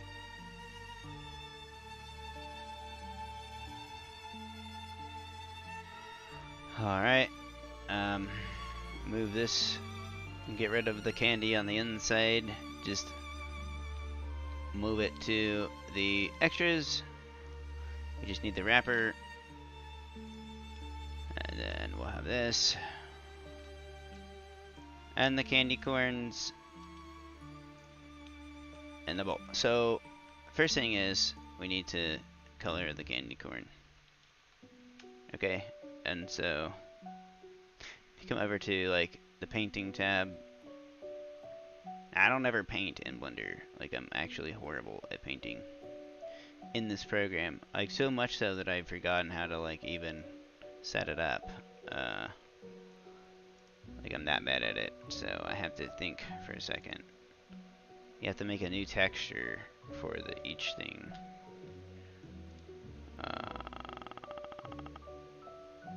So a texture. Kind of embarrassed I don't know how to do this part. So yeah, here we go. I hate drawing in this program. I need to get used to it though. So no textures. Base color, make it 4K, so just 2 times 4.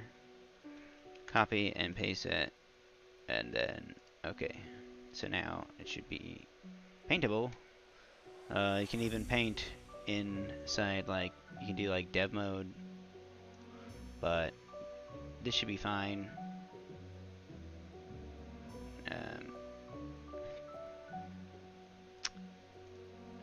Let's see.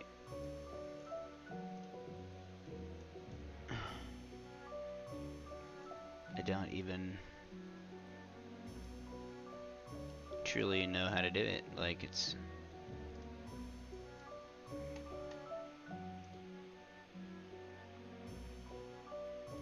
texture paint mode. Oh yes, it's coming back to me. I believe I must go to image texture and then paint mode, and then oh yeah, I must unwrap the thing. So unwrap, you can do U or go up to UV unwrap, and then just do smart UV unwrapping. I think that this is what you have to do, and like put the margins to island margin to 0.0.1. Yes, and you should be able to paint now. Like, I'm not too sure.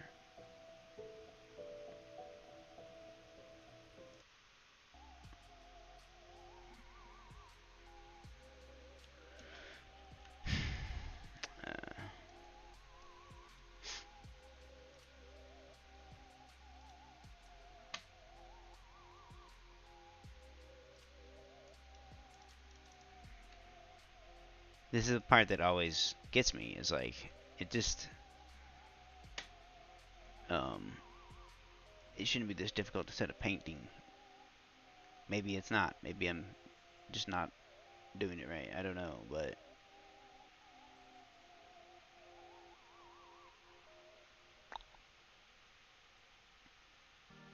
let's see. The shader editor, textures.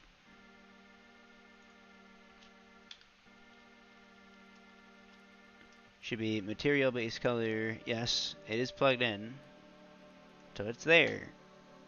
But I can't visually see it, and I'm honestly I don't. Oh, because that's the wrong corn. No, it's not. No, it's not. Base color.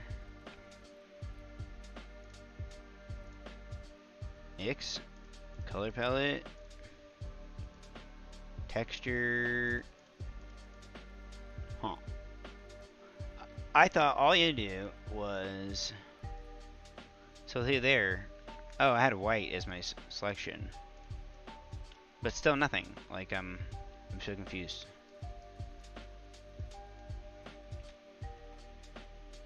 I'm gonna go to texture paint mode.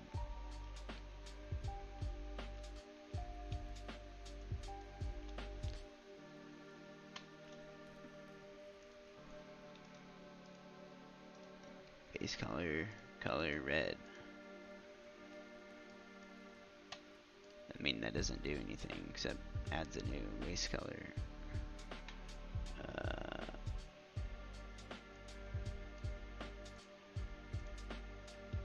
Yeah, and then it just adds a new one.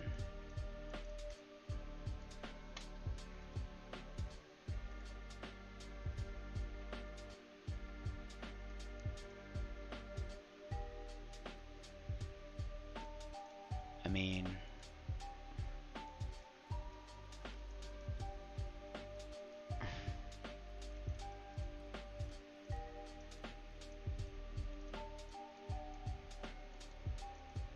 I don't know. I'm not doing this wrong. There's no way that, because there shouldn't be any other steps involved.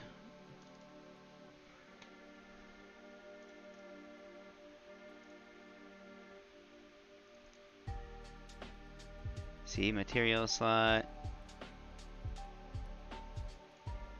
Okay, new.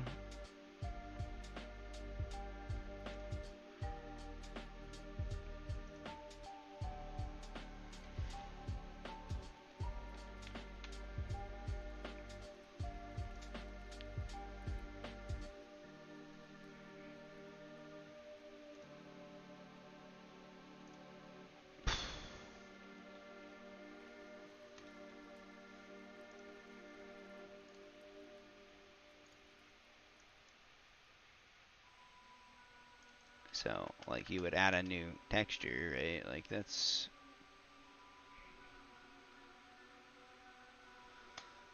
New texture. Base color.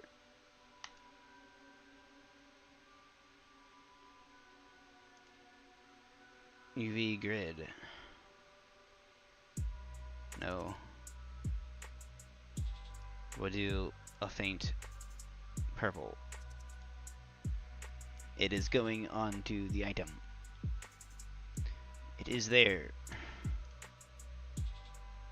But I cannot paint.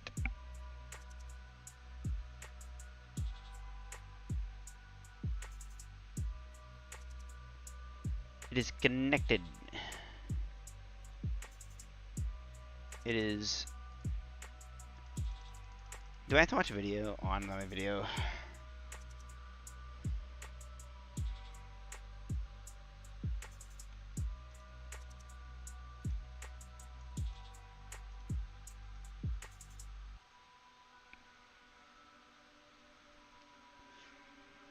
It's UV unwrapped.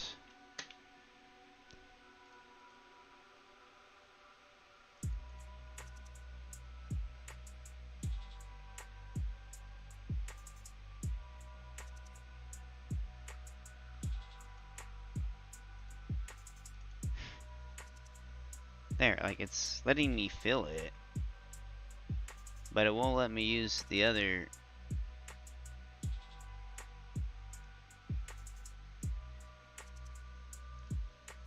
It's even yellow. Brushes, fill, no. It's like it knows what I'm doing. Okay, draw.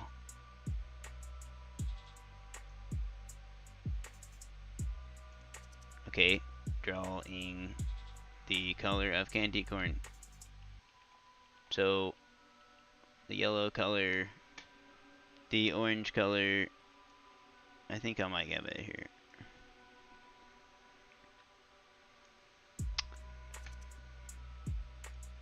No, like I can't draw with the freaking mask or the brush. Like,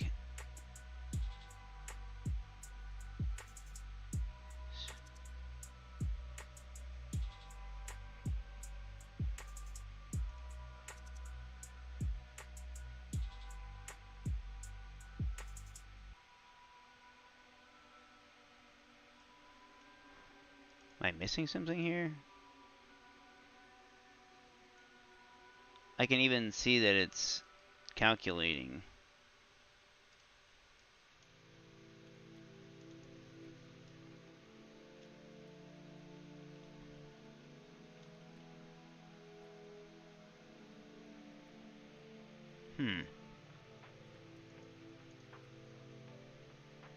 This is why I don't paint in this program. Like, there's no reason for this to be happening.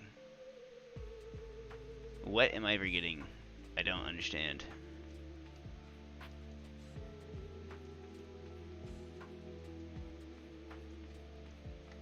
I have orange selected.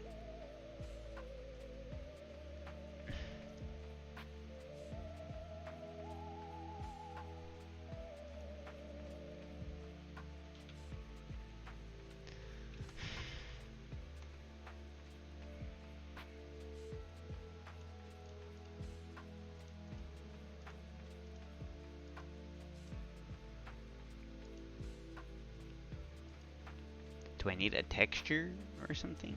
Like, I don't think so. I don't believe so.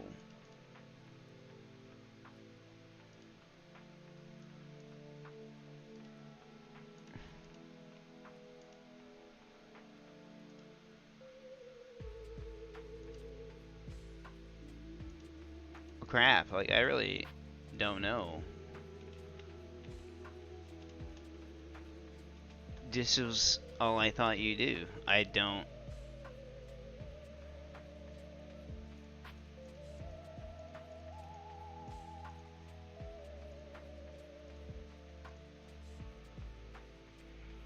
Well, this might be a video. I want to color everything, but it's not working. Paint. Paint. You can see it's even calculating stuff. Dev mode. Nothing.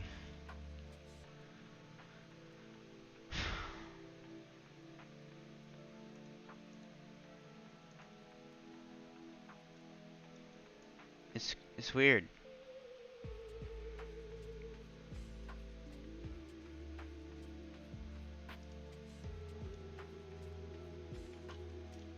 It's all the way up.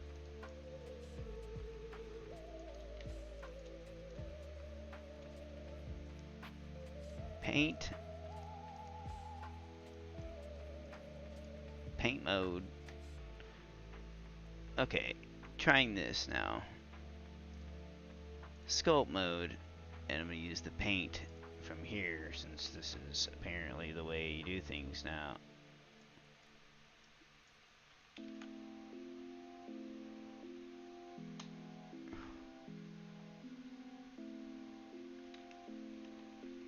It just made everything the same color. Mix mode, flow, weight, distance, all that.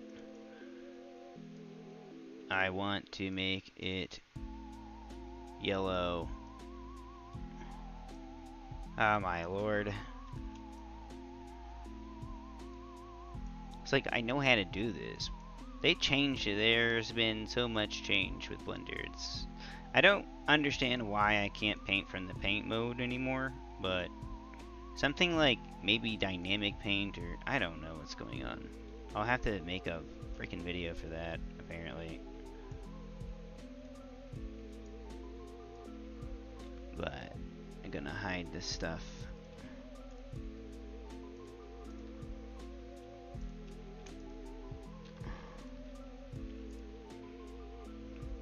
But that's exciting.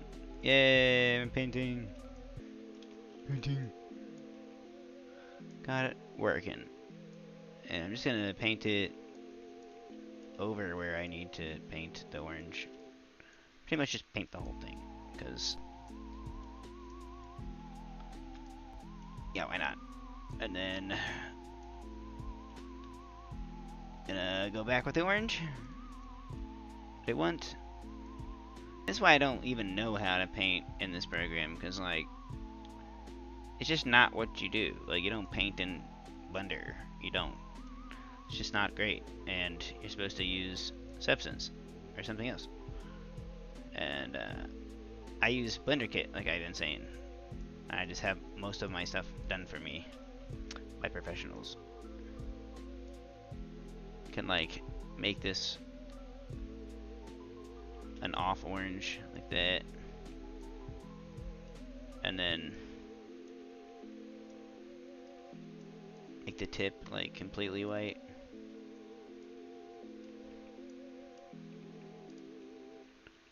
Okay, I get that orange again.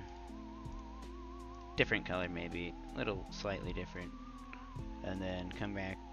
Boom, no. Come back. Like that. Alright, now I can add a softer hue of this.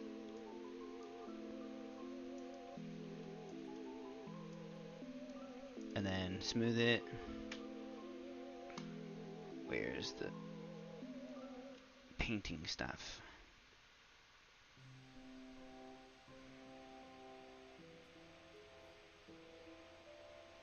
This is why I don't understand why paint mode just doesn't work. Texture paint mode. Soften. See, like, now it's all done. Oh, no. Why? All that work I just did is gone?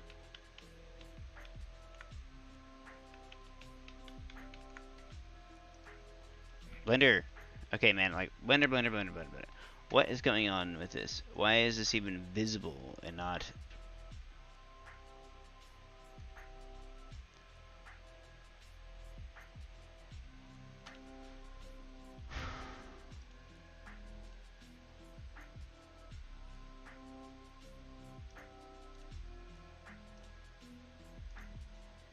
attribute.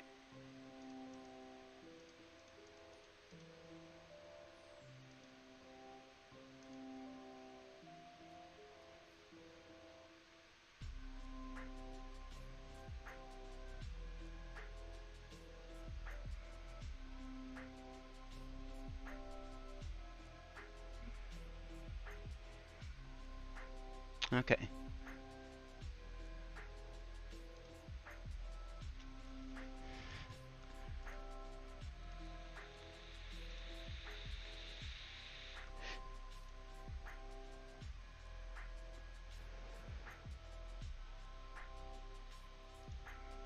Man.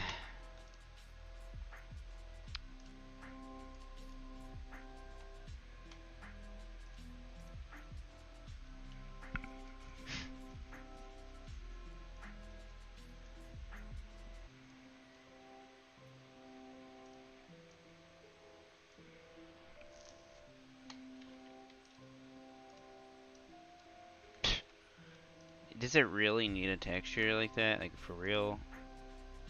Now wait, works all of a sudden. Wait. It's using the black. So weird. Guarantee this draws yellow. No, it's black. What's going What is this? None. Wood. I don't know. It's all this stuff. None. We want none. I don't want to. Okay, blend mode. I don't get it.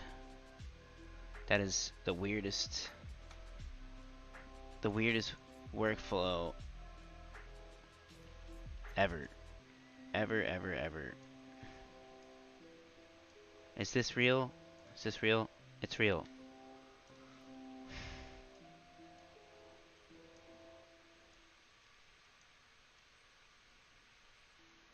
They just need to make a painting tab that just paints. They got like 12 buttons you gotta press to make it all work.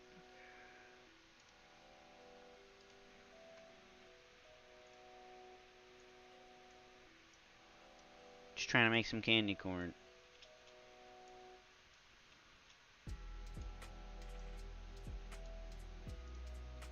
Do like clouds.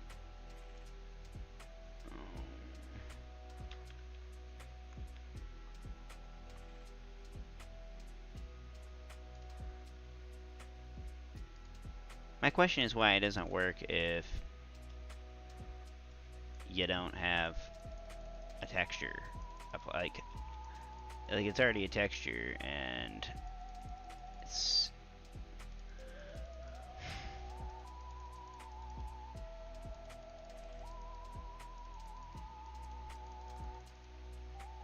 okay.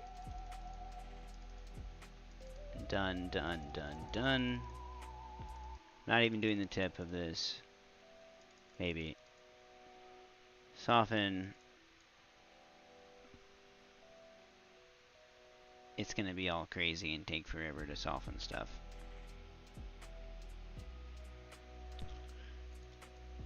Oh no, I'm not gonna wait.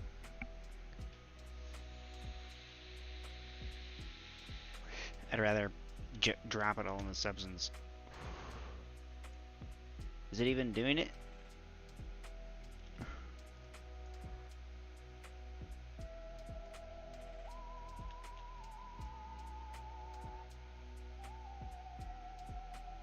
I don't think it's doing anything at all.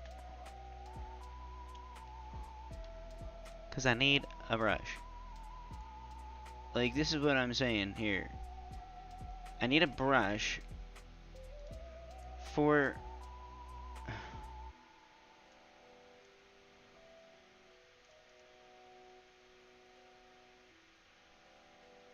New...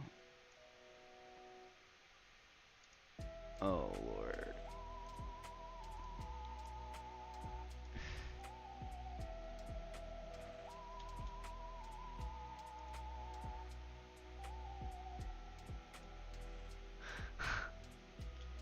Where is this texture though? Texture 2. Texture 2.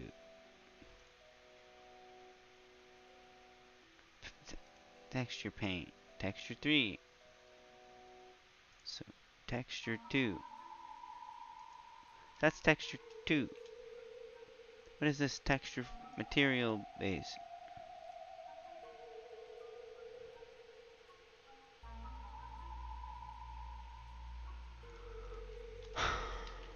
Texture 2.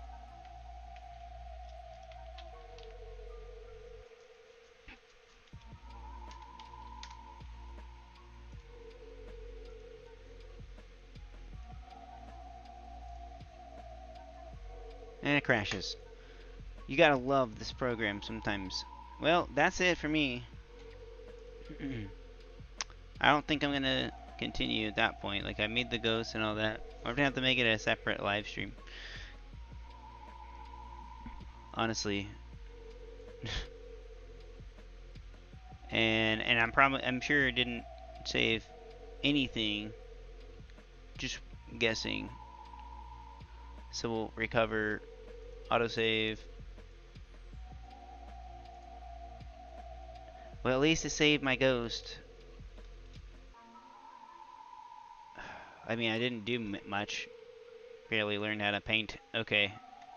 So, saving this, save it as. I'm gonna see where I actually saved. I might have saved.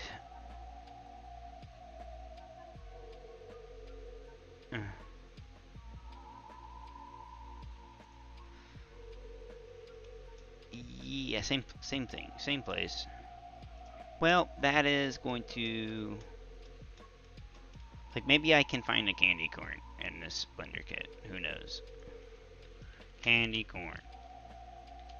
Or I can just take a candy corn picture and wrap it around the image real quick. There's corn.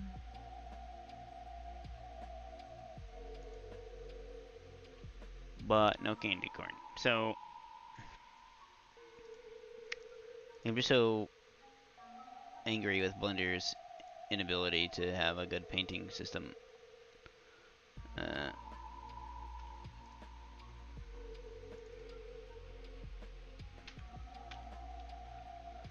Like, it shouldn't even be hard. Like, I watched a video where you guys like, just go into sculpt mode, come down to paint, and you're done. Like, it doesn't work like that, though, unfortunately.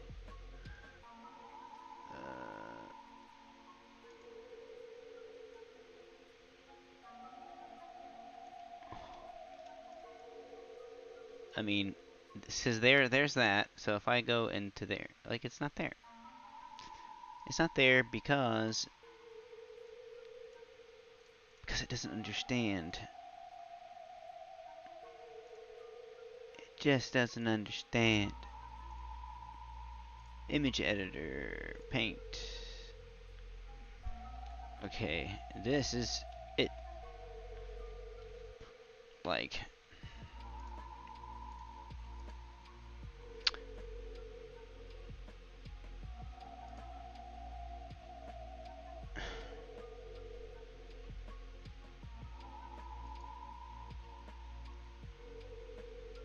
new, create a new image.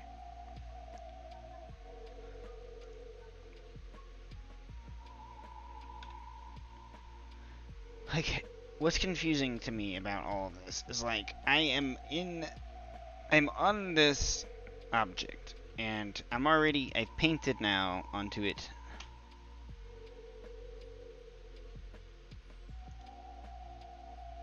Like, what, but it does not even have, like, a material assigned at all. Like, the object itself. So,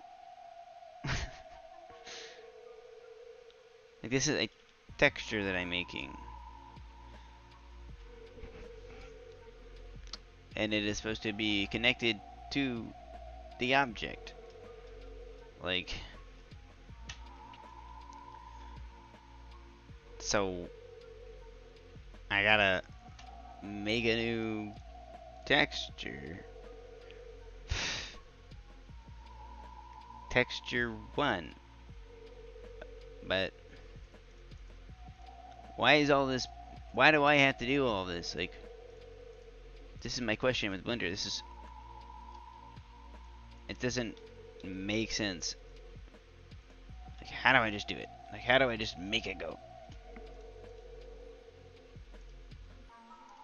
Just wanna make a new texture, base color, yeah. All that good stuff. Like, there it is. So I have it, but we changed it to yellow, and then nothing happens.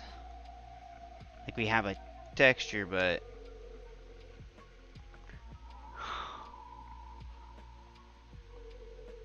why call it that if I need a real texture, right? Like, now I need to go make a brush texture. Why? I should just be able to, like, use the sculpt mode one. Texture 001. Or, I mean,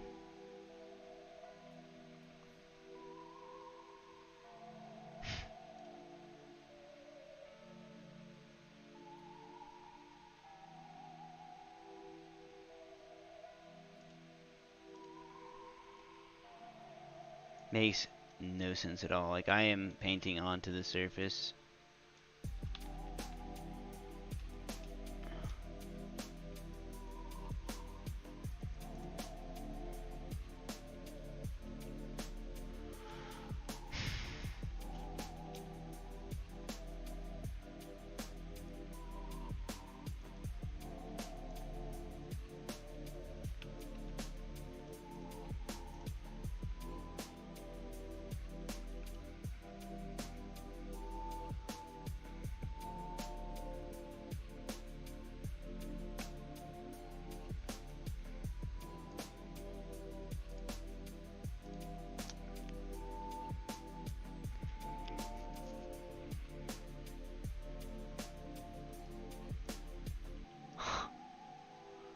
Like that works, you know, but it's not accurate. It's not. Gonna have to.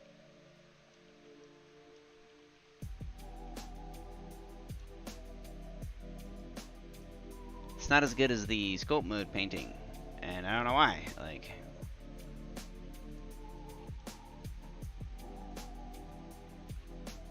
so I'm literally just gonna leave it like this.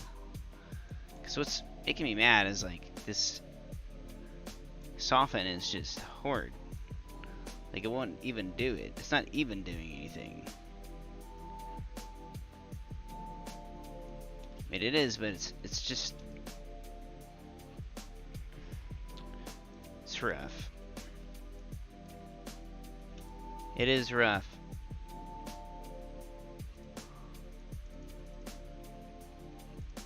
Sometimes Blender can be rough, like, especially if you don't know how to do something, you don't do it all the time. Like, that's why it's even hard for me to make tutorials, because there's lots I don't know. Like, there's lots I run into as I'm doing it, and I just work through it. So, like, saving that, checking it out, and there's no materials, like, because it's not connected, so why show it to me in the first place, buddy? Ah, Lord. Okay. Make the roughness better. And then, I guess I can plug this into the subsurf, maybe? I can just turn it up, like, a little bit, so like 0.01. And it should be now, like, a little more glowy, or let's see, like the light will bounce through it now.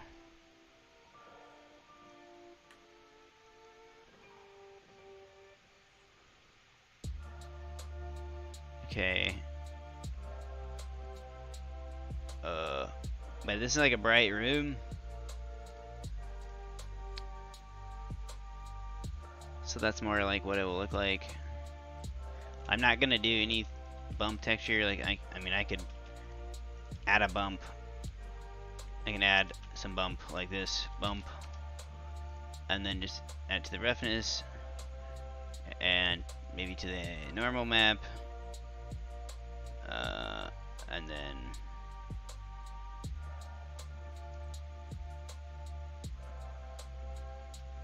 you want to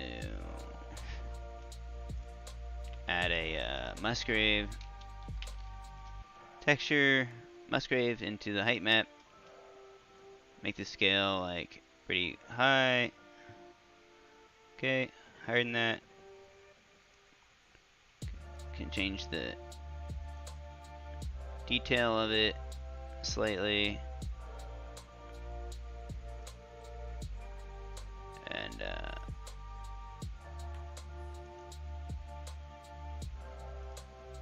And then change the strength of this.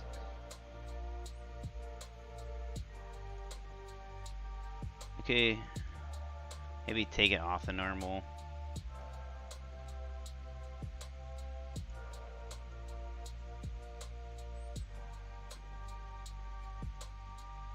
So something like that. It's fine. It's just fake textures. That's what the normal So if you turn it down more,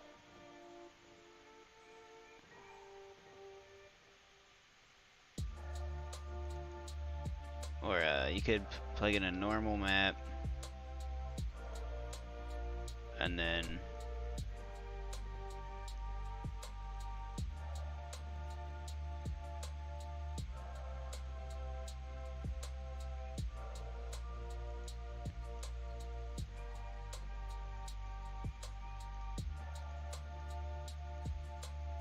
okay, maybe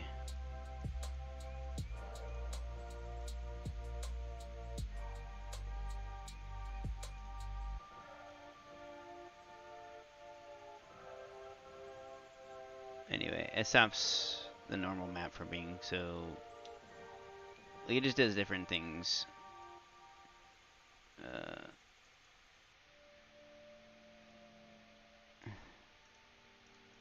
That's not gonna work actually. But yeah, just get it to look like a candy corn link. It already does fine. But like procedural textures are, they're just not very good. And I used to use them all the time, but I started to realize how bad they look, really. So I don't use them as much as I used to. And I've been looking for every excuse to go learn Substance. So there's a candy corn. Now, keep things real simple. Just copy this texture and then save, object mode, and then unhide everything, or just everything else but the candy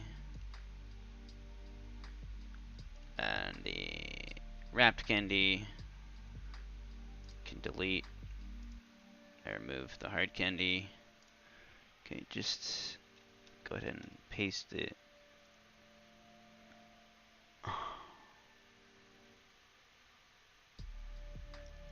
You need to make a new material, and then you can just press X, delete it, and add the thing in there. But you're gonna have to UV unwrap again, and probably won't even look. Yeah, probably not gonna work the same because it's got different geometries. But maybe we can figure it out.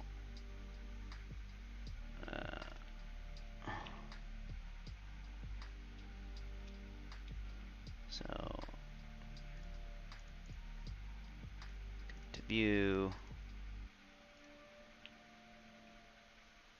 and then oops, no, go down to, actually don't need this view, can just do UV editor,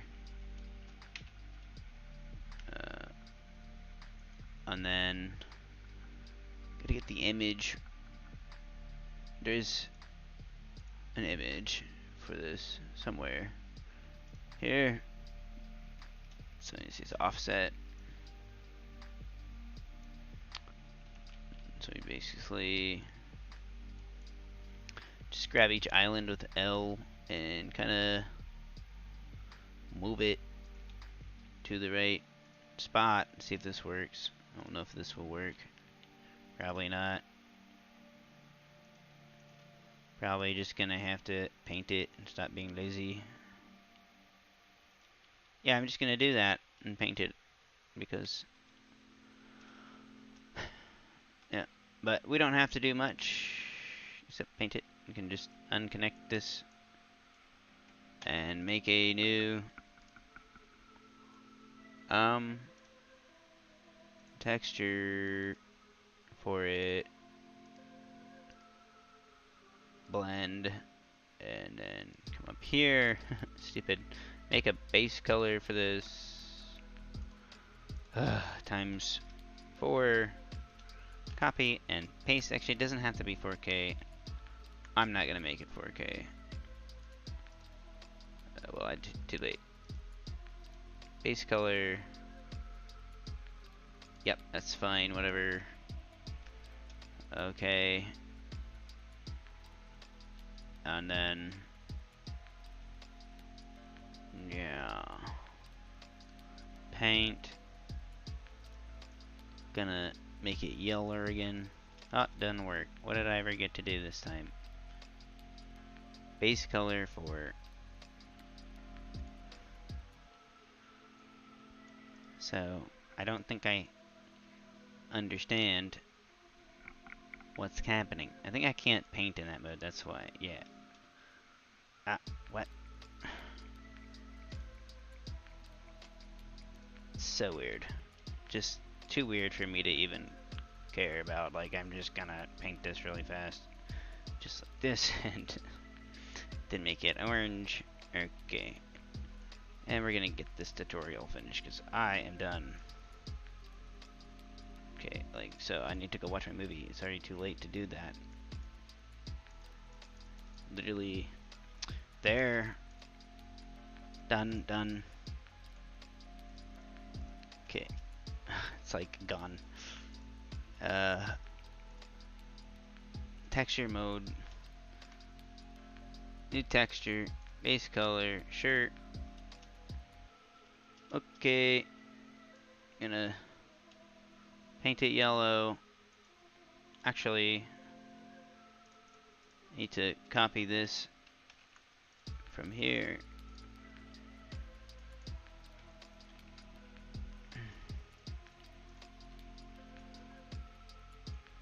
Very confusing workflow. So now I can paint texture paint, yellow, more yellow.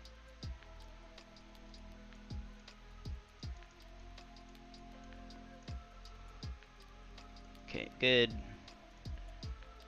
Orange.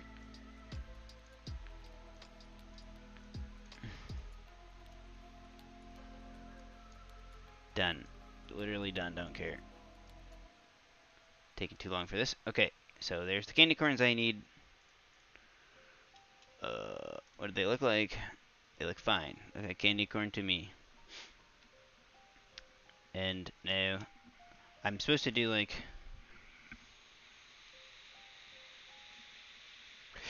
something really fun. We need the bowl. Where's the bowl? Pumpkin bowl. Okay, pumpkin bowl. Now, I'm gonna put a collision modifier on this, collision, and then we are going to make 3 things. We're going to make, we're gonna make a cube, and drop it down over the bowl, right here. Okay, and then we're gonna make another one, and another one. If I remember correctly. This is how this is gonna happen. Put them like so.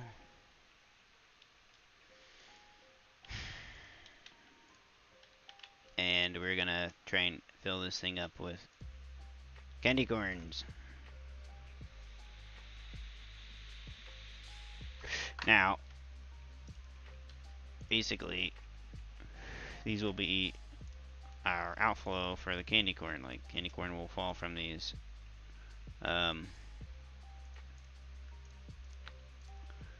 So we're gonna go to particle. Actually, to be honest, I need one of these. Just one. Just one.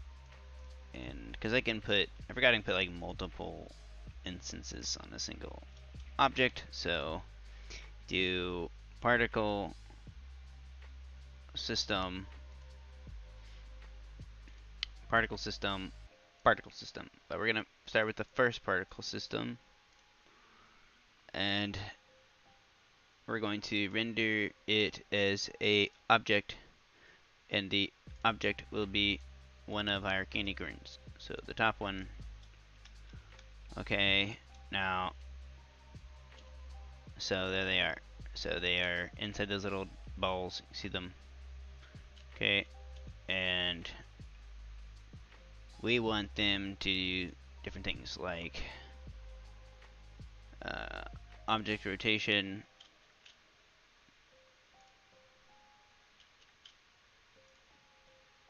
We want random scale just a little bit.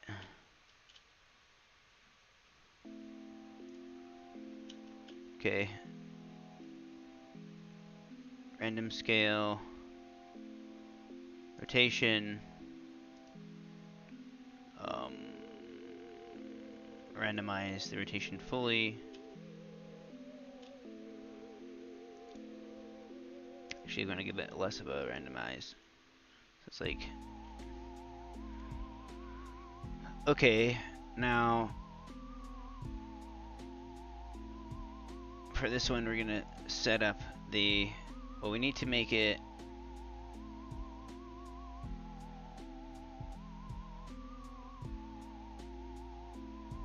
The lifetime needs to be... So... Okay, so like 67. So like 70. Okay, so about 70 or 80 lifetime. Well, the lifetime actually needs to be like 250. That's how long they're gonna last. So, the end will be 250. Actually, end will be, like I said, 80. Okay, and then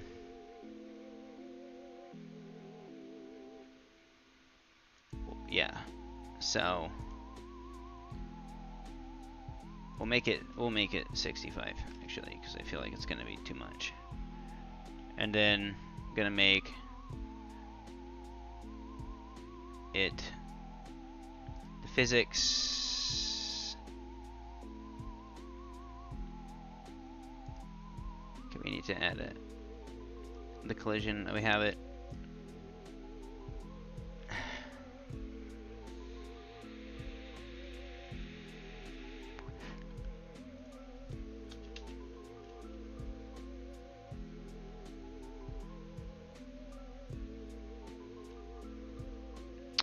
Well, it should be filling the bowl up, and looks like it is, kind of.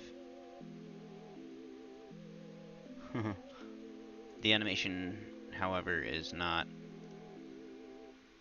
stopping at 50. It should be stopping at 50. End 65. Lifetime. Lifespan of the particles. Yes, this should work. So it should stop. It should be stopped. Like,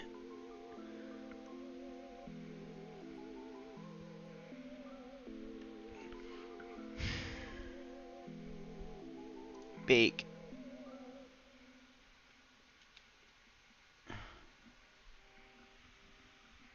Maybe I have this flipped. Lifetime.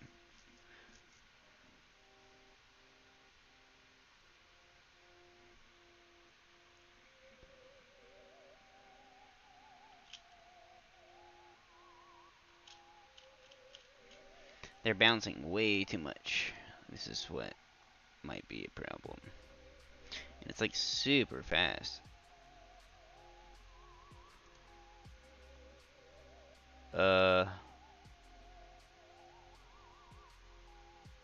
Delete bake, and then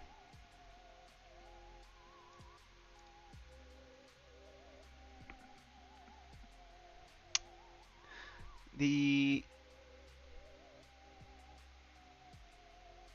collision.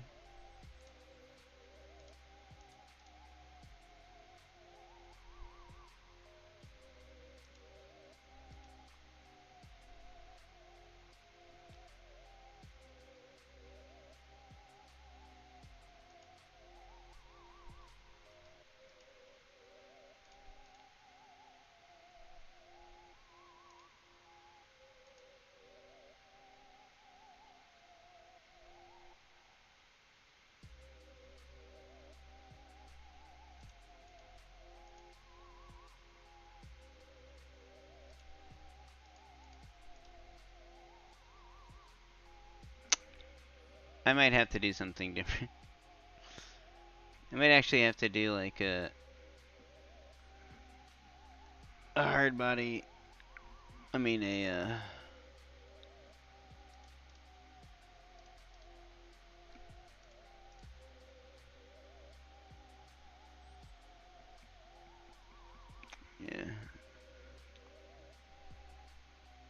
So the particle system.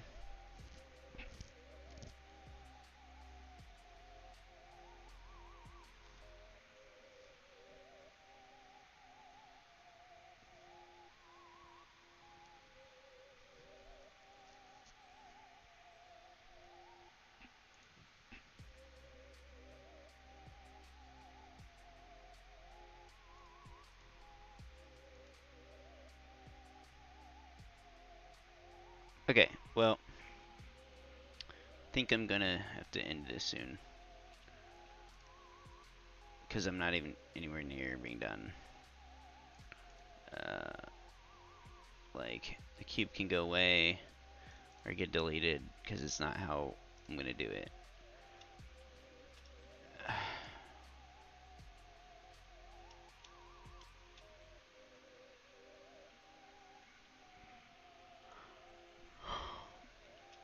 Yeah, so rather than that, you know, I should be able to. I should have been able to do a particle system and have everything fill up in there. Like I know that I've done that before, or maybe not. Like maybe I'm. What?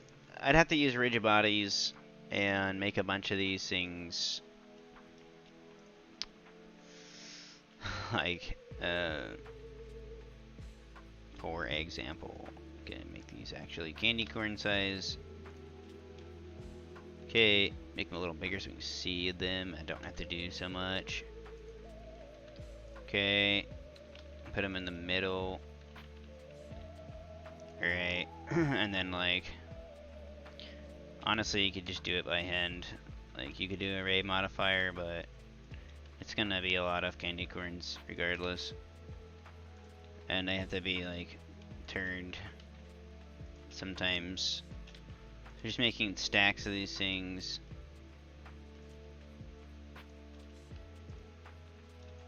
And I'll show you why. So we're gonna manually do this instead of using the way I thought you could do it, but I guess I'm wrong. Like, it's a lot that goes into this program sometimes. So this is kind of what I'm gonna have in the bowl. I might need more. Here, let's do like a whole another top layer.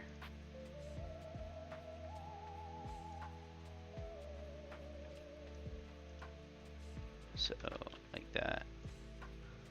But we're gonna take a layer at a time because it's gonna be a lot. And now that I've done this, I have to go back and delete it all because I'm stupid. Gosh. Unless, of course, yeah, no, I can't. I have to go back, man. So, actually, I'm gonna start with one candy corn and put that down here to the layer in which I'm gonna drop it from. So these can be moved. So do want different ones. Okay, so like, here's what's gonna happen. I'm going to add a rigid body to this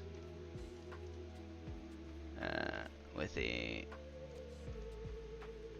rigid body. This already has collision. So this is now if you just press play, you'll see what happens. So I have to define the cage. So deform. Do by mesh.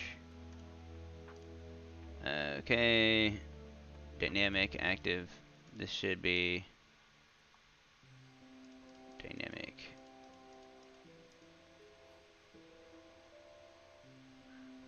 We need to add a. Actually, this doesn't list collision. He's also uses rigid body. Do passive. Okay, do mesh. And now it should bounce inside of it.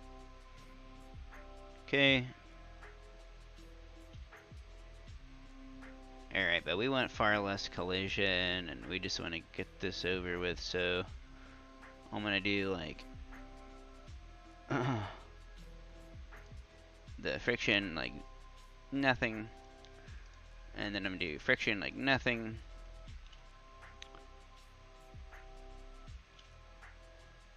and then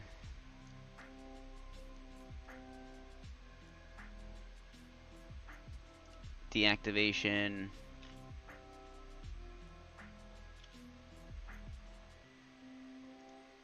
start deactivation. That can be animated, but we are trying to literally just make it not so bouncy. Probably need to make the weight. No.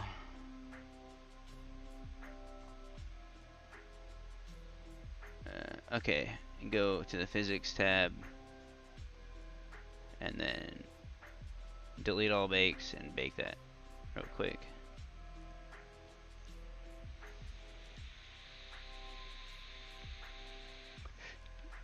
And it's gonna go forever, so.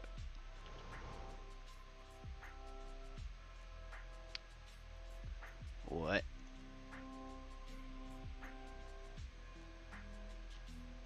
Sure, okay, so yeah, about 86 frames, like I said. So delete the bake and do about 90 or 100 frames.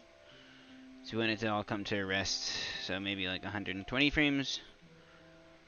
Okay, steps per frame, leave all that. But you do want it to have like less collision.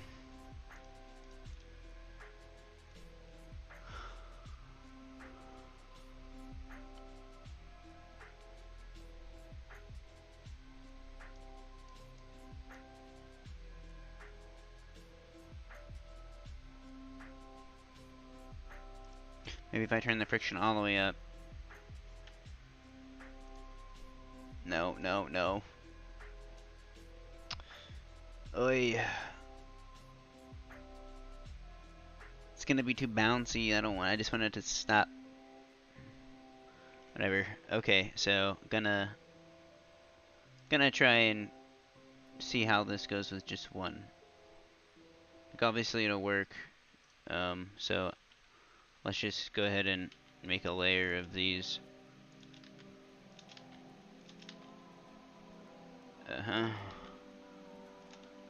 Like so, and then can turn some of them.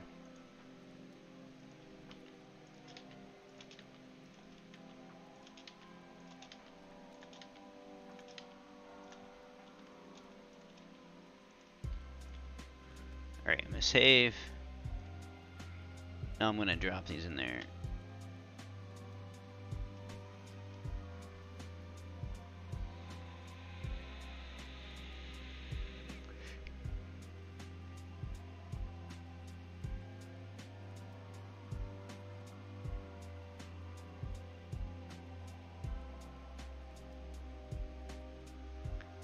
And it froze. That's what happens when you try and do something in Blender. Oh yeah. It's because the margin is way too close, and now I have to... I don't even see the margin. Oh, oops.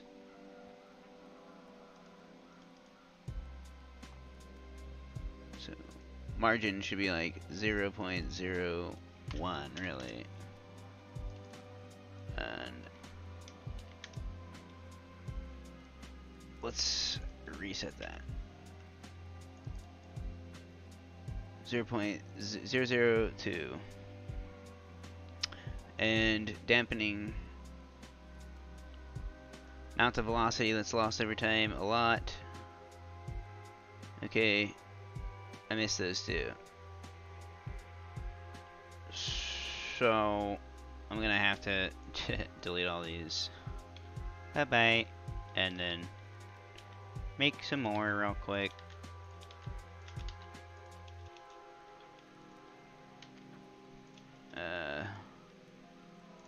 Probably take it a few more or less at a time this time, make it more spaced out, just so they don't do that again, bounce off each other like they were. Just take it in strides here. Alright, so let's just drop those in there, save. Okay, and perfect. Let it calculate a little more.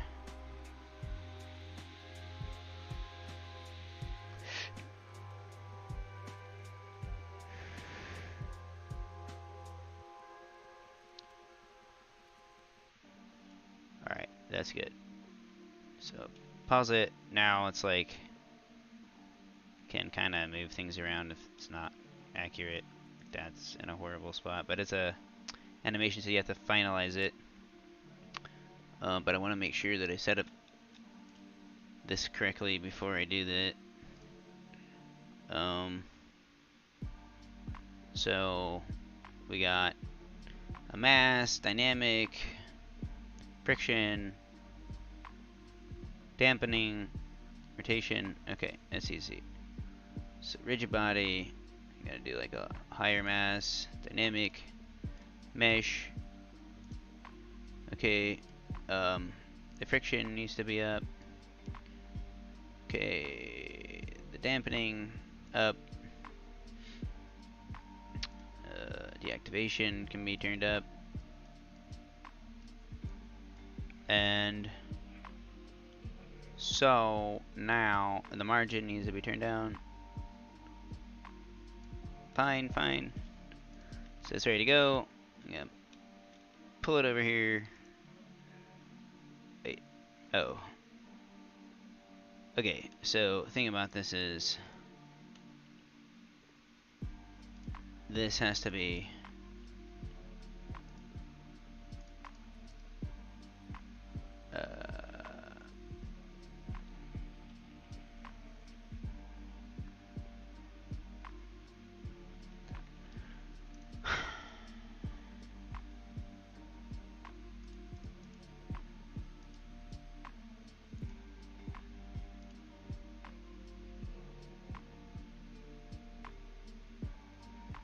what happens if I remove the rigid body? It doesn't like that. Yikes.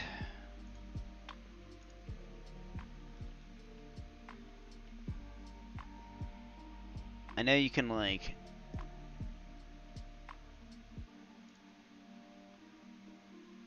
remove rigid body world. You can like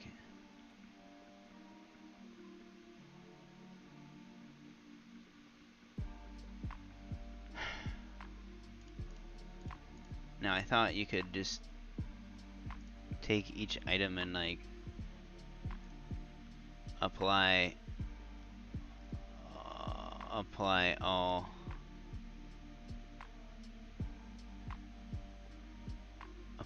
transforms. Nope, nope, nope, nope, nope. Oh great.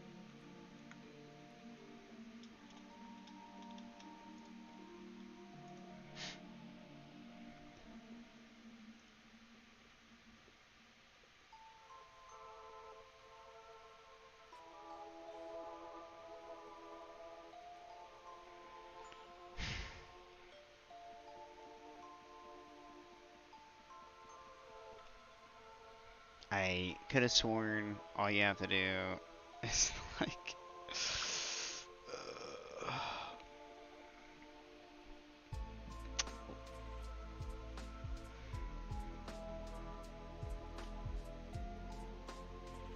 I could have sworn all you have to do is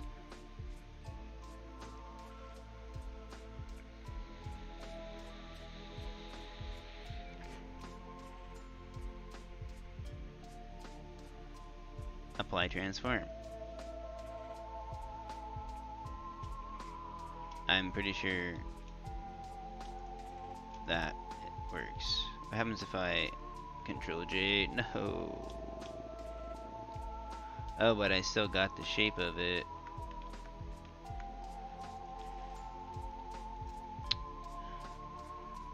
Yikes. I don't want to have to do that every time. Bake. Rigid body, bake. Apply. Transforms. Add to quick favorites. So. Apply. No. All transforms. Apply all the. Why didn't that work? Objects. Bake.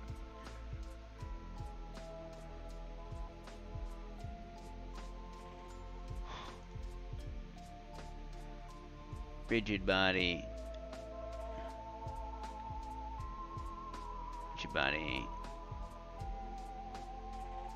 Apply all trans.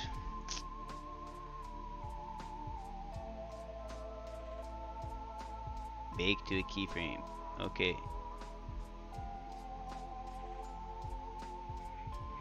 Nope.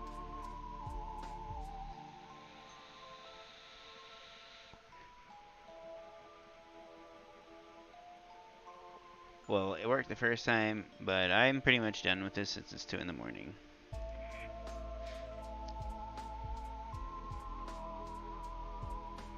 I'm gonna have to finish this later and get the ghost all worked out.